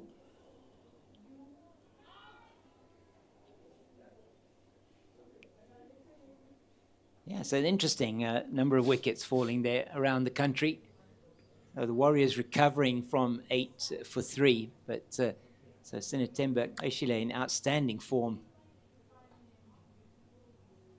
In that big 100, it was actually his career best score for SAA against New Zealand A in the last of the 2 unofficial test matches. So he's been in a rich vein of batting form.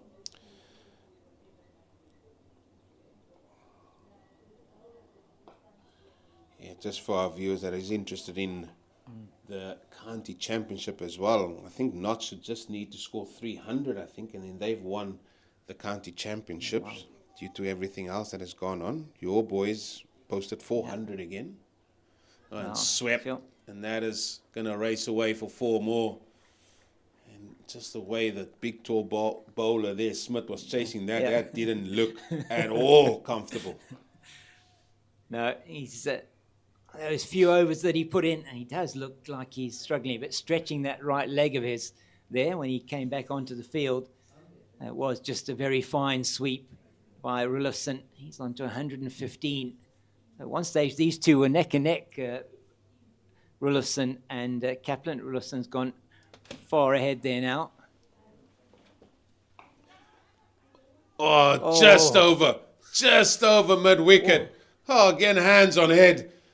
And still, the wave keeps favouring the Goldrush Boland out there. 4 more. Yeah, I think they've got the shortest of their players on the field at mid-wicket there. And Sepon Dwandwa just not able to get his hand to that. So back-to-back boundaries off the end of that Neil Brunt over. And we see that one just going over the head. And Dwandwa, desperate they are, the Titans, to get a wicket. 223 for 1. Must say as well, just coming back home here with the Warriors in Western Province, good to see Bjorn Hendricks back on form, 2 for 20. He's had a season with a lot of injuries last year, and he's hoping to really start well, and he looks really strong and fit. And the old man, not the old man, I should say, apologies, Mr. Patterson, but again doing the biz there, 2 for 22 off 11. And it's that man, Carl Simmons, you can't keep him out of the game either there. And say 9 overs, 1 for 17. So the 3 key bowlers, and Tsepo Mareki making his comeback. Return to Western Province, also picking up one of the sticks there for them. Yeah, the other thing as well with Carl is he also had a very bad injury. I think it was his knee at the end of last season. That's right. But, experienced men, Patterson, Hendricks, Simmons. They're building a good squad down there with Rory Kleinfeld at the helm. Carl Simmons, of course, the white ball captain. That's for right. Western Province. And it's going to be very interesting to see how they go in those 2 white ball competitions this season. Last season as well, I mean, with George Linder now being called up to the South African squad for the T20s and the one-day internationals against Pakistan. So good recall for him. I know he was in conversation. There was an interview with him a couple of weeks ago. Nicely played again. Through they come for another single, and it's just keep ticking, and the rate is just a tick under 4 now. Yeah, really good from a 4-day point of view. And George was saying that Shukri Conrad had still said to him he's in his plans for white ball cricket, and has got his call up once again sent for that Pakistan series. A South Africa look to finalise or hone in on who they're going to have for that T20 World Cup next year. Yeah, we all wait for bated breath as to what that's going to look like. But here, Goldrush Boland, 225 for 1.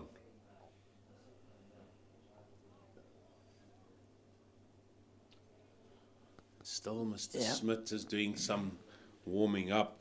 There's the man from Sherwood Forest walking around with the physio. Here we go, Sia Mahima. Yeah, he's enjoying himself. He's not part of this playing squad here today. Who's got the towel on there? Is that, that's not, no. I'm just trying to see. Couldn't quite pick it up, but it's going to be Neil Brunt to continue. I think that must be Andile Petlakoyo. He's decided to be the 12th man, maybe in the second session, walking around. Yeah, good to see him walking around with the Goldrush Boland players. Oh dear, that's a terrible mistake from Loandra Pretorius. His bowler is not going to be happy with him. And when you're sitting at 225 for 1, the last thing you want is for the ball to go through your hands, through your legs. Let me tell you, that ball was spinning by the time it got to Loandra Pretorius. We've all been there. Yeah, he was racing to his right, and then as the shot was played, you think you're going the right way, and then the ball is spinning. As it's rolling, it just spun, and that was just a spun that beat him there. 4 more.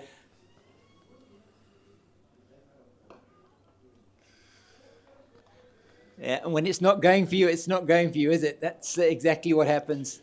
The only thing that must happen now, I must see a drop catch. Yeah, that's the only that would thing. That would be the last insult, I think. But if that's really going for you, it's going for you. Kaplan's moved to 90, by the way. Roelofsen on strike, 124. He's faced a bit more of the bowling more recently. Roelofsen. Yeah, it wasn't so long ago, as you rightly mentioned, they were neck and neck in the runs and balls faced. All of a sudden, has he been starved of the strike, shall we say? So no. And, so the end of, 58 gone now, 59 gone now, 229 for 1. Kaplan, as you say, 90. Roelofsen, 124. Their partnership worth 217. And it really has been excellent. As we said, very few, if any, false shots. We can remember a couple, maybe there were one or two that went off the glove and off the top of the bat when Janko Smit was bowling his short deliveries, on only probably a few plays and misses outside the off stump, but generally they've been well on top of the bowling. Again, trying to get that foot right across there and hit the ball onto that onside Gavin Kaplan. And he's just backing himself that every time he does that, he's going to hit the ball with a bat.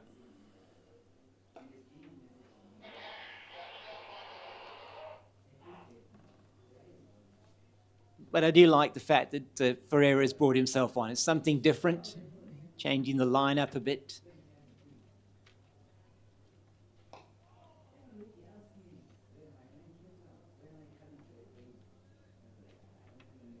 And he does have that belief. He has the belief he can make something happen.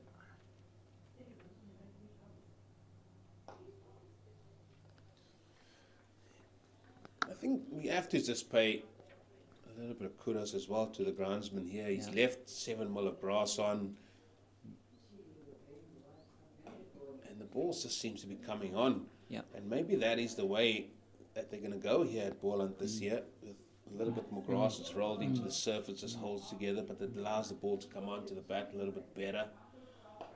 It's not your out-and-out quick surface. I don't think it will ever be that. Back in the days there at the Wanderers where the ball is flying. Yes, it is altitude as well. Maybe the old Kingsmead as well, where the ball came flying. It's not going to be one of those. All batters are looking for is consistency of bounce and the ball coming on nicely. There they are, the three wise people. That's the physio as well there. Yeah. Shabani, she's new to the management here as well, and that's the left arm seamer as well. So 2 left arm bowlers there, having a nice little trundle around the outskirts. Konamyaka in the team for this match. So you can certainly see from a selection point of view as well, Goldrush Boland believing that this will be a surface that they may get something out of it from the Pacers. Yeah, they will. But what they do have, and we may be a little bit early talking about their bowling attack at this stage, but they do have Aviwe Makajima. They do. And he is somebody that is a little bit of a golden arm. Always finds a way, always in the game, plays the game in such a great manner, which is brilliant. Yeah, 103 first-class matches, 75 wickets. So he is somebody that you can always rely on. You know, toss the ball to, bowling his off breaks, and he's more than a part-timer, really. Well, what I've learned of recent about Nakajima, he actually goes around as being a mentor for some of the kids in school. And that is brilliant, and that's a way for giving back to the game. Yeah, I mean, that does not surprise me with knowing Avi. I mean, what a gentleman, one of the real gentlemen of the game, Avi Ngujima. Always, he'll give you, always wholehearted in terms of the way that he approaches his cricket.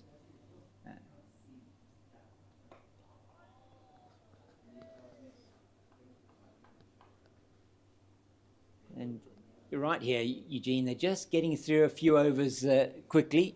Just trying to keep things going. That run rate just gone down a little bit. I don't think they'll be worried, though, out there in the middle. They've put on 133 so far in the post-lunch session.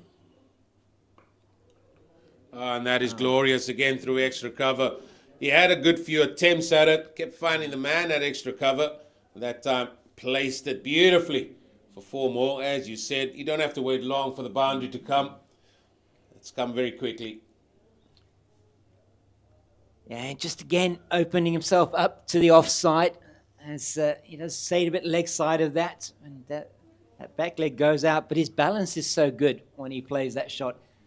Head over the ball and played it beautifully through the offside. And he's fairly raced now to 128. Kaplan with a bit less of the strike of late, but 92 off 167. So he'll be on strike to Donovan Ferreira.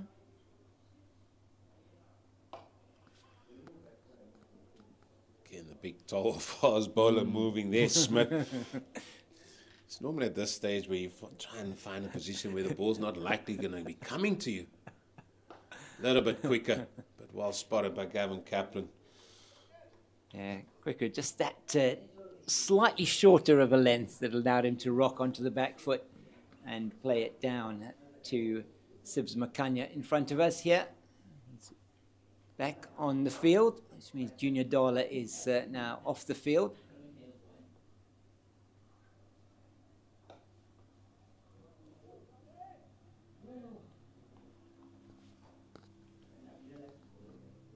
I think the accuracy from Ferreira has been really good. He's whether he's darting it in or just tossing it up a little bit. Yeah, that is what is needed. I mean, what is that now?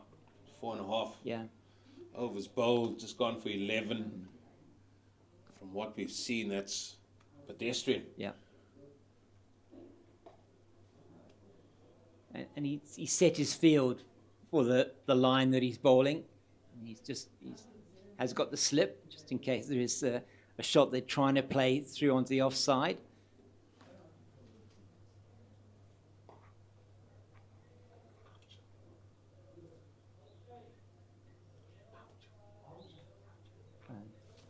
That's another over. See how quickly that over's gone. 62 bowled, 236 for one innings. Yeah, we've already know that the convener of selectors is here, Mr. Pat Maroney. I know him from the time being convener for junior cricket or youth cricket. Yeah. He's now convener of the men's. Yeah, Patrick Maroney, a great servant of South African cricket. That's correct, yeah. And you just keep an eye on the guys on the right-hand side. You see Mark Barcher, former coach of the Titans and the Proteas. He so decided to come down. Just lives down the road. Yeah. Down at Valdevieset. With, very nice. Shark Callis and Code living there. Beautiful part of... Yeah. Lovely part of the world, isn't it? Yeah. Here around here, live some beautiful estates that are around here as well, and plenty of golf played around here as well. Well, I think they're just back from their morning tea time. That's what I'm thinking. Again, cut powerfully away, but brilliantly fielded by King, Mr. Peterson yet again. And talking of Patrick Maroney and team selections, another interesting selection that I wanted to talk to you about for that test squad, and which hasn't got much mention, is Zubair Hamza getting a call-up. Also after good performance with South Africa A, but getting a call-up back into that test squad, I think very good for him. Somebody that's had a good season for the Lions. Yeah. And he just continued on with the red ball format. And that has drifted down the leg side. Mr. Smith got to put on the afterburners here. And it'll just be one. What is the call from Mr. Tom? Makarosi says, leg buys. Yeah, so it's good to see. As I said, it's nice to see these guys being rewarded for good performances. Yeah, I mean, Zubair in that previous season, I'll talk to you about that after this ball. Fifth on the run list in the 4-day competition last season, 528 runs at 58.66 with 1 century and 550. So had a good season last season. He, picked that up with the SAA more recently. So good to see him back in the test squad mix. Of course, Temba Bavuma not going to be on that tour to Pakistan after he had that hamstring strain, was it? Just a little hamstring tweak is in there. Under that umbrella, you will find Mr. Boucher somewhere there. That is Albie Morkel as well, the bowling coach of the Titans. It's nicely played down the ground for another single, and he's edging his way to that milestone as well. He's Gavin Kaplan.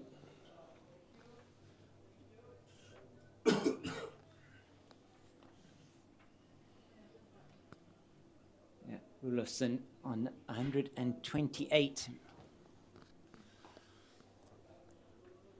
And the question that I'm sort of baffled with is, yes, Hamza's had a really good season. What was that, 520 odd, I think 528, yeah.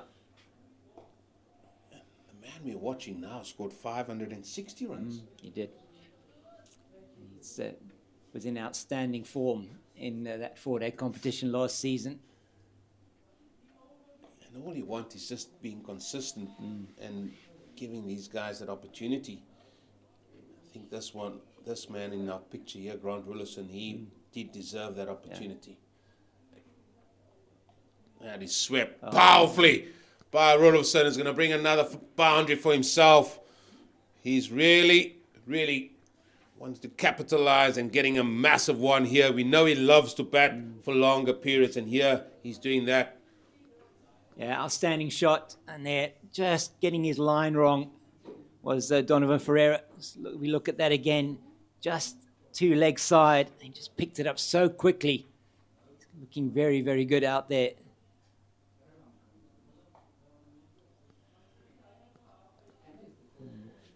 Yeah, and that's another over. And again, these are just my thoughts, and everybody as well have their thoughts and plans. But Grant Roelofsen, 132, Gavin Kaplan, 94. Boland really starting really well here, and I think they started with that decision right at the toss on a pitch that had a lot of greenery about them, and the moisture as the day has gone on has certainly gone out, but they've certainly capitalized on what is a really good start here, good platform. 230, the partnership between these two so far. And as you say, I think there were a few eyebrows raised maybe when they said, "Okay, we're going to have a bat." Pitch that looked green. That's good work again by Keegan Peterson. That's Senequani, apologies, in the covers. But justified most certainly in a big way the decision to bat first.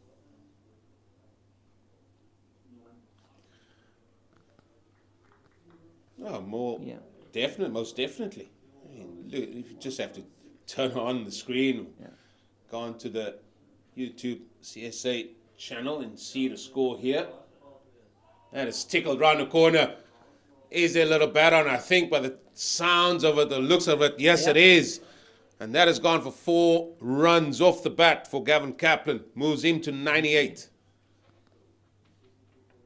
Yeah, so these two doing it again for Goldrush Boland as they did last season in that mammoth partnership in Potchefstroom against the Dragons. 390 for the 3rd wicket on that occasion. Sorry, for the 2nd wicket on that occasion. Well, 99. Gavin Kaplan moves to 22 yards away, maybe less, from getting 100.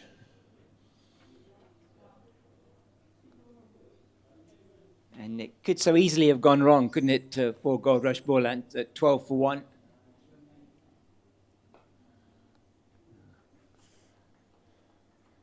Yeah, but this speaks volumes about the mindset of these guys. They're just coming in back in their ability as well. 248 for 1. Well, Roelofsen got his 100, and then Goldrush Boland went to 200. Yeah. Could we see Gavin Kaplan get his 100 and Goldrush Boland moving to 250? Double celebration on the cards. That could well be a possibility here. He's not going to be facing, though. And Ferreira's going to continue. What the Titans have done well in the last half an hour or so is got themselves back up to a position where they're getting their over rate back in check, which I think is a really good thing. We do have the extra half an hour on offer to get to 98 overs. Yeah, and I think that is just due to these two, Ferreira and Brunt. Just getting through the overs as quickly as they can. Donovan Ferreira's done a great job here. 6 overs, 16 runs. Down the ground it goes. Run number 249. I told you. Cape Fox, I told you. Double celebration. There we go. Could be on the cards. Could be. We're just waiting for one more run for both the batter and for the team. And it's... As the field now comes up. Yeah. Long on comes up. Deep backward square comes up. Well, is he going to bowl it slow or he's going to fire in? Who knows? Here we go. Toss it up, won't he? No, he fired it in. Oh, lovely played. And through it goes, and he punches the air. That's Gavin Kaplan. As he goes to his century, as well as brings up Goldrush Boland's 250. Magnificent from these two. There he is. Take the applause. Yeah, outstanding innings again from Gavin Kaplan. He goes to his fourth first-class century to go with his 350s. So a very good conversion rate for him. And that is outstanding. The 250 comes up on the board exactly as Eugene said it would. 253 off 397 deliveries. 25 fours. Was it? No, sorry, I got that wrong. It wasn't 25 fours. It's more than that. But really outstanding from these two batters to get their team into a position where you feel they have the, well, they have got the ascendancy at the moment in the game, but surely you feel from here they would be wanting to put this game beyond the Titans. Well, going at this rate that they're going at, and that's the scoring rate, they can certainly go at a fair click. And there's just now Moon Sammy trying to slow down things, maybe telling Titans, listen, let's make this the final over to T.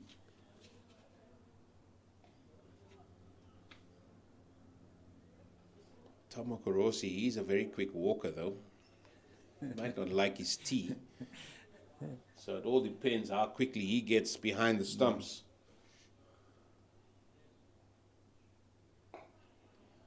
Yeah, I think we're going to have another over here. 14:58 on the scoreboard clock. It would be Neil Brunt to have one more over before the tea break. And done well here at the Titans in terms of the number of overs. 36 so far, I think, in the session. And it'll be 37 here. So it's good from them, giving them a chance in the final session where they are going to be bringing the quicks on again with only 14 overs now to the new ball. But 105 runs scored, 155 runs scored in the session. Yeah, it's huge. Yeah, 155 runs in 37 overs. That is well over 4 runs to the over in the session.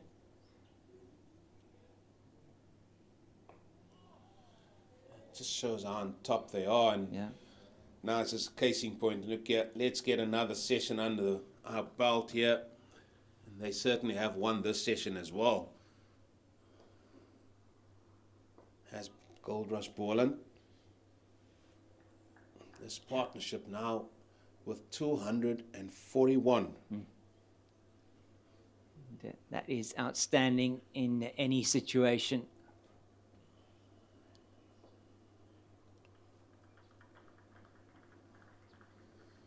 Those men sitting there under the gazebo.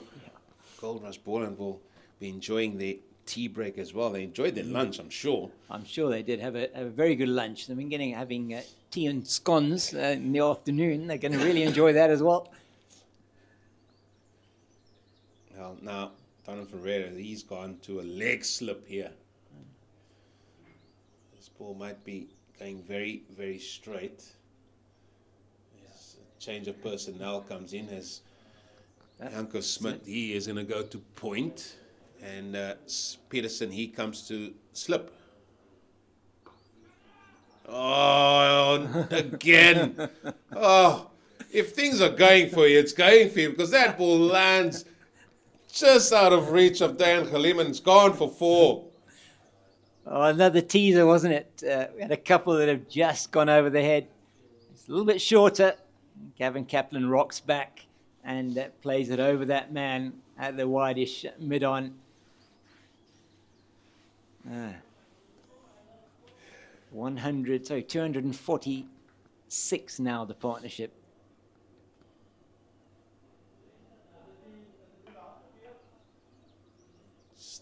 looking for runs. They just don't want to see out. No, they don't want to just go to tea. They want to really get some more runs and take with him. And Neil Brunt's been particularly expensive, hasn't he? 9 overs now, nearly. And 45, and that will be lunch. And I think the way that he dealt with that ball tells you everything about how that session went for the Titans. Yeah, and then Munsami just lodges the bails, and that is the frustrations out there for the Titans. That is Goldrush Boland on day one at the end of the second session has gone on to 258 for one. At lunch, they were 98. Yeah. They've scored 160 runs in that session. Thanks due to Grant Roelofsen, has gone to 135. Gavin Kaplan, 107. These two have mustered up 246 in a magnificent partnership here for Goldrush Boland. Well, it's going to be tea. It's going to be brilliant. Join us in 20 minutes for some more action.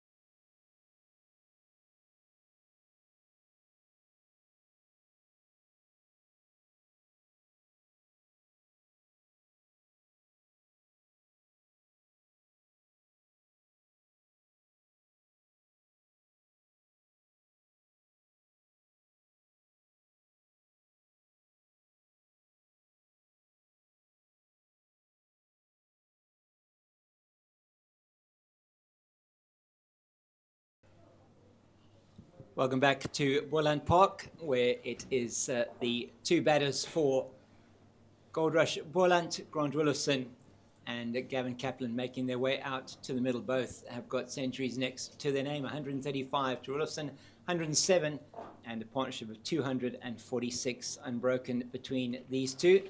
It was an excellent session between lunch and tea, 160 runs off just 37 overs by these two batters. And I'm James King, the Cape Fox. With me is Eugene Molion. And Eugene, the match at the moment, all going in the way of Goldrush Boland. Yeah, that it definitely is. As Ferreira continues to Roelofsen, he's just forward into the offside. There is no run, so probably spin for the next 13 overs, you would think, perhaps. Yeah, they're just going to try and get to that second new ball, and I'm sure without any hesitation they'll probably take it. But the mindset here from Goldrush Boland is one that we need to really get on top of, because they're really on top at the minute. And just in conversations just with various people, just during that tea break, it's just about capitalizing on this great start as well. You don't want to just sort of give hope to the Titans here. And certainly nothing appears to be on offer. No real turn. We saw perhaps one or two from Tsepo and Ndwandwe. I remember one turning away from Gavin Kaplan's bat, but nothing too much for the spinners at this stage. On a very hard service. Oh, and that's a misfield by Ndwandwe. It's going to cost 4 runs for the Titans. That is not what the captain would have wanted straight after the lunch break, and that takes the partnership to 250. What an outstanding partnership this has been between Kaplan and Roelofsen. 250 partnership up for them of 382 deliveries, 35 fours and 3 sixes. So an outstanding piece of work from them, and that's just played back to the bowl. It's the end of the first over after the tea break, and Goldrush Boland continuing to go on their merry way here.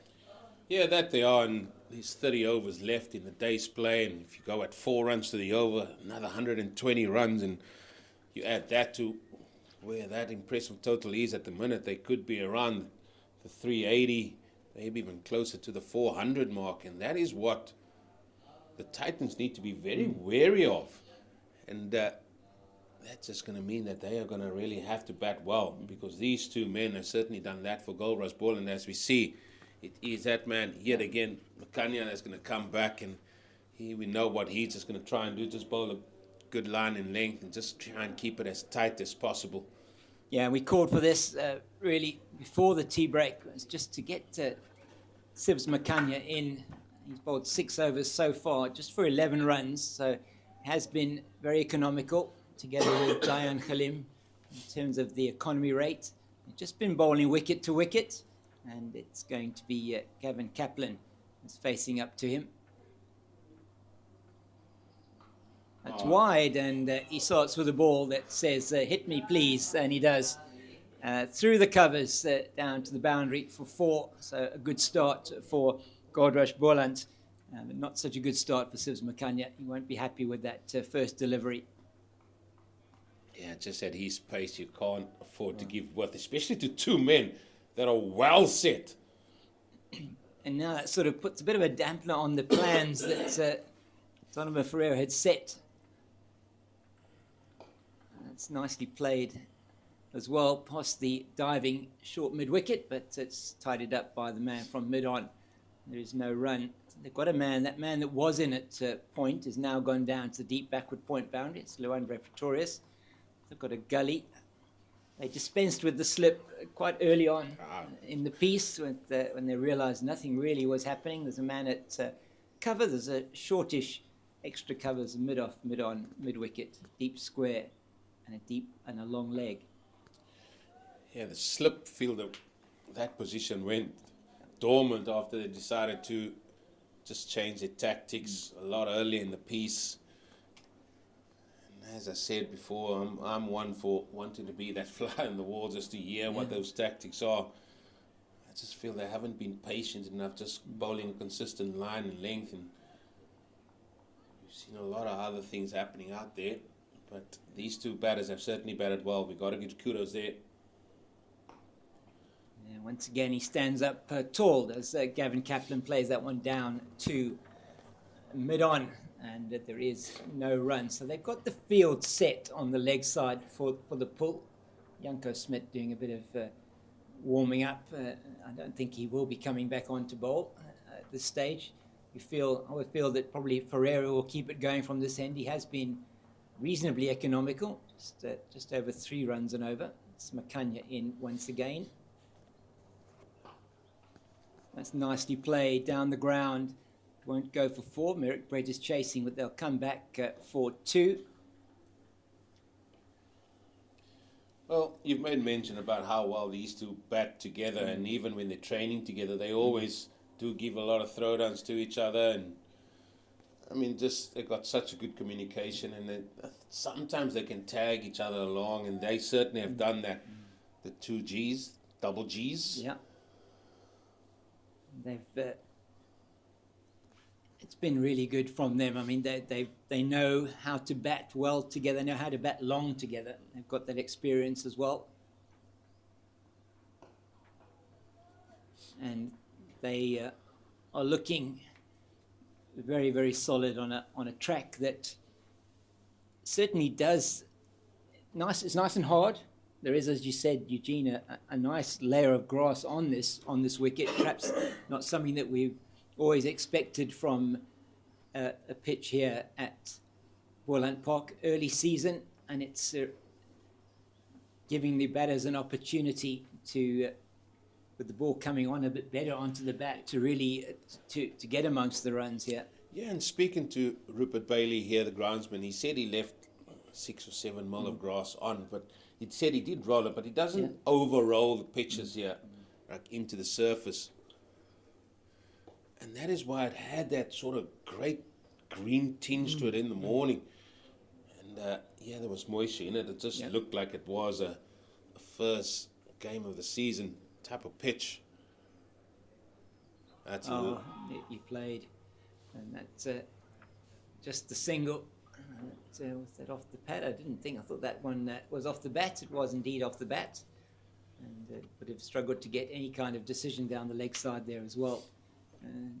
Ferreira, but and it felt really hard, I must say. I mean, sometimes at a first day pitch you can feel it, and you sort of feel there's maybe something soft underneath. It didn't feel like that, and it felt like it was a pitch that was going to hold up. Certainly batting first has been a very good decision for Goldrush Boland, who've now just gone to their highest total against the Titans in franchise or in 4-day cricket. Previous highest score for them in the 3 matches they've played against the Titans so far was 268 2 seasons ago here in Paarl. So this is quite a different proposition for the men from both Boland and the Titans. In terms of what they expect, most of the games they have played have been quite low-scoring affairs. 2 draws and the 1 loss that Boland have had against the Titans in the 3 seasons they've been playing against them.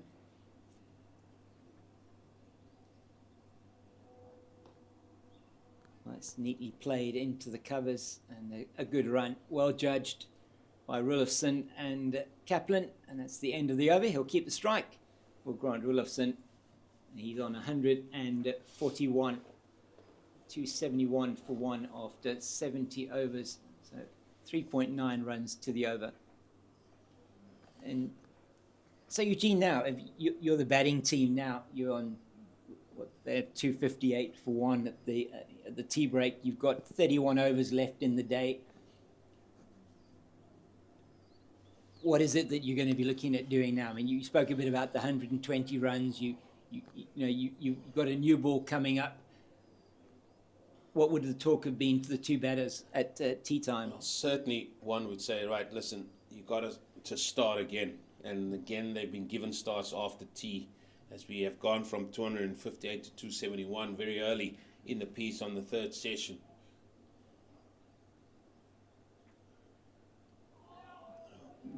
And I'm going to come back to that delivery. Yeah. Or should I come back to your question? Because that is what I'm talking about. We haven't seen enough of that. No. Bowler running up, bowling a good line and length outside the off stump. Even a batter who's on 141 having trouble with that, and we haven't seen enough of that. No. But just coming back to your point, James, it's a fact of let's really drive the nail in here. Let's really capitalize on the start. And certainly, we always talk about that first innings, and how good a position is Goldrush Boland here in the first session, in the first day, I should say, or first innings, I should say, on day one, where they find themselves 271 for one. And they can really cash in here with a big total here, and then just have the bowlers come up and bowl a lot more of line and length type of things that we haven't seen thus far. So Roelofsen this time leaving that one alone wisely outside the off stump. But as you said, this is what we haven't seen enough of from the bowlers, from the Titans. We saw it from Makanya in his first spell. He was given the instruction to just bowl it in that channel just outside the off stump, or maybe sometime now he might be looking for fourth stump line or top of off stump. Grant Roelofsen's batting on off stump, trying to make sure that he's covering that off stump line. Very much just trying to keep the batter honest. That one a little bit too straight that time, but no danger. It goes too straight to the man at mid wicket, and just try to dry up the runs. I mean, the runs have been far too free for them, for the batters here. As you said, over 4 runs and over between lunch and tea, and they want to keep that going. The fielding team wants to be able to say, okay, you have to take a risk to do that. Yeah, and that, as you rightly said, it's just been too easy at times. That should be wide. I think Tom Okorosi has decided, they've got enough runs, maybe. So maybe it's we're in the final session of the day, but this one looked very wide.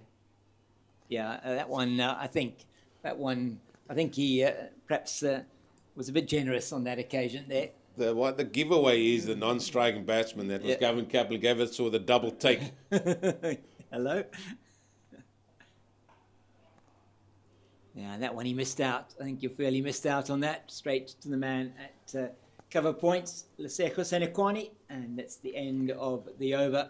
It was a good one from Makanya, a maiden, and that's exactly what he's been brought on to do, is to make sure that the runs do not flow easily from the bats of Kaplan or Roelofsen.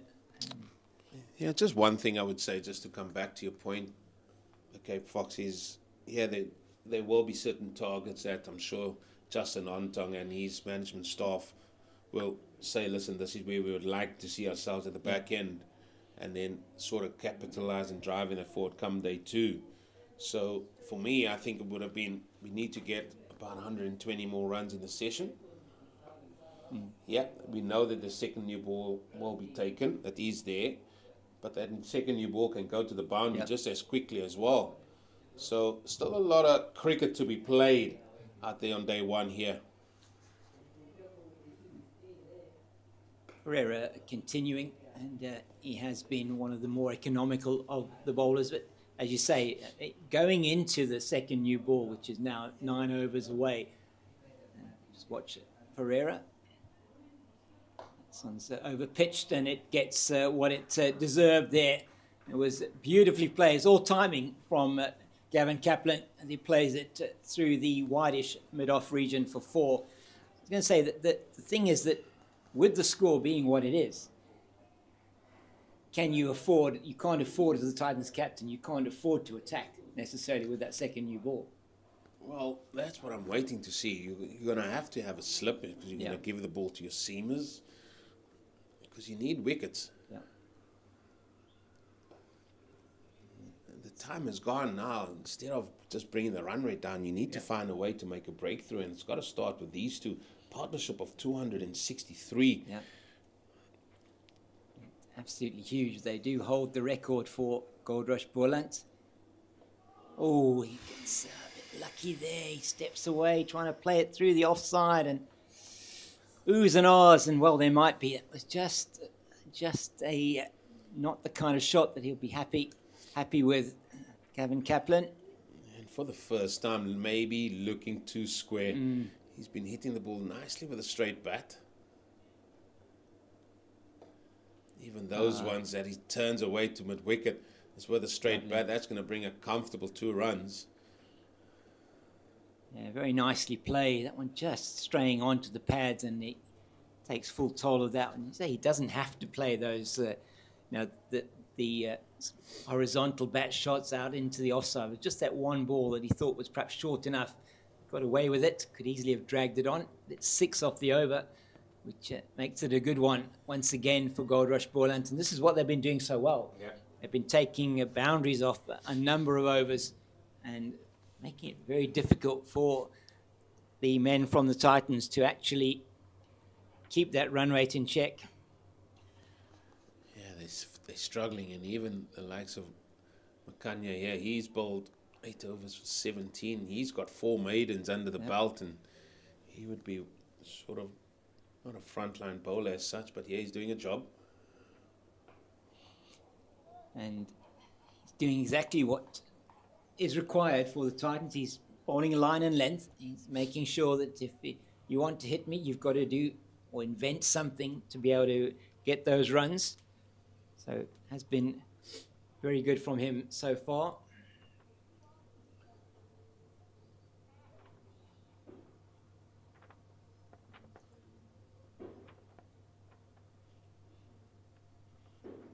He's towards us again. Yeah, just squares Roelofsen up a little bit there. He's looking to play that one into the leg side. Just gets a leading edge, but no danger. Goes into the offside. And so this is the stage where fitness comes up, plays a part here. He's been there since the first ball of the day's play, Roelofsen.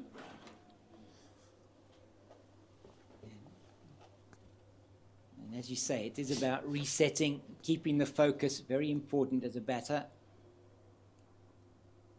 And he shows that there, that one slightly wider outside the off stump, but on good length, and leaves it alone. Even the likes of that, they're wide out to the off stump. You can have 2 sweepers on the offside. Just pull one side of the wicket, and maybe that way try and slow the rate down. We haven't seen too much of that. No, and I think with the field set as it is, I'm wondering why. I mean, we haven't seen a ball being bowled straight or even down the leg side. You've got 2 men deep on the leg side. One's a little bit straighter, but still, it's unlikely that Roelofsen is going to be, unless Sibs Makanya is going to put it in short, which you haven't seen him do. He's going to be playing it into that leg side area in the air. Are you counting how many times that fielder will touch the ball, are you? Just about. I mean, it's. I haven't quite got those numbers yet, but it just wondering whether, as you say, I mean, he's bowling mostly offside. And that one he plays, he bowls into the pads, of course. But you know that's going to happen. Of course, you know that's going to happen. Every time you say it, Mr. Fox. Every time you say it, you know it's going to happen. Yeah. I don't know what it is about these bowlers. They just don't get it, do they? I mean, but this has been better from the Titans. I mean, definitely. I mean, Makanya, we called it. I mean, we said, bring him on, get him to bowl wicket to wicket, bowl one side of the wicket, just slow the runs down.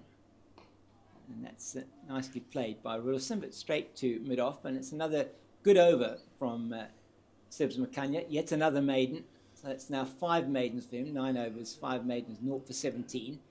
And they won't be worried, I don't think, the batters. No, they won't. The only thing I'll change there is the fact that I'll have my keeper up. Yeah. And to stop both these batsmen being outside the crease, you're forcing them back in. That's the bowling figures there. Dan Khalim, 1 for 32. He's got the lonely wicket. And the only wicket that they could get, that was off Peter Malan. And then you're going at 5.1, that's Brett. You're going at 4.17, that's Smith. You're going at 5s, that's Brunt. Makanya, he's done a brilliant job going at under 2s.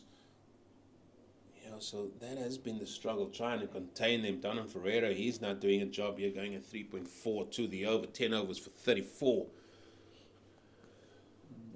He's in again from the Niederberg end. Just plays that one with a nice straight bat, Gavin Kaplan. And they brought that man in. They had the man out a bit deeper at mid-wicket. They brought him back in on the edge of the square. That's two-leg sideish. It's played into that deep square position where Luandro Pretorius does the fielding. And they're through for the single. And now for Roelofsen, actually, they do put the man out. Luseko Senekwani going out onto that deep mid-wicket boundary, just in off the deep mid-wicket boundary. And there is the long boundary on that side. Sure, he can turn his arm over as well, Senekwani. Let's have a look at his numbers here. Let's see what... I haven't seen him bowl. He has got 14 wickets in first-class cricket. Oh. About 150 overs or so.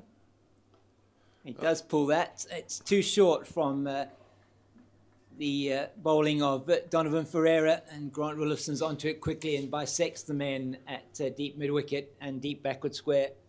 So, yeah, 14 wickets at 57.8. He's bowled on a couple of flat tracks in his time in the northwest, I'm sure. I'm sure he bowled here last season.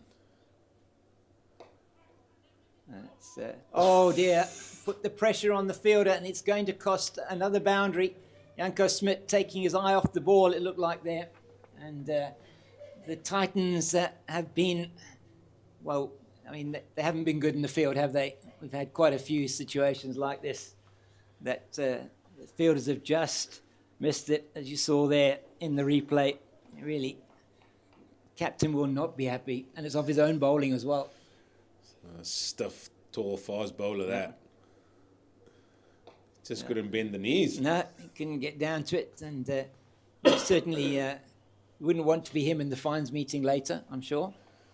Fines meeting, I'm not sure. Don't want to be there come the end of day one's team talk. 286 for 1 after 74 overs, still batting at 3.9 runs to the over, and a healthy dose of bonus points on their way to Goldrush Boland at the moment. This partnership worth 274 as they continue to pile on the runs here at Boland Park. And it's going to be Makanya again.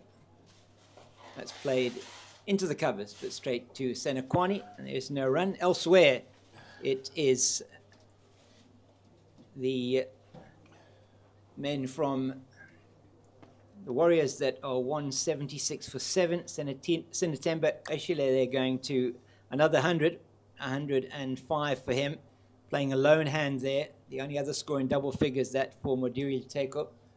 And so 176 for 7 against Western Province. And then in the other Division 1 game, it is KZN Inland 181 for 5, but Bad Light has stopped play there in Potchefstroom.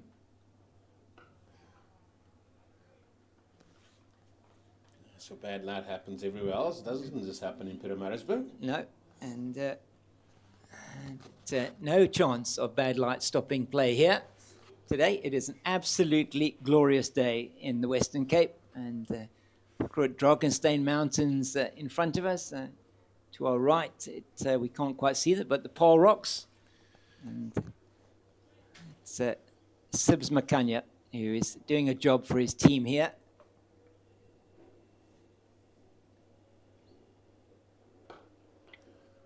It's nicely played by Kaplan once again. Were you involved? You weren't here on duty, I don't think, last season, where we had 3 days of rain.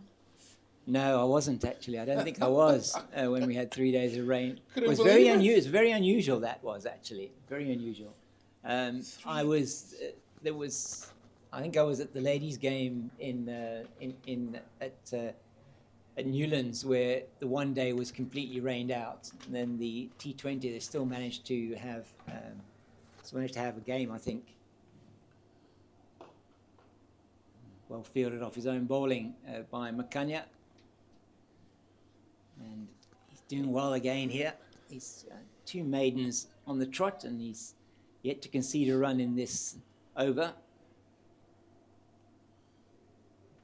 24 overs left in the day's play. I think we might just sneak maybe a little bit more than that, the way these overs are being rattled off now.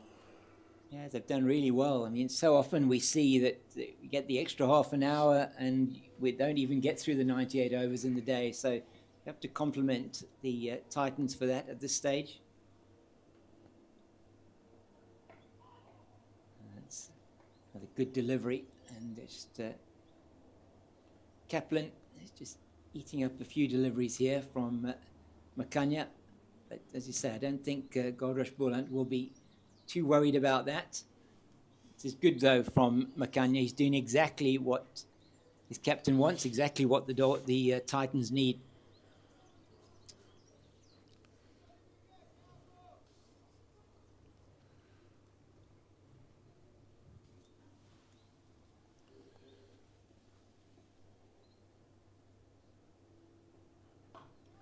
Stands up nicely. It's another maiden over for Sibs Makanya. He's done outstandingly well. It's 10 overs now, 6 maidens, 0 for 17, and it's 286 for the loss of 1 after 75.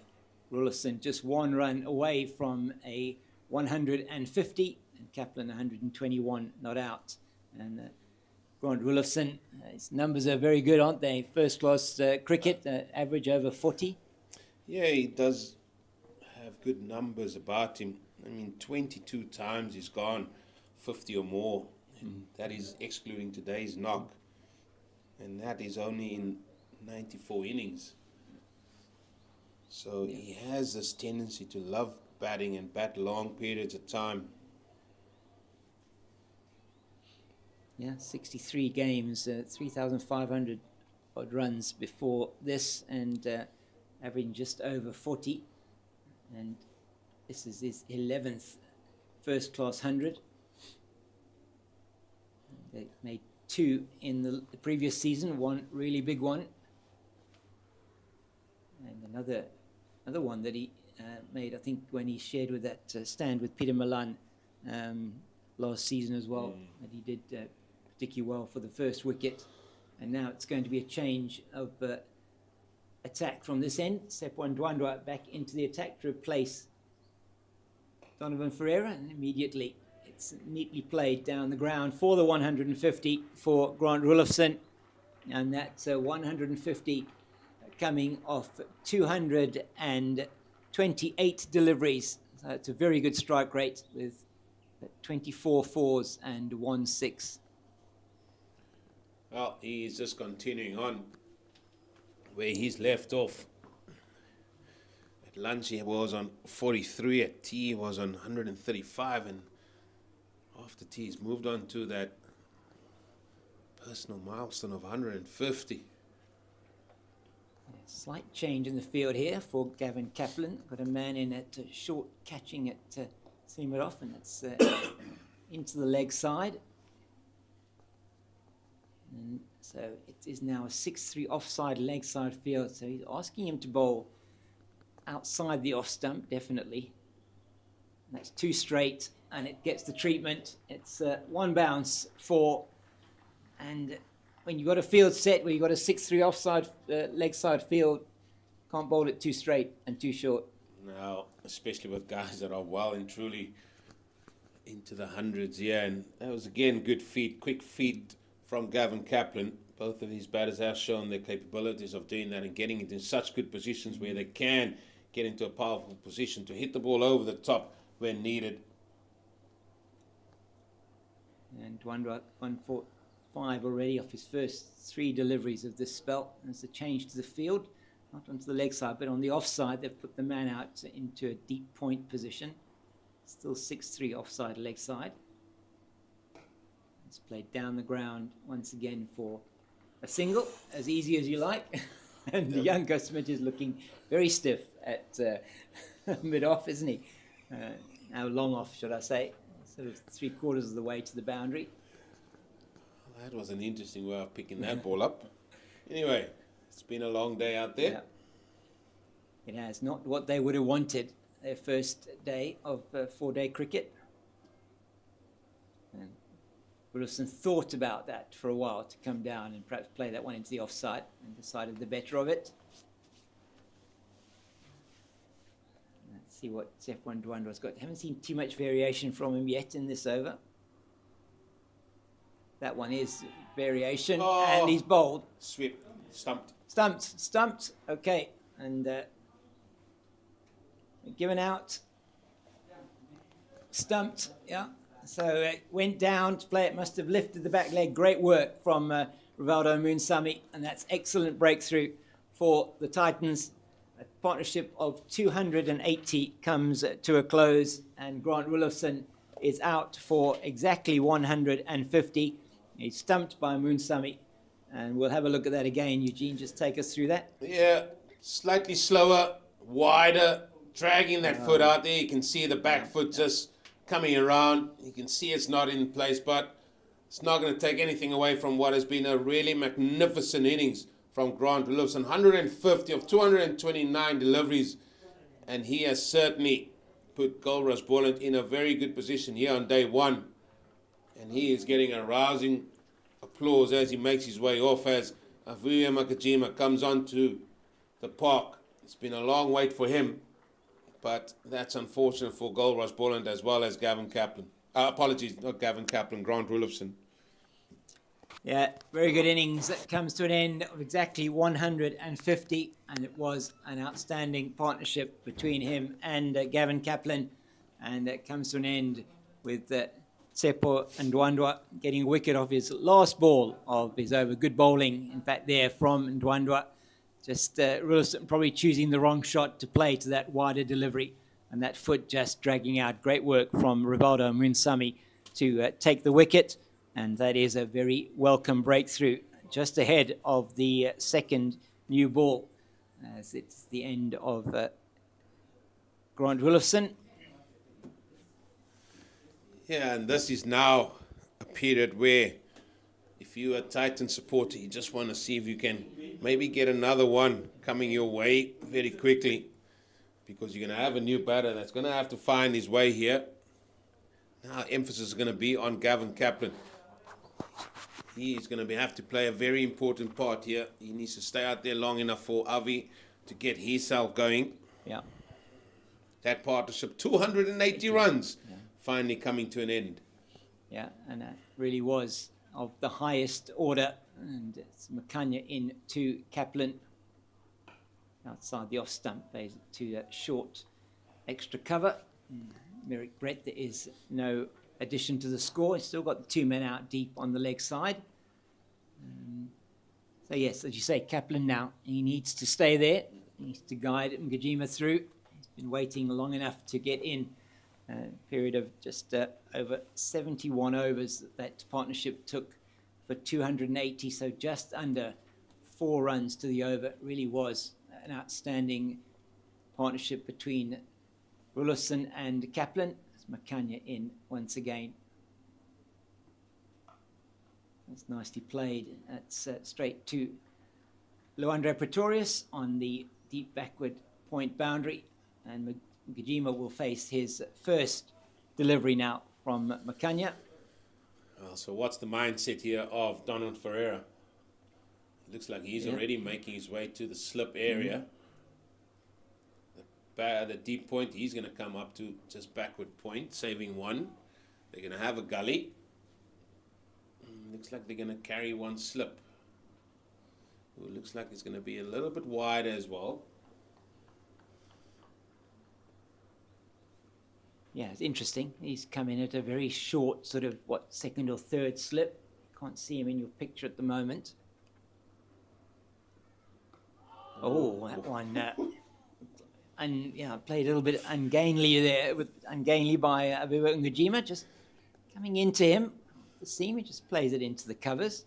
It's been a long wait for him. It has, yeah. It's been a long, long wait. Looks like he's had his feet up most of the day. Yeah, that's what I'm saying. Is, at times you got to be flexible as well with your batting order and, just keep it fresh.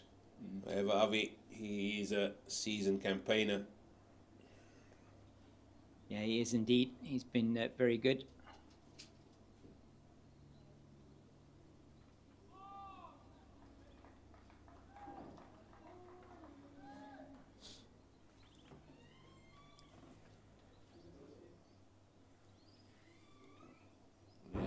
Yeah, North 418, busy with his 11.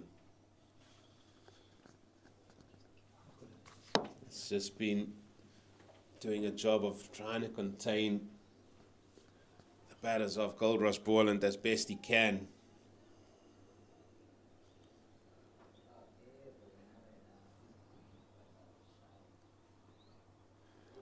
Short ball and then going for it as well. Sometimes these things happen. You get a wicket and then all of a sudden the pattern has changed.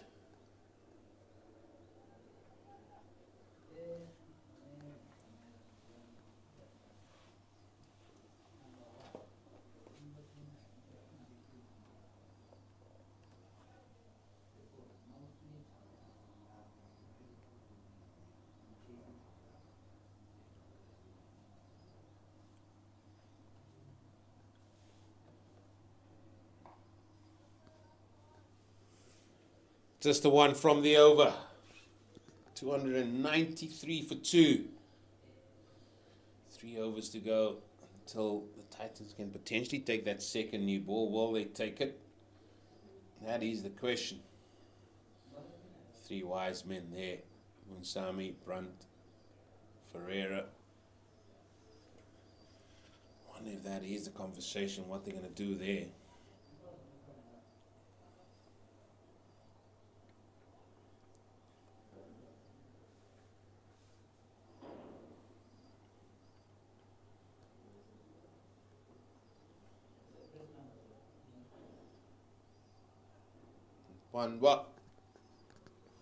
He's going to continue. 1 for 50. He got the breakthrough. The wicket, prize wicket that is that of Grant Roelofsen for 150.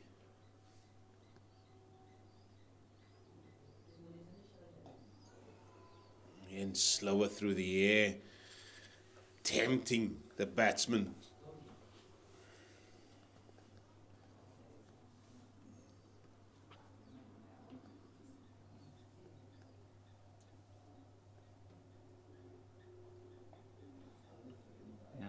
Plays that one from outside the off stump into the man on the deep point boundary. And another single for Gavin Kaplan. He's just going to have a word there, it looks like, with Aviva Ngujima. He's just taking his guard, his first delivery against Ndwandwa.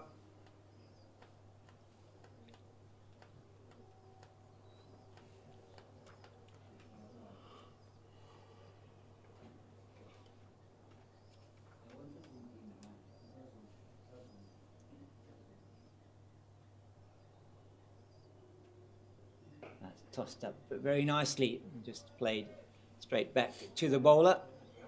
He gave that one a lot more air. Sepo Ndwandwa to the new batter. Nobody out in the deep on the leg side. He's got that 6-3 offside leg side field. He's just finding his feet. Yeah, he's Aviva Ngujima. Oohs and ahs whenever he plays a ball. And he's another one that loves sweeping. I would just be wary of that at this stage. Oh my goodness. He goes for the big heave-ho over the leg side. Gets an inside edge down to the man at the short, fine leg. Leandre Pretorius, he'll take a single, get off the mark. But not the kind of shot that he would want to see again, I don't think. Just said, you just got to be wary. Wary. We've already seen one perish to the sweep shot. Yeah.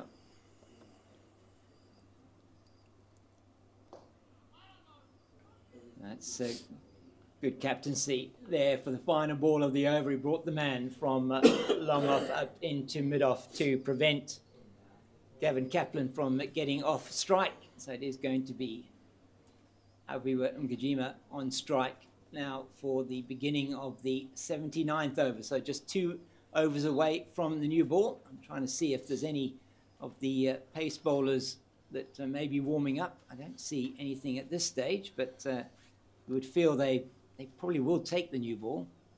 Well, I'm looking to see where Dan Halim is. He's at mid-on at the moment. That's him there. And then he's not warming up. Janko Smith, he's not warming up. I don't see him warming up yet. There's Mr. Brett. He's running off there to mid-off. It doesn't look like he's doing any kind of warming up. I think they may be trying to hide themselves. Maybe, you never know. Only messing. No. It's neatly played into the offside of the outer half of the bat. And just sensing something here. I was just about to say. Cape Fox. There's something just looking like things are going to happen here over the next while. We see there in the background, there is Diakonim. He's doing a few, as we call, hammy flicks, just loosening the hamstrings out a little bit. Yeah, I'm sure they will take the new ball. Abiwa Ngajima, since coming to the crease, he hasn't looked all that comfortable. He's been, just needs to settle himself. Makanya towards us now. He's been excellent in this spell, Makanya. And that one, he just walks across. Danger of LBW, gets bat on it though, into the leg side. And he'll pick up his second run. They're just walking across the crease. And Makanya's doing the right thing here. He's been asked to bowl in a channel, maybe wicket to wicket, and he's been keeping it quiet. It's so difficult at times as well, James. Like, you've been sitting in the sheds for such a long time, and you've seen 2 guys just playing away, going at nearly 4 runs to the over. And then you just think, I'll come out there and do the same. You still just got to bide your time. You got to assess conditions the way that's best for you and how you're going to go about it. And don't try and get ahead of yourself. So, well bowled from Makanya once again. He's done exactly what Donovan Ferreira wanted him to do. Yeah, he's started to bottle up an end. And perhaps what we saw then, as we see match referee there, Jeremy Fredericks, his first match as match referee on the side of the field. He's been keeping a beady eye on what's happening out there in the middle. Well, I think behind his back is the second new ball. Yes, may well be. Looks like it. He's holding that cherry, and that one, Kaplan goes fishing for it outside the off stump, and just has to walk away and settle himself. Again, the product of the fact that Makanya has been keeping it tight. And pressure now on Kaplan. So he did walk away there. He's come back now. He's got to just get himself settled. 2 balls left in this over. Jeremy Fredericks reminded me of when he was a teacher, his hand behind his back, maybe telling off a few of his pupils in school. And that's just too much into the pads, and it's easily played down to long leg, where Janko Smith does the fielding. There's 1 ball left in the Makanya over.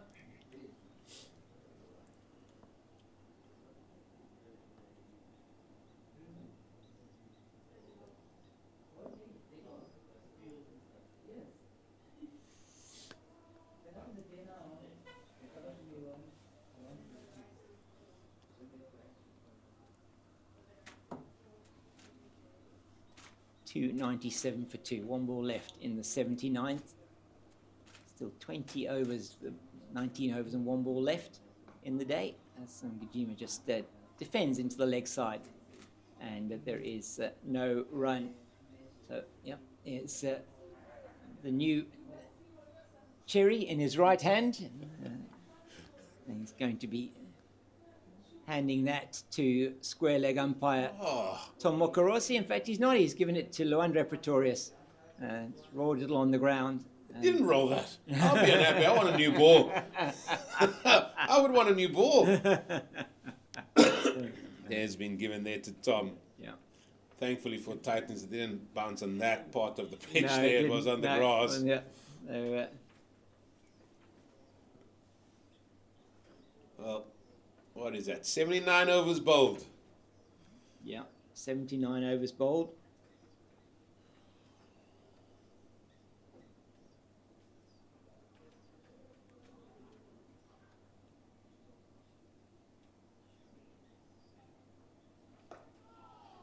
Wide again.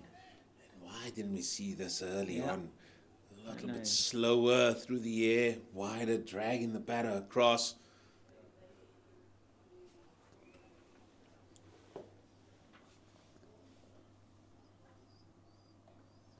Again wide and again played nicely to the sweep on the offside. But again, the plan in place, you can see that they might be a little bit more attacking now for Aviwe Makajima.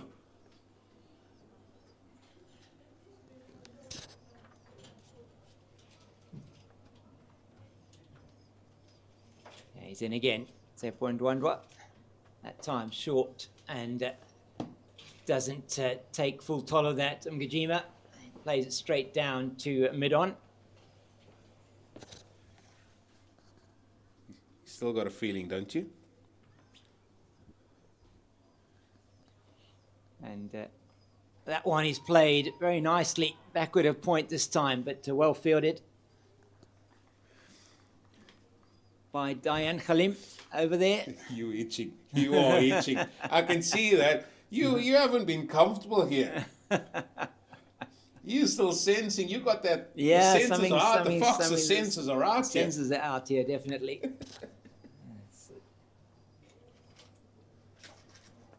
And Mgijima just defends down into the offside. Sense something's going to happen here. One more ball before the new ball is due. And it is probably going to be Diane Khalim to take it. Is Seppo Ndwandwe going to get the breakthrough in the last ball before the new ball? And Mgijima again plays that one from shortish delivery outside the off-stump straight to Khalim at backward point. There is no run. The end of the 80th over. It's 298 for the loss of 2.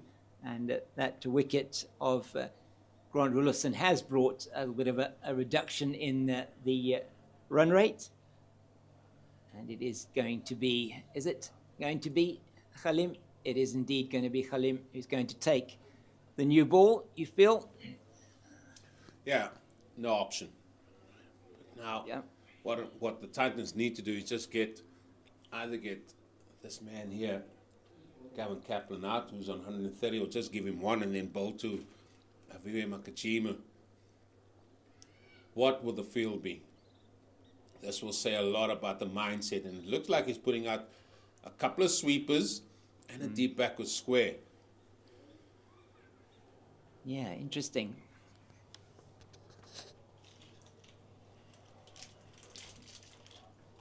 So, yeah, he is indeed. He's got the man out, a deep backward square. So he's not really got a very different field to what he had for Makanya necessarily. Just one less fielder in that cover region, but he has got the 2 men out in the deep. I think one of them just need to have a Bourbon, I think. Yeah. He's confusing people, but here he comes. That's nicely played out into the cover region. It might go, it isn't going to go for the boundary, but it's, they're going to come back for 2 as Kaplan plays that one, and that's the 300 for Goldrush Boland. And 300 is up on the board, 300 for 2. And 300 for 2 coming off 485 deliveries, 42 fours and 3 sixes. So it has been excellent, and despite the loss of that wicket of Roelofsen, still an outstanding score, Eugene, for Goldrush Boland. And just with the sound that new ball made off the bat there of Kaplan.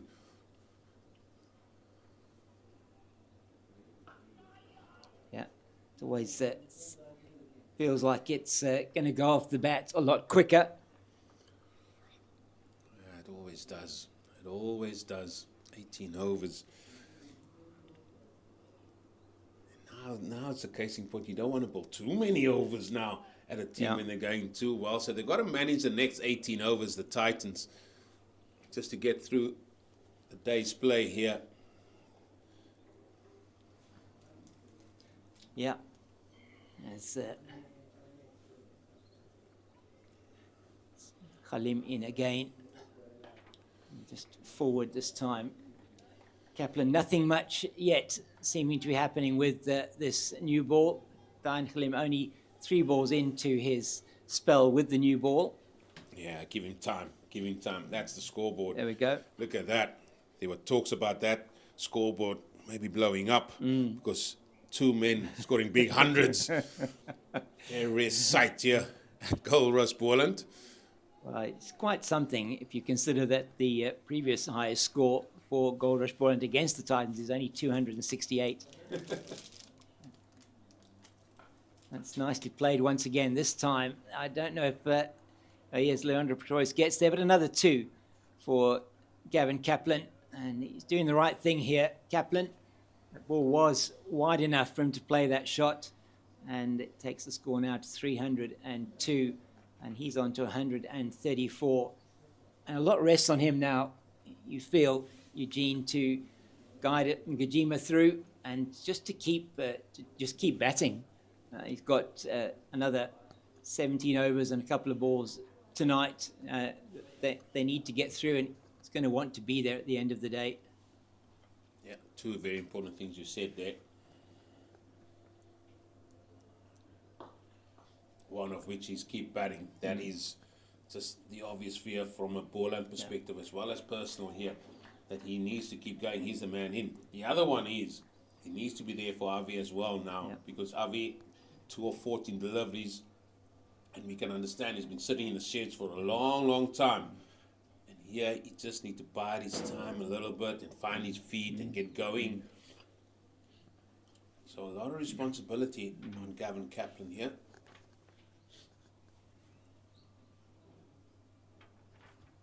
That one, I think, was quite short from Diane Khalim, but Gavin Kaplan doesn't want to have anything to do with it. What it does do, though, is it keeps Aviva Ngajima on strike at the beginning of the next over. And just trying to see who it is going to be that's going to be bowling with the new ball. That's the tall man. It's going to be Mr. Janko Smith. All right. It's as we would have expected. So earlier on today, with the first new ball, was in fact Merrick Brett that opened up with Diane Khalim. But in this instance, given the new cherry to Janko Smit, and he's going to be steaming in from the northern end, the Nederburg end of the ground. Just a reminder that this broadcast on the CSA YouTube channel brought to you by Pitch Vision, and we just really want to say thank you to Pitch Vision and to the Boland Cricket Union for the broadcast and the commentary that you are hearing today. It was a privilege for myself, James King, and Eugene Molion to bring you the action here from Boland Park as Janko Smit is away from us. And in behind that nicely is Aviva Ngajima. And I'm sure Boland are hoping that the sort of jitters that he showed at the start of the innings are starting to perhaps move away a little bit. Aviva Ngajima. And nothing in the first over from Khalim that has suggested that the new ball's misbehaving at all. No, not at all. But I would still love to see 2 slips here to Aviva Ngajima. Yeah, I'm with you.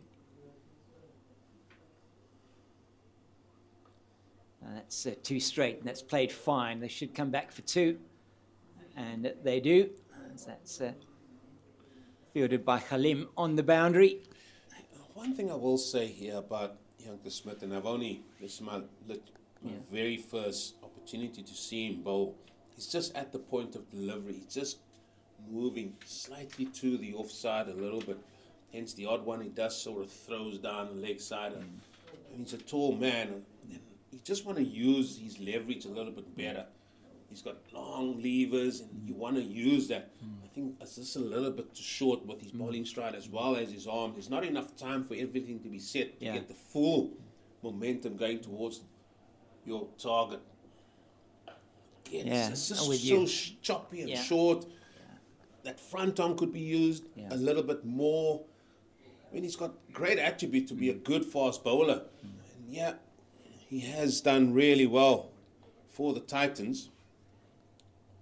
Yeah, It's just things that stands out just looking at him for I'm the with first you. time. I mean, watching him bowling when he was coming towards us from the southern end, from the stables end, very open chested. You say that front arm not really pulling him through necessarily. That time it was better. It's just tickled into the leg side, and they're only going to go through for the single. As Ferreira chases it from that position just backward or square. Yeah, bowlers are so different. But they are basic fundamentals, and for me, he should just try and get that front arm going towards the target first before he brings it in. Yeah. There's this tendency that it goes from high and then just brings it into the body a little bit too early. And that's what I'm saying. It's almost like a timing thing where you just should sort of elevate or extend or elongate that first point of extending that arm to the target and then explode into it. It's just a little bit short. It's just a timing aspect of it. And as he develops as a fast bowler, he'll no doubt improve that. That's beautifully played by Kaplan. That is going to go to the boundary for 4. A little bit short and a little bit wide. And Kaplan on 138 now after that boundary is not going to miss out on that. Oh, no chance. Into the pitch. Width on offer. I'm on 134. Let's make that 138.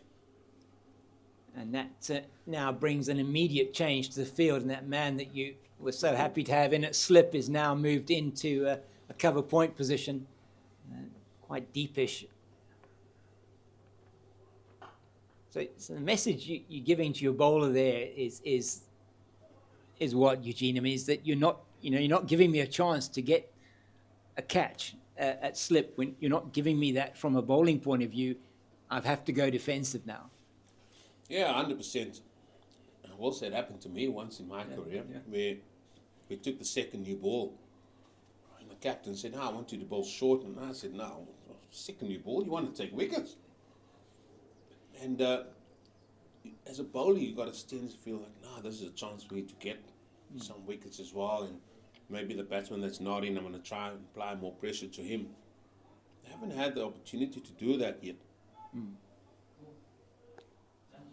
5 minutes to go to the drinks break. Yeah. It's been another hour that belongs to Goldrush Boland yet again. Make that 51 runs already scored since the tea break. Yeah, tea 258, as you said, so 51 runs since tea, and they were on 67 overs, so in 15 overs, so still batting at a good rate, over 3 and over in that session, almost 3.4 runs to the over. So 3.8 to the over, you'll be happy with that, with losing the wicket of Grant Roelofsen, only the second wicket to fall in the day, after a great partnership of 280 with Kaplan for that second wicket. And that's the difference. Dan Khalim's front arm really extends towards the target and then it comes down. His lines has been good. He's getting a little bit of movement off the pitch because that seam is coming down as well. And he does, I mean, notice him not just in this match, but when I watched him bowling, and is that he actually brings that movement of his, when he brings that arm down, is actually, it's a very smooth, very, it's something that his action then, he's able to then produce what he is doing with the ball moving away or the ball moving into the batter. It's just in a straight line as it comes down. And it allows everything else to be in place. Bowling, it's so many moving parts that you want to work together as one unit. You got your feet going, you got your arms going, you got your body going, you got your head. There's so many different cogs to it. And he's just allowing, as he is being Dan Khalim, it's just allowing everything to be in the right position for him to unload and unleash that ball at the right time. That's another change in the field. As one man from the offside has gone over to the leg side. He's just a case in point. He's going to go straight. He's going to maybe try and bring the ball back in. Yeah, interesting. They've now got now going with the 5-4 offside, leg side field. Junior Dala on the field again. He's just, as you said, Eugene, forward of square. And Khalim, third ball of his 14th over. And he has gone straighter. Gajima just defends. So he still has the slip in place for Khalim. It's the captain himself is sitting at a second slip almost. Really, yeah, it is a second slip position that he's in. So when you've only got one slip and you're trying to cover all the bases in there, he's got a second slip and he's got a gully. That looks like Keegan Peterson. And then we've got Luandro Pretorius at backward point. Sejo Senekwani, I think it is, in at extra cover. Oh, he tried to leave it and it's gone off the underside of the bat. It has to go down as a false stroke from Abiba Mgajima, and got the double teapot and the look into the side from Dayan Khalim. And why not? He's put in a good shift today. I felt that he probably could have bowled more overs than he has done, Eugene. Well, the horses bolted. I always say that first spell, that was the turning point or the key. Not saying that he would have taken wickets. That's not what I'm saying. Just saying there was a point where he was in good form, he was in good rhythm, was hitting good line and lengths, especially early on. Just let the guy bowl for the first hour. Yeah. Yeah, I took him off after sort of 45 minutes, I think it was. 6 over first spell when he was really on song. And it just didn't have the backup from the other end today, particularly in that opening spell. And that one, wide outside the off stump, Kaplan not making anything really of that. You just got to be careful. He doesn't lose concentration here, Gavin Kaplan. As we see the entourage making their way closer to the boundary, it could be drinks at the end of this over. The headmaster, he's standing there in the shade, and Jeremy Fredericks, he's just keeping an eye on proceedings. And Khalim towards us again, past umpire Tom Mokorosi. Oh, that was perhaps in the air for a short time, but straight to the man at that backward point position on the boundary. And there is just the single. That is the captain out there. And it is time for drinks, and we will also take a drink. And it's 311 for 2 after 83 overs are Goldrush Boland. And we'll be back with you in a couple of minutes.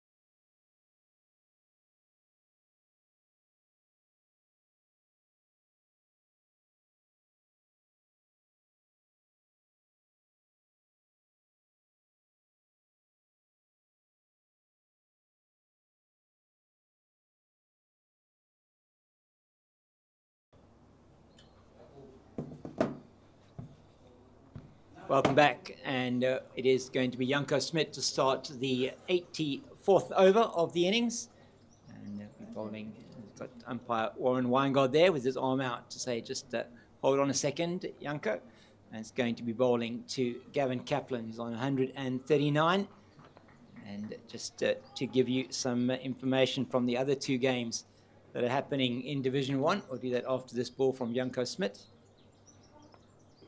Oh, it's a good delivery. Oh dear, that's high. Oh my goodness, he did a bit of a cartwheel there. We definitely need to see that replay again. That was one of the best backward cartwheels I've seen on a cricket field for quite some time. As Janko Smit there peeling, it looked like it was too high as well. Just getting a bit of bounce there and into that. And he just goes back, loses his footing, and then there he goes. Head over heels. And they just was it a good appeal, but no luck on that occasion. That's Fuller, and that's just dabbed down from Kaplan. There's no run. So and St George's Park, it is the Warriors 205 for the loss of 8 after 74 overs. Sinetemba Eshile still there on 121 not out.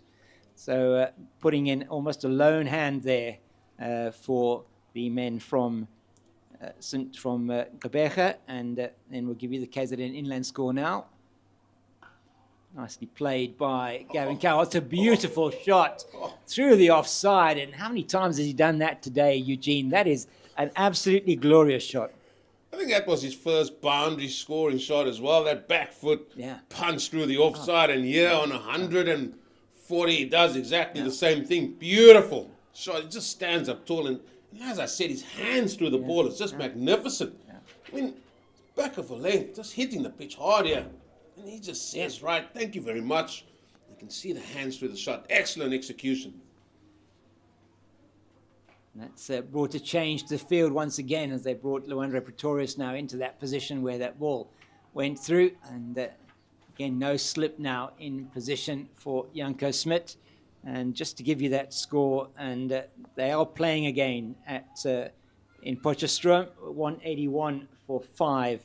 So 191 for 5 are the men from the Tuskers. And there are some runs there for Michael Erlang, 85 not out, the captain, putting in a very good innings for them.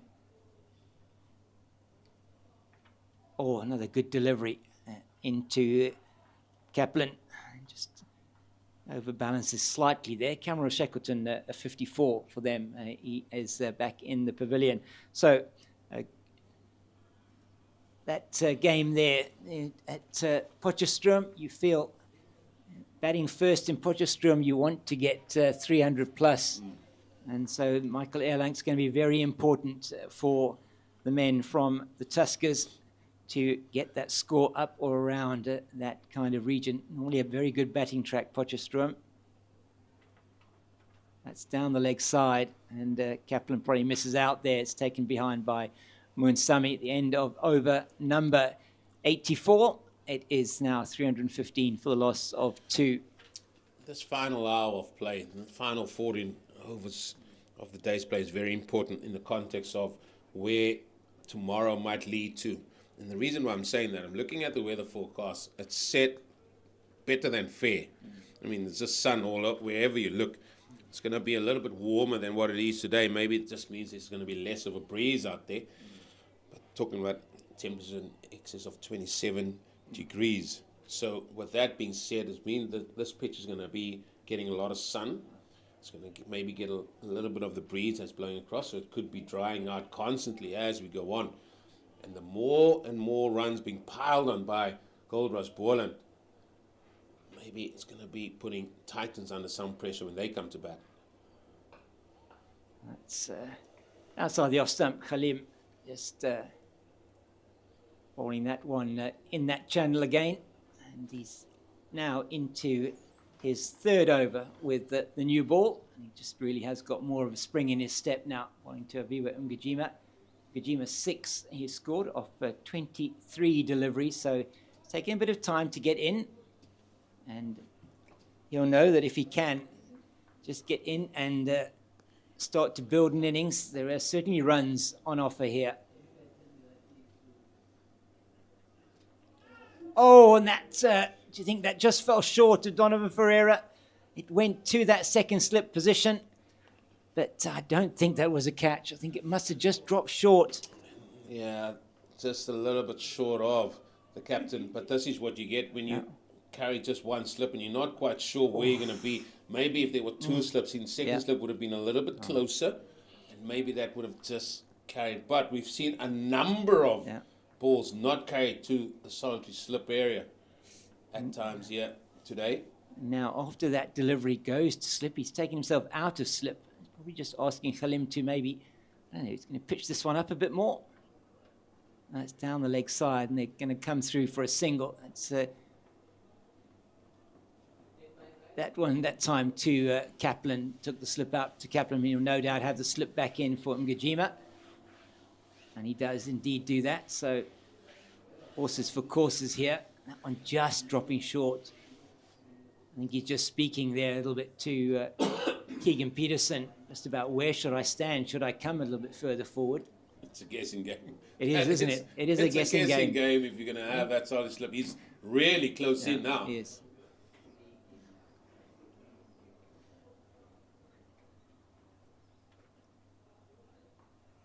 That's nicely played. So one just angled into the pads from Khalim.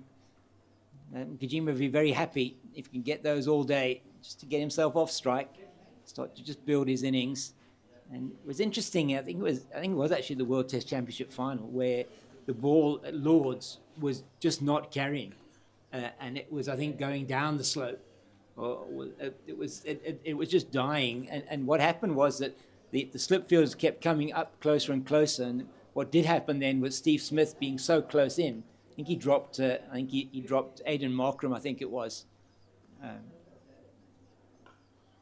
It's nicely played. So what you get there is, so the slope runs from left to right on the screen. Well, if you're looking from the pavilion, yes, it runs right, from left to right. Left to right. Yeah. So what you find is that if it's a right-hander batting at the nursery end, and the bowler's running away from the pavilion in, and they're getting an edge, it doesn't carry that much going up the hill. Yes. But if it was a left-hander, they will start a little bit deeper because it runs down the hill. Yeah. And certainly from a planning perspective, South Africa did that very well. Yes. But unfortunately for Steve Smith, I think he dislocated his finger then. Yes, it was very unfortunate for him. And that then put him out of, I think, the test matches in the West Indies that followed that at the beginning of the WTC cycle. At the end of 85, it's 319 for the loss of 2 on Goldrush, Boland. But it was interesting because, as you're saying, where do you stand? And then with a ball that is played hard, that ball flying to the slip was just too close from a point of view of being able to comfortably take the catch. Yes. And even so here at Boland Park, where there's not much carry to the slips, so they've got a tendency to come up, and henceforth they might decide, listen, let's take that out of the equation, let's just go for the stumps or hit the pad, let's get LBW bowled. That's what they're looking for. But yeah, certainly here the slips have to be a little bit tight in. You've got to have good reactions. Brett, he's back. He's back again. 10 overs, 0 for 51. And he has been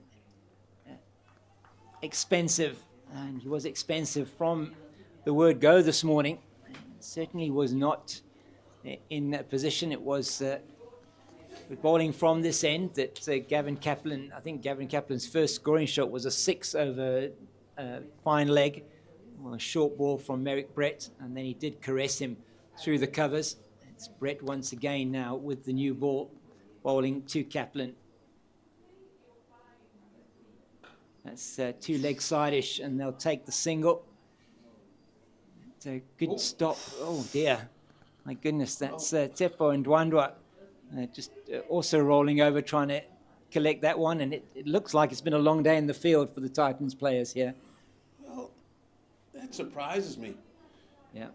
Because it is day 1. It is, and the start of the season. Pre-season, the conditioning, and players have gone through a lot of work in terms of conditioning. just chatting to Jude Solomons this morning around that, and very interesting. And what was interesting what he was saying was that you obviously want the players to be in good condition, but you don't want to overtrain going into the start of the season. So, Ngajima on strike. We have a man catching at a short extra cover. That's down the leg side, and that is a man at leg slip. That one is just Timun Sami, and doesn't touch anything on its way through. Those are ones that just gets fine edge as it goes through the keep on the leg side, and then you think as a batter, why did I play that? Yeah. And it's one of the worst ways to get out, isn't it, as a batter? You just get that almost either the glove, or you get the face of the bat as it goes past, and just the finest edge. And they're going to bring slip in now. Neil Brunt moving into that position. So I think this makes sense for Ngajima to have a slip. Now Merrick Brett's got to deliver in terms of where he's bowling that delivery. Ooh, running straight down the wicket, straight down the middle. Yeah. You might have a word here from umpire Warren Weingart, because he ran literally gun barrel straight down the pitch here. Hope we can see that delivery again. And then he had to stop and turn, and that's certainly a good one to have a look at. As you say, he started off his run and had to stop, and that will cause a few indentations on the pitch. It's Merrick Brett is in again. 2 balls left in his first over of his new spell. That's nicely played by Ngajima, and they're not even going to chase that. That is Tebun Dwandwa just going to jog along and pick that one up as it goes over the boundary and ends up close to the drop-in pitch that we have at this end of the ground that they're preparing for the Cricket World Cup in early 2027. A good shot from Ngajima. Always nice to see that straight drive down the ground.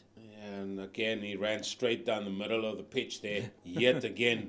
And I'm sure the umpires are not going to stand for that. And if I were the Titans, I would certainly make the umpires aware of where he's running. Oh, on that one, he has a full go at it, gets the edge, and it flies away over the slips down to the boundary for 4, and the Merrick Brett's woes continue. And just nothing going for him now. 11 overs, 0 for 60, 9 off that over.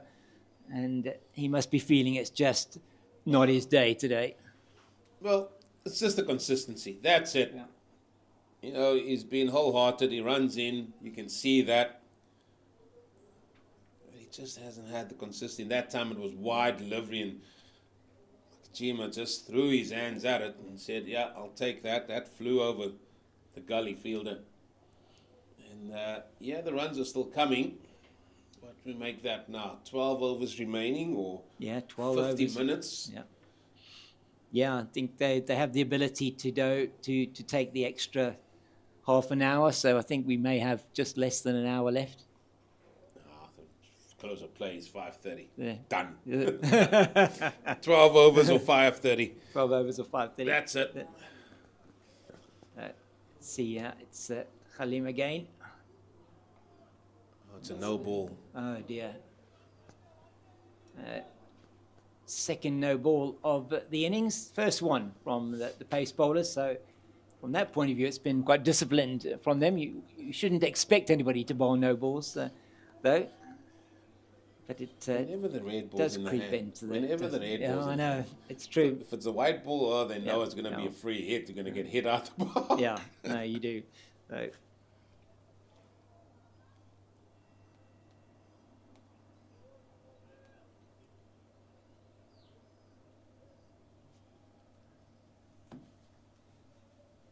Khalim towards us now, past umpire Mokorosi.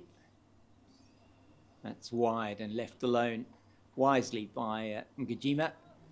So it's almost imperceptibly this partnership now with those couple of boundaries moved to 38 off 62 deliveries. So once again, another partnership building here for Goldrush Boland, which is exactly what they would have wanted. Yeah, that's exactly it. And Kachima's moved to 16 of 30 deliveries, and he just wants to keep going. He's got a great opportunity. What a platform this is for any batter to come into.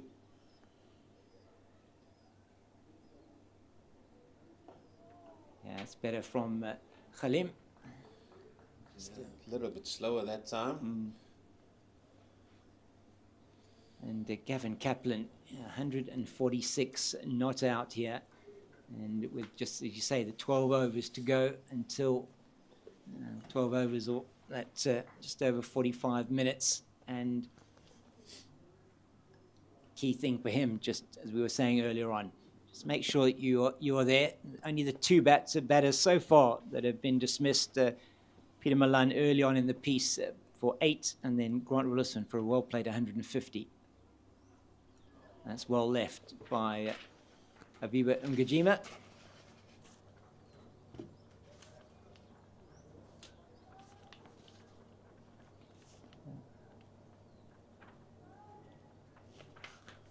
And his figures, Mgijima's batting figures, actually belie his last couple of seasons. If you look at his career average of 27.5 almost, 27.47, much lower than what he has been achieving in the last couple of years. I think that 2 seasons ago, average in the 40s, last season average in the mid-30s, so higher 30s. So it's really performed well.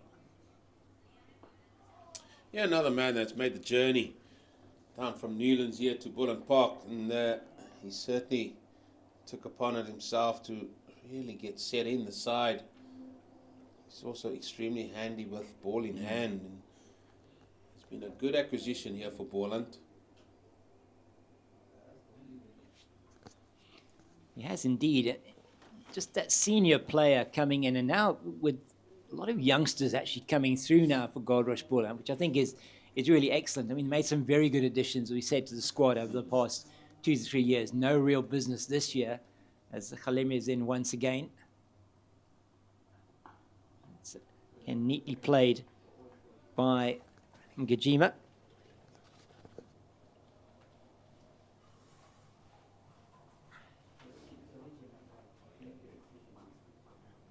And Khalim now coming to the end of his 16th over.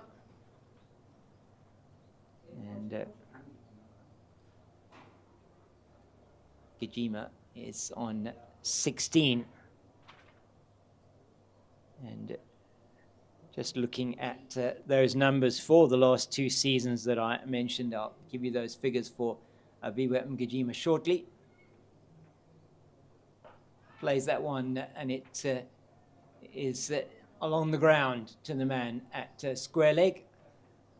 And Tepwan Dwandra throws that one in. A short delivery from Diane Khalim, played well by Mgijima. He moves to 17, keeps the strike at the end of the over. 331 for 2. But Aviva Mgijima moved down to Goldrush Boland 2 seasons ago, and his first season here at Goldrush Boland, the 2023-24 season, he scored 504 runs, an average of 45.8, 2 centuries and 2 50s.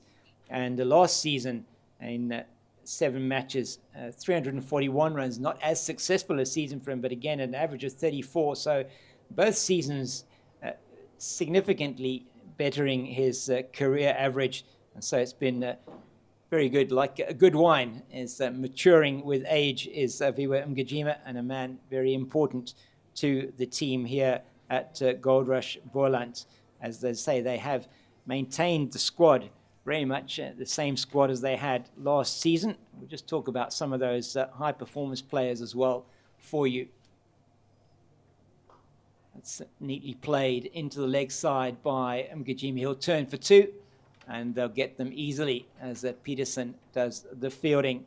So just looking at the squad for the Goldrush Boland this season, 21 contracted players, and Farisco Adams, Giovanna Baron, Leon Buerta, Blade Capel, Ethan Cunningham, all of which are not playing in this squad and playing today. Keith Dudgeon, Nathan Jacobs, who's making his debut in this match, Gavin Kaplan, Sia Mahima, Aya Kamani, Peter Malan, Imran Manak, Avi Mgijima, who's on strike at the moment.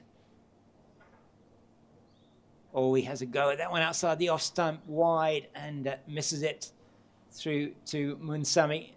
And Clyde Reeves-Fortain, Sean von Berg, Grant Roelofsen, Glenton Stearman, Akona Mnyaka, and Jedley von Brieses, the player that came in to the squad from the Titans, and then it was Michael Copeland, the off-spinning all-rounder, batting all-rounder that moved to Border, where I think he'll get probably more game time. And then just 3 high-performance contracts we'll talk about now. What's a good delivery? It's better from Merrick Brett. And Gijsbert Vierge, who is on a high-performance contract, the batter, really exciting prospect, the Stellenbosch University student. He's got a contract for the SA20 with the Durban Super Giants. Nathan Engelbrecht, the wicket-keeper batter. And then we also have Juanrico Forster, who's from Paul Boys. He played for Boland Schools in 2023. That's better from Merrick Brett, just forcing the defensive shot from Ngajima. So just 2 runs off the over so far. And so not too much change from both from a playing personnel point of view and from coaching staff. Justin Ontong, assisted now by Henry Williams. Jude Solomon's the strength and conditioning coach. So the Boland very settled, and those signings they made over the last 2 years have really been excellent for them. And that one he plays, can't get it past Keegan Peterson in at shortish mid-wicket. Is no run. 3-3 for the loss of 2. Give him 19 of 40 deliveries, 87 overs, 5 balls that have been bowled. Gavin Kaplan just 4 away from a 150. And when Eugene does rejoin us, probably just chat a little bit about the Titans squad, because they have 28 contracted players, plus 5 national players, which really is outstanding. Neatly played into the leg side by Ngajima. That'll be 2 at least. So over which had previously only gone for 2, just gets another 2 off the last delivery. And I'll be disappointed with that. Merrick Brett just straying onto the pads. And Ngajima moves into the 20s, the partnership to 43. It's 335 for the loss of 2 after 88.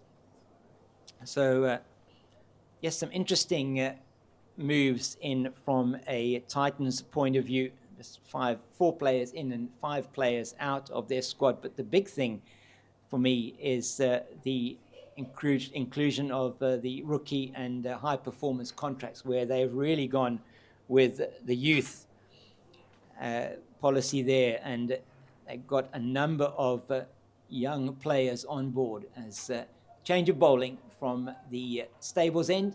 Sibs Makanya is going to be coming on in place of Dayan Khalim. Dayan Khalim in just those 4 overs in this new ball spell. And Makanya given a chance with the new ball. He has been the most economical of the bowlers. 12 overs, 6 maidens, 0 for 20. And he'll be bowling to Gavin Kaplan on 146, eyeing 150, just 4 runs away. And he's got no slip for Kaplan, 5-4 offside leg side field. That's outside the off stump. It's played down to the man at deep backward point. That's Luandre Pretorius. And the field will change slightly for Ngajima. Pretorius coming up much closer, almost to the edge of the square. But there is no slip for Makanya. Donovan Ferreira will stay in that position as a shortish extra cover. And on the leg side, they've brought the man into the forward square. They've got the only man they've got in the boundary is that long leg. In fact, he does change. He does come into slip for Ngajima. And that means that Lesejo Senakwani comes into that shortish extra cover position. And then a more conventional, in fact, Neil Brunt comes into shortish extra cover. And Senakwani goes out to a conventional cover position. It's into the pads, though, and that's played into the leg side. Janko Smith's got to make a lot of ground, and he does do that, but not before they're back for 2. And Gajima takes a brace there. It's looking really stiff and struggling a little bit at the moment, Janko Smith, as he goes around the boundary. The big fast bowler, he was asked to put in a shift earlier on today, bowling short-pitched deliveries, and didn't manage to get success. It was very close, though. A couple of moments for both the batters, Roelofsen and Kaplan. It's just played straight down into the covers where Senekwani does the fielding.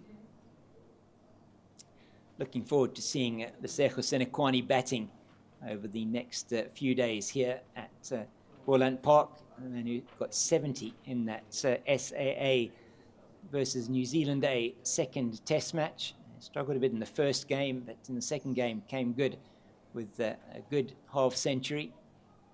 A couple of players there putting their name forward. That's into the body, and he doesn't make contact with that. And Gajimi will be upset, I think, looking to play that into the leg side. And it is the short boundary to the right-hander's leg side. If he's facing up to the bowler coming in from the stable's end.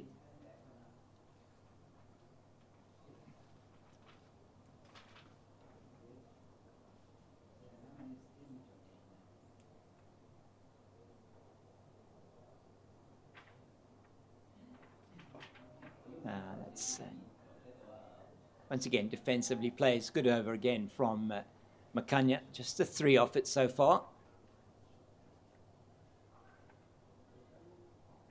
Kaplan 147 off 245 deliveries. Gajima 23 off 45. So these two 46 they put on for the 3rd wicket.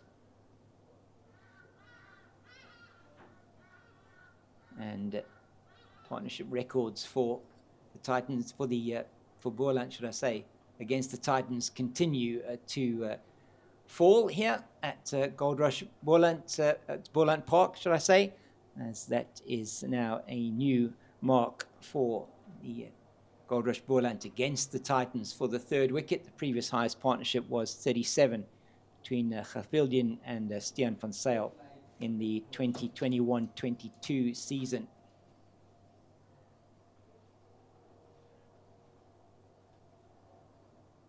Merrick Brett will continue from the northern end of the ground, the Nederburg end. 9 overs left in the day and 35 minutes of play left until the close, scheduled close at 5:30. Light is not an issue here. Beautiful sunny day.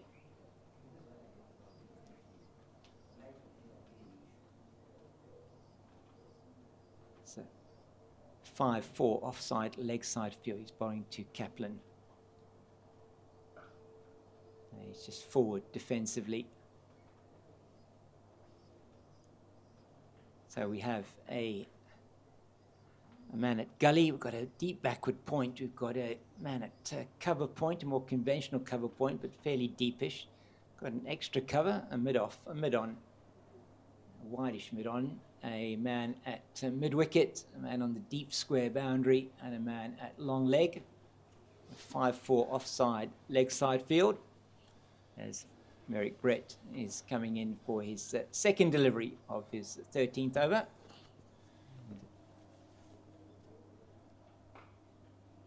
just defensively forward is Gavin Kaplan. So Eugene, just wanted to chat to you a little bit about this Titans squad. 28 contracted players for the Titans, and that is they've still got the 5 national contracts on top of that, and they've given contracts significantly to a lot of the young players coming through. Keegan Leon Cachet, Latabo Paslamachloko, who you know well from an SA under 19 point of view. It's Brett away from us again. Neatly played, straight to Pretorius. Skalk Engelbrecht has got a high-performance contract. Janko Smit, Lesego Kokoklabana, who played a couple of games towards the end of last season, the right fast medium bowler. Steve Stolk, the batter, Lechlor Selamela, is another bowler. Jorik van Skalkbeek, under 19. Wizani Mushwana. Merrick Brett is also on the contract. And then a few other players that are sort of bubbling under that played for them in the Metro T10 Cup as well. Well, the Titans have always been a breeding ground for youngsters to come in, and they've blooded them well into the senior side. Jorik van Skalkbeek, he's certainly one that stands up. I think he scored a big double 100, was it? First ever under 19 player to score a double 100 in a youth one-day international. Yeah, so they've got good youngsters there, and they sort of blood them quite well, and they want to sort of get them together into that culture that is with the Titans, and I think that is the reason what they want to do. So when it does come to the likes what you see here, they all know what is expected of them, and I think it's quite brilliant to see the likes. They've been one of the most successful unions for a long time as well, with no disrespect to all the other unions. And I think from a playing perspective, they wanted to do that. They've got a good base. They've got good players there, youngsters coming through. And I think the main reason is to sort of embed that culture of Titans cricket within them. It's a good shot there from Kaplan. Nicely played. Janko Smit does well to get down to his left. And that was a better over from Merrick Brett. Just a single off it. Kaplan keeps the strike. He's on 148. It's 339 for the loss of 2.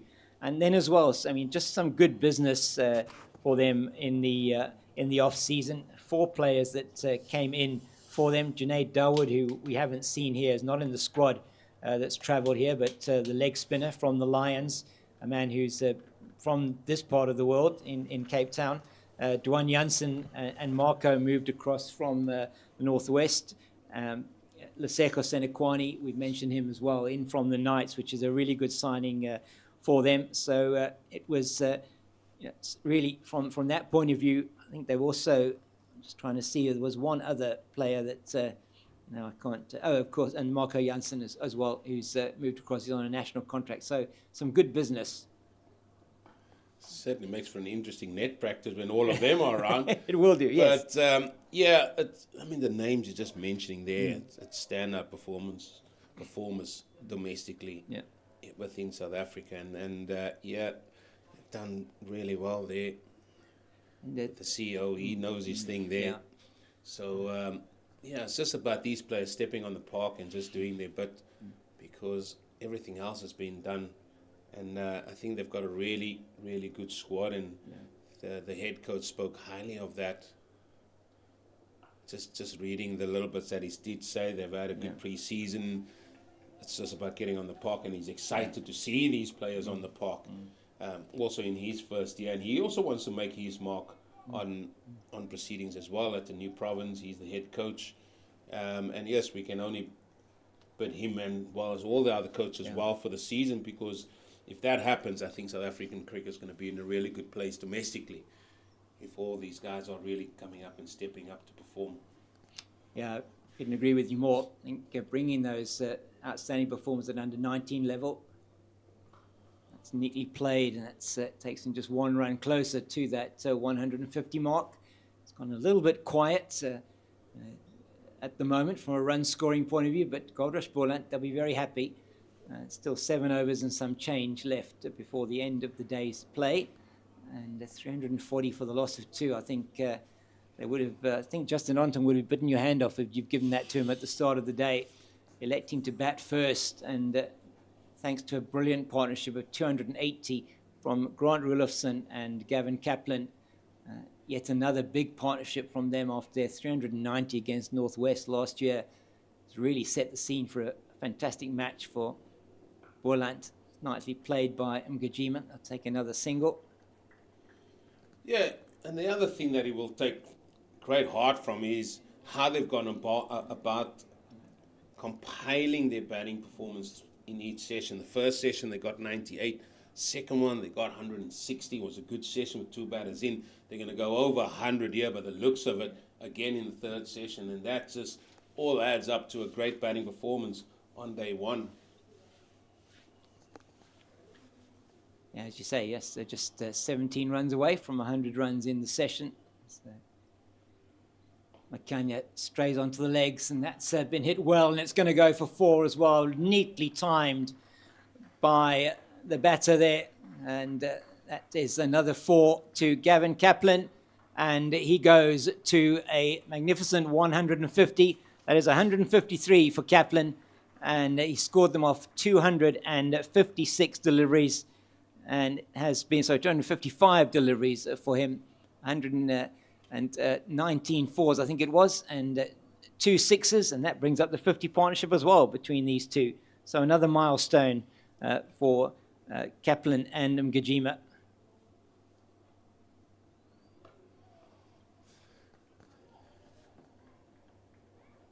Well, he's done really well, and will they get a second? No, they won't. I mean, talking to his dad there just as I was walking around at lunchtime, and he certainly is.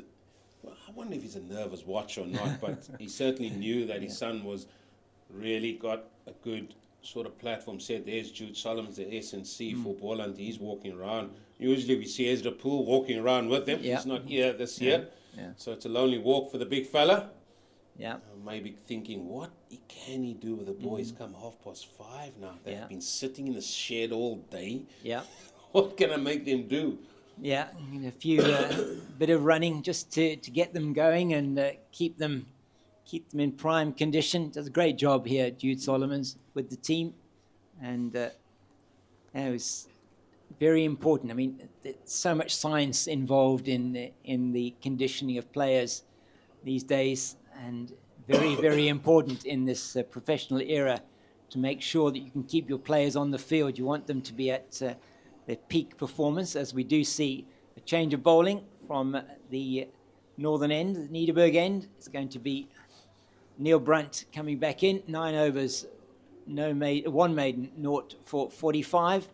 So going at 5 and over, he and Merrick Brett have been the 2 expensive bowlers for the Titans. He's going to be bowling to Gavin Kaplan on 154.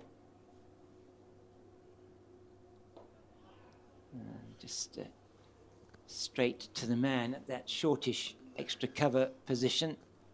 Yeah, just another take on Jude Solomon. Helps out with Paul Russ' rugby team. I think he takes one of the teams there, and you should hear him shouting there. Such a quiet man, but not on the rugby field.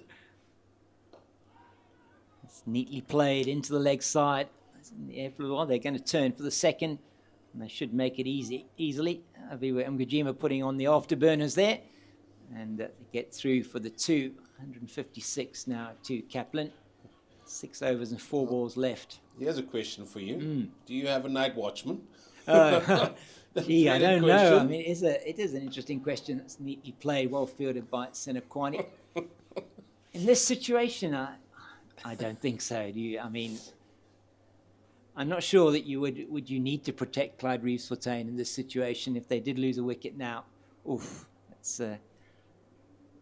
just dabs at that outside the off stump, no danger.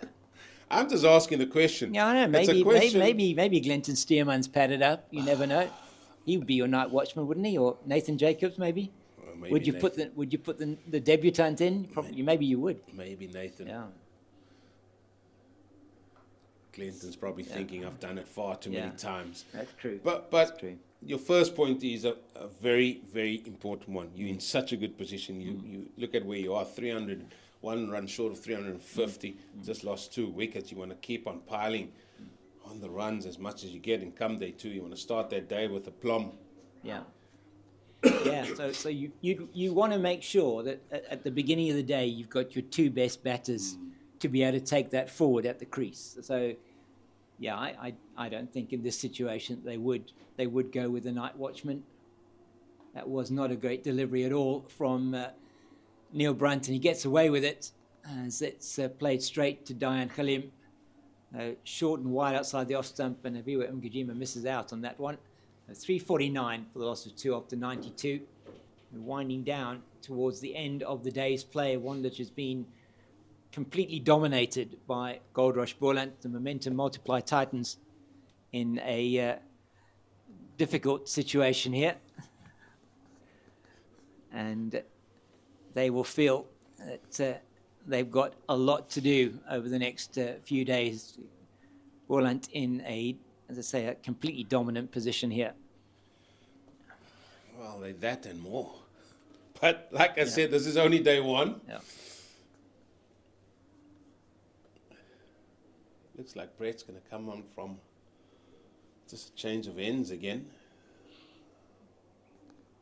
The 9th wicket has fallen at St George's Park, and that is, in fact, Sinetemba Eshile, who is the 9th wicket to have fallen, out eventually for 129. And Wesley Bedger and Ntando Soni at the crease. Wesley Bedger is 28 off 13 balls, so he's having a bit of fun there at St George's Park against his former teammates. And debut for the Warriors. Debut for the Warriors, yeah. I really like him as a future fast bowling prospect as Merrick Brett's on.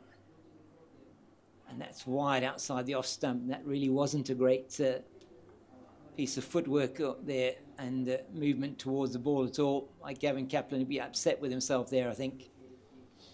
Yeah, we did say that was batting for long periods of time. He's been in since about 25 past 10, I think. Yeah, that's right. The first wicket, I actually didn't take the time, but we were 4 overs and 5 balls into the match when he came on to the crease. It could have been earlier. Maybe even 20 past, maybe. Yeah. 12 for the loss of 1. He's been there ever since. And that is far too wide. And Tom Mokorosi has a look at that, but if he's going to be consistent, he can't call that wide, based on the one he didn't call earlier. I'm going to go back to probably what I said 2-3 hours ago. Yeah. Is why haven't we seen much of this? Now that we can see the plan is we're going to bowl wide outside the off stump. Yeah, I'm with you. Bowl to a plan, get the batters coming to look for the runs, rather than giving them the runs, which is pretty much what's happened most of the day. And that's played into the, I think it might be 4 down here. It is indeed. And that's effort to get there from the fielder on the deep backward point boundary. He just couldn't stop that. And it's the 350 up for Goldrush Boland, 353 for the loss of 2. And that has come off just 92 overs and 3 balls, which is excellent. Look at the scoreboard there, Eugene. That is a sight for sore eyes if you're a Goldrush Boland fan. Oh, it's a sight that you want to see more often. It's more sore for Titan supporters, I would thought. It's soothing, most definitely on the eye. Oh, that one swung a little bit viciously after it went past the bat. There hasn't been much, has there, for the new ball bowlers at all. Yeah, but this is a plan. This is bowl wide outside off stump. That is what you want. I mean, you could even say, who's that at cover? He could even go on the boundary. That looks like the captain himself, and just leave that open and just say, look, I'm just going to bowl it wide, and sometimes you get that full stroke. Yeah, have a go. Because we know it's not going to be on the stumps because his mid-wicket's been done away with. They got a man on the boundary, deep square. That's better from Merrick Brett. And Gavin Kaplan just forward. He's on 161 now. 266 deliveries that he's faced. And he's put on 61 with Mgijima. And this could have been a tactic they could have employed early on, even with Roelofsen there, and get the run rate down and then try and apply pressure that way, forcing them to play shots, reaching for it, go and fetch it if you want to score runs. I agree. The last ball of the 93rd over. That's 2 straight. It's just played to the man at mid-on, and there is no run. 353 for 2 after 93. And it's been a day to savour if you are from this part of the world. Here in Paarl, it's been a beautiful day, and the cricket on the field for Goldrush Boland has been equally beautiful, you would have to say. Yeah, looks just like Boland were hitting the straps early doors here with batting hand. Look, both teams still need to bat on this pitch, and who knows when Titans will be able to bat, because now we'll probably be thinking, what would the game plan of Goldrush Boland be? Do they want to declare lunch? Do they want to go an hour after lunch? Do they go to tea? You know, all those things. They really want to pile on as many runs as they possibly can. However, they also need to give themselves enough time to get 20 wickets. That's what 4-day cricket's all about. Yeah, I mean, they will want to, or they will put themselves in a position, you feel, with this platform to make sure they can't lose the game. But by doing that also, how far do you go in terms of being able to then win the game? Understanding that this pitch is playing quite well at the moment.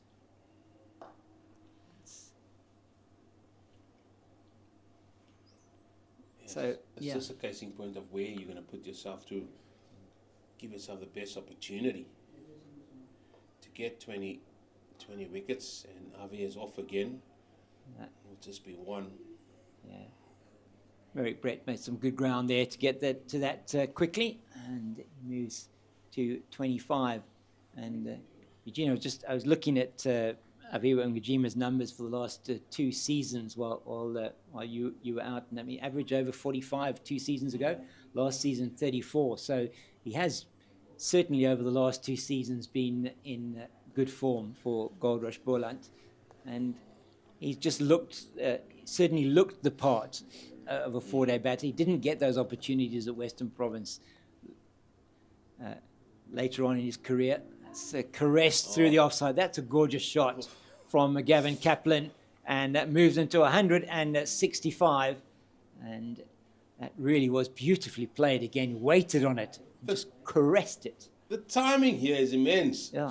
Was wide. It was a ball full of length, but he knew because of the width, he could step across with his back foot and then just sort of caress that through point. Ball raced away.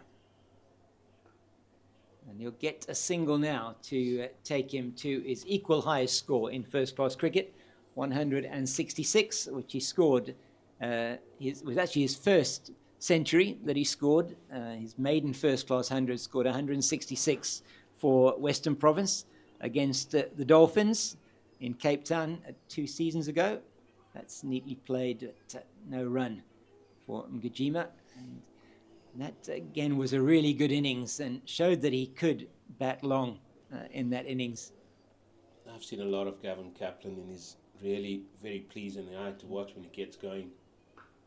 That's wide. Oh, and that's 4. Senakwani can't get a hand on that. Neil Brunt is leaking runs yet again, and he's gone now for that over was 10 off that over, and not at all what his captain would have wanted.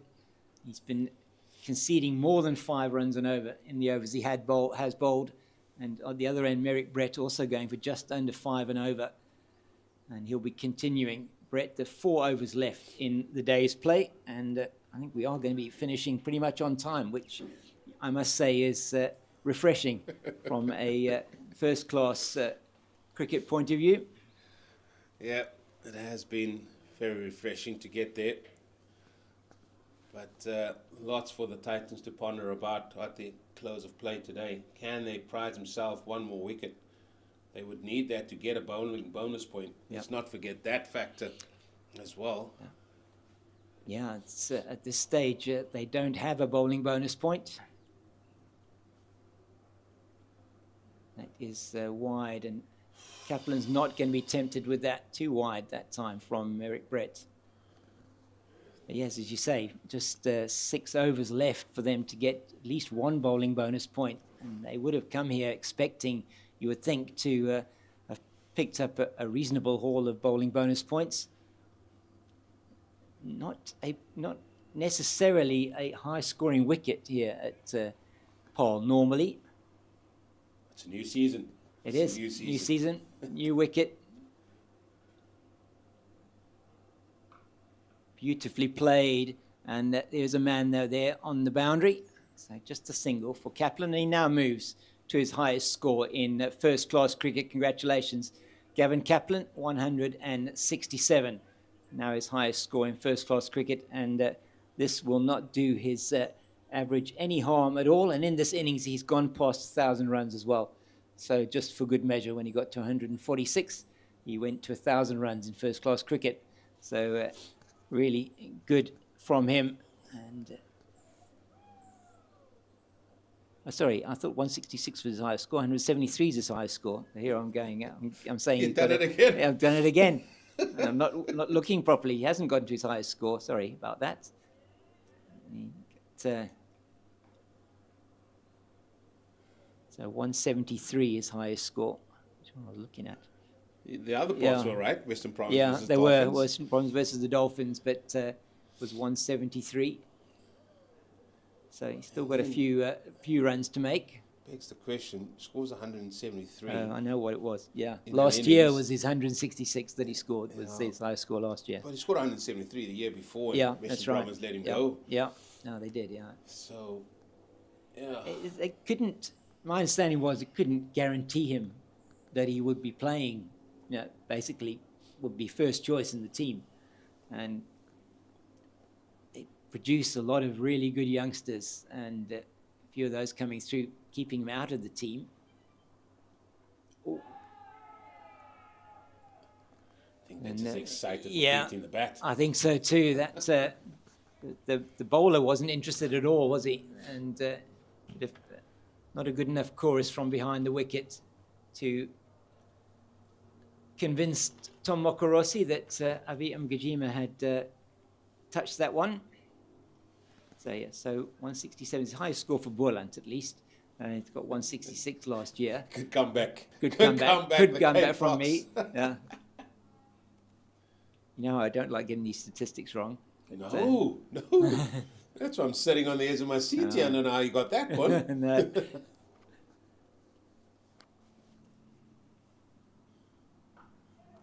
At least you didn't call Janko Smith Franco. That's true. But you know what? Those things happen. He could be as tall as Franco Smith. Could be, actually. He's a tall man, Janko Smith. And he's doing some work. That's lovely to see, isn't it? Got some youngsters on the boundary there, getting their bats signed by Janko Smith. Yeah, and these guys, these youngsters also want to potentially play out there in Boland Park. Yeah. Yeah, it's it really is a lovely ground. Kaplan on strike. It's played straight back to the bowler. It's the end of the over.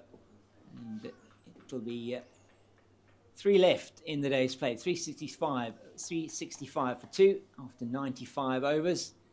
So just 3 overs left in the day's play. And there's been one that will live long in the memory of those that have been here from a Goldrush Boland point of view. Exceptional score of 365 for 2 so far. Yeah, they say you mustn't be greedy. No. They say you mustn't be greedy.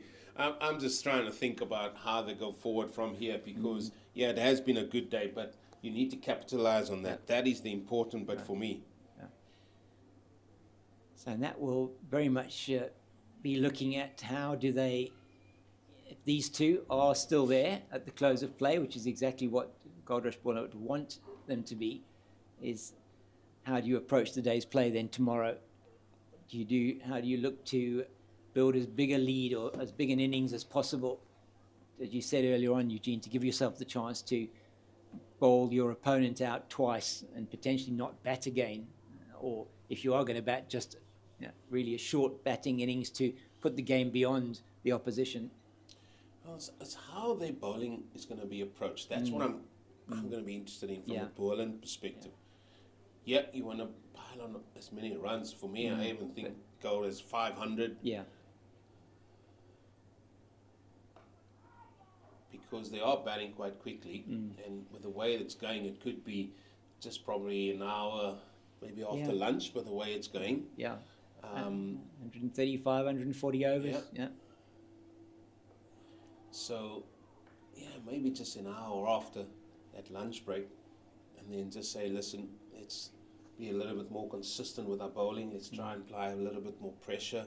Let's bowl a few more maidens.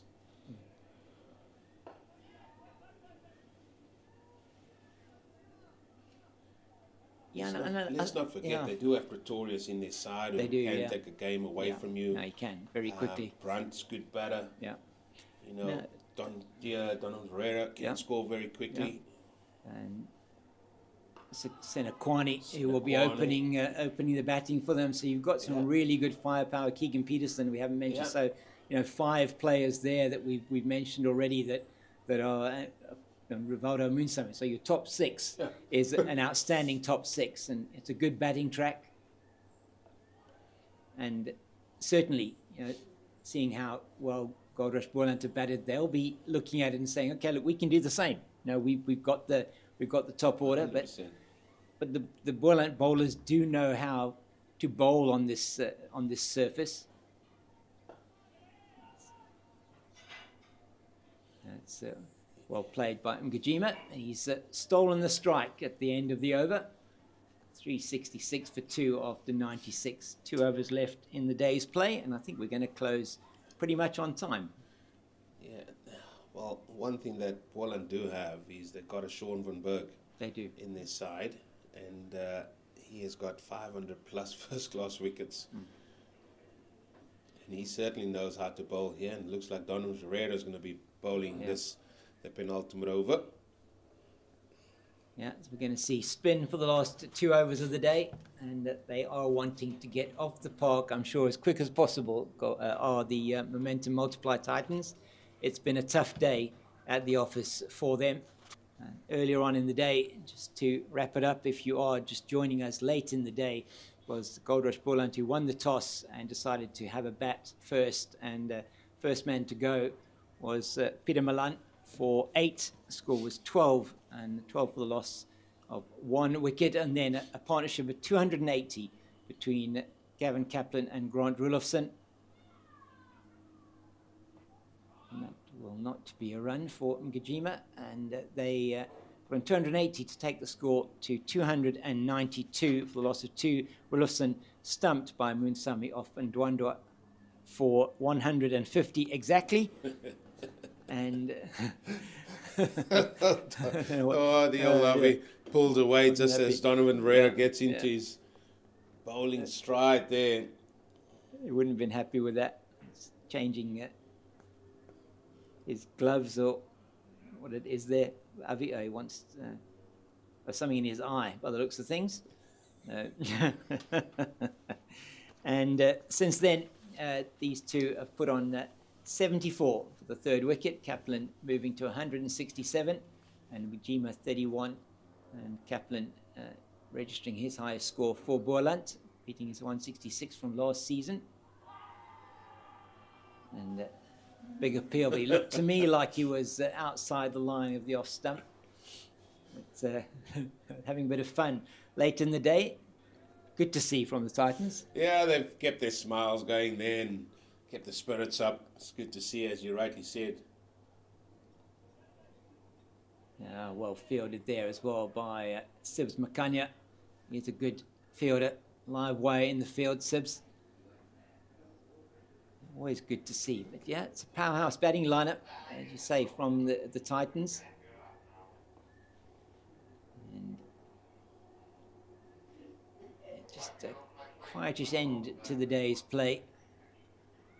Just a couple of deliveries left for this over from Ferreira.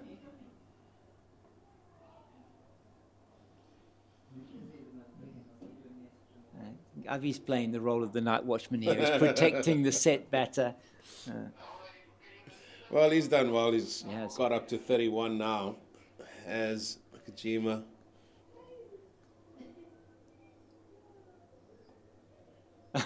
And there we go. Oh, he might take 2, actually. No, he's not going to take 2. He's going to let Gavin Kaplan stand at the other end, and there will be 1 more over in the day's play. And that will be bowled by, I'm sure, Tsepo Ndwandwe. So one thing we do know for sure is that Avi can count to 6, which is, we do know that, yeah. I don't think he wanted to count to 6 there. And I'm sure Gavin Kaplan saying, listen, mate, all 6 balls are yours now here. Absolutely. Just face them all and we come back tomorrow. Come back tomorrow, absolutely right. But it's been another session where they've scored over 100 runs. It's just 1 run short of 110. Yes. They've lost just the 1 wicket. It's been excellent from Goldrush Boland today. Momentum multiply Titans, a long day in the field. And won't have anything to do with that. Quite wisely so. He wants to be there tomorrow in Gajima. There's more opportunities to fill your boots if you're a Boland batter.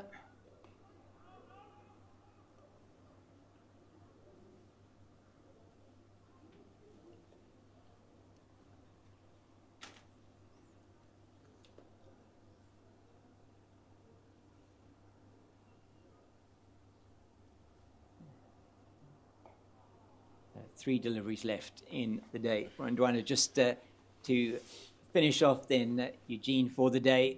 I mean, we've spoken a lot about it, but the day dominated by Goldrush Boland, and as we've been saying, putting themselves in a position to boss the game from here. But it is going to require a good bowling effort. It's going to be quite a good bowling effort against a very good batting lineup that the momentum multiply Titans have, and that is where it's going to be. I think that is how Boland bowl on the surface is going to be the key. Can they make inroads into the Titans lineup? But first and foremost, where will Boland batting innings finish? That is what's going to be the talking point tomorrow morning when we get back here. Yeah, and interesting to see when they do. If the declaration is going to come when they do declare, and that appeal for catch behind the wickets and not given by umpire Warren Weingard, and the day ends with Goldrush Boland on 367 for the loss of 2 after 98 overs. I just watched this last delivery again, and they just played it into the ground and then into the glove of Moonsami. And no danger there as the players make their way off the field. The umpires will be doing the same. It's Tom Mokorossi and Warren Weingard. And it will be a Titans lineup that will feel that the game has certainly slipped away from them as the day has gone on.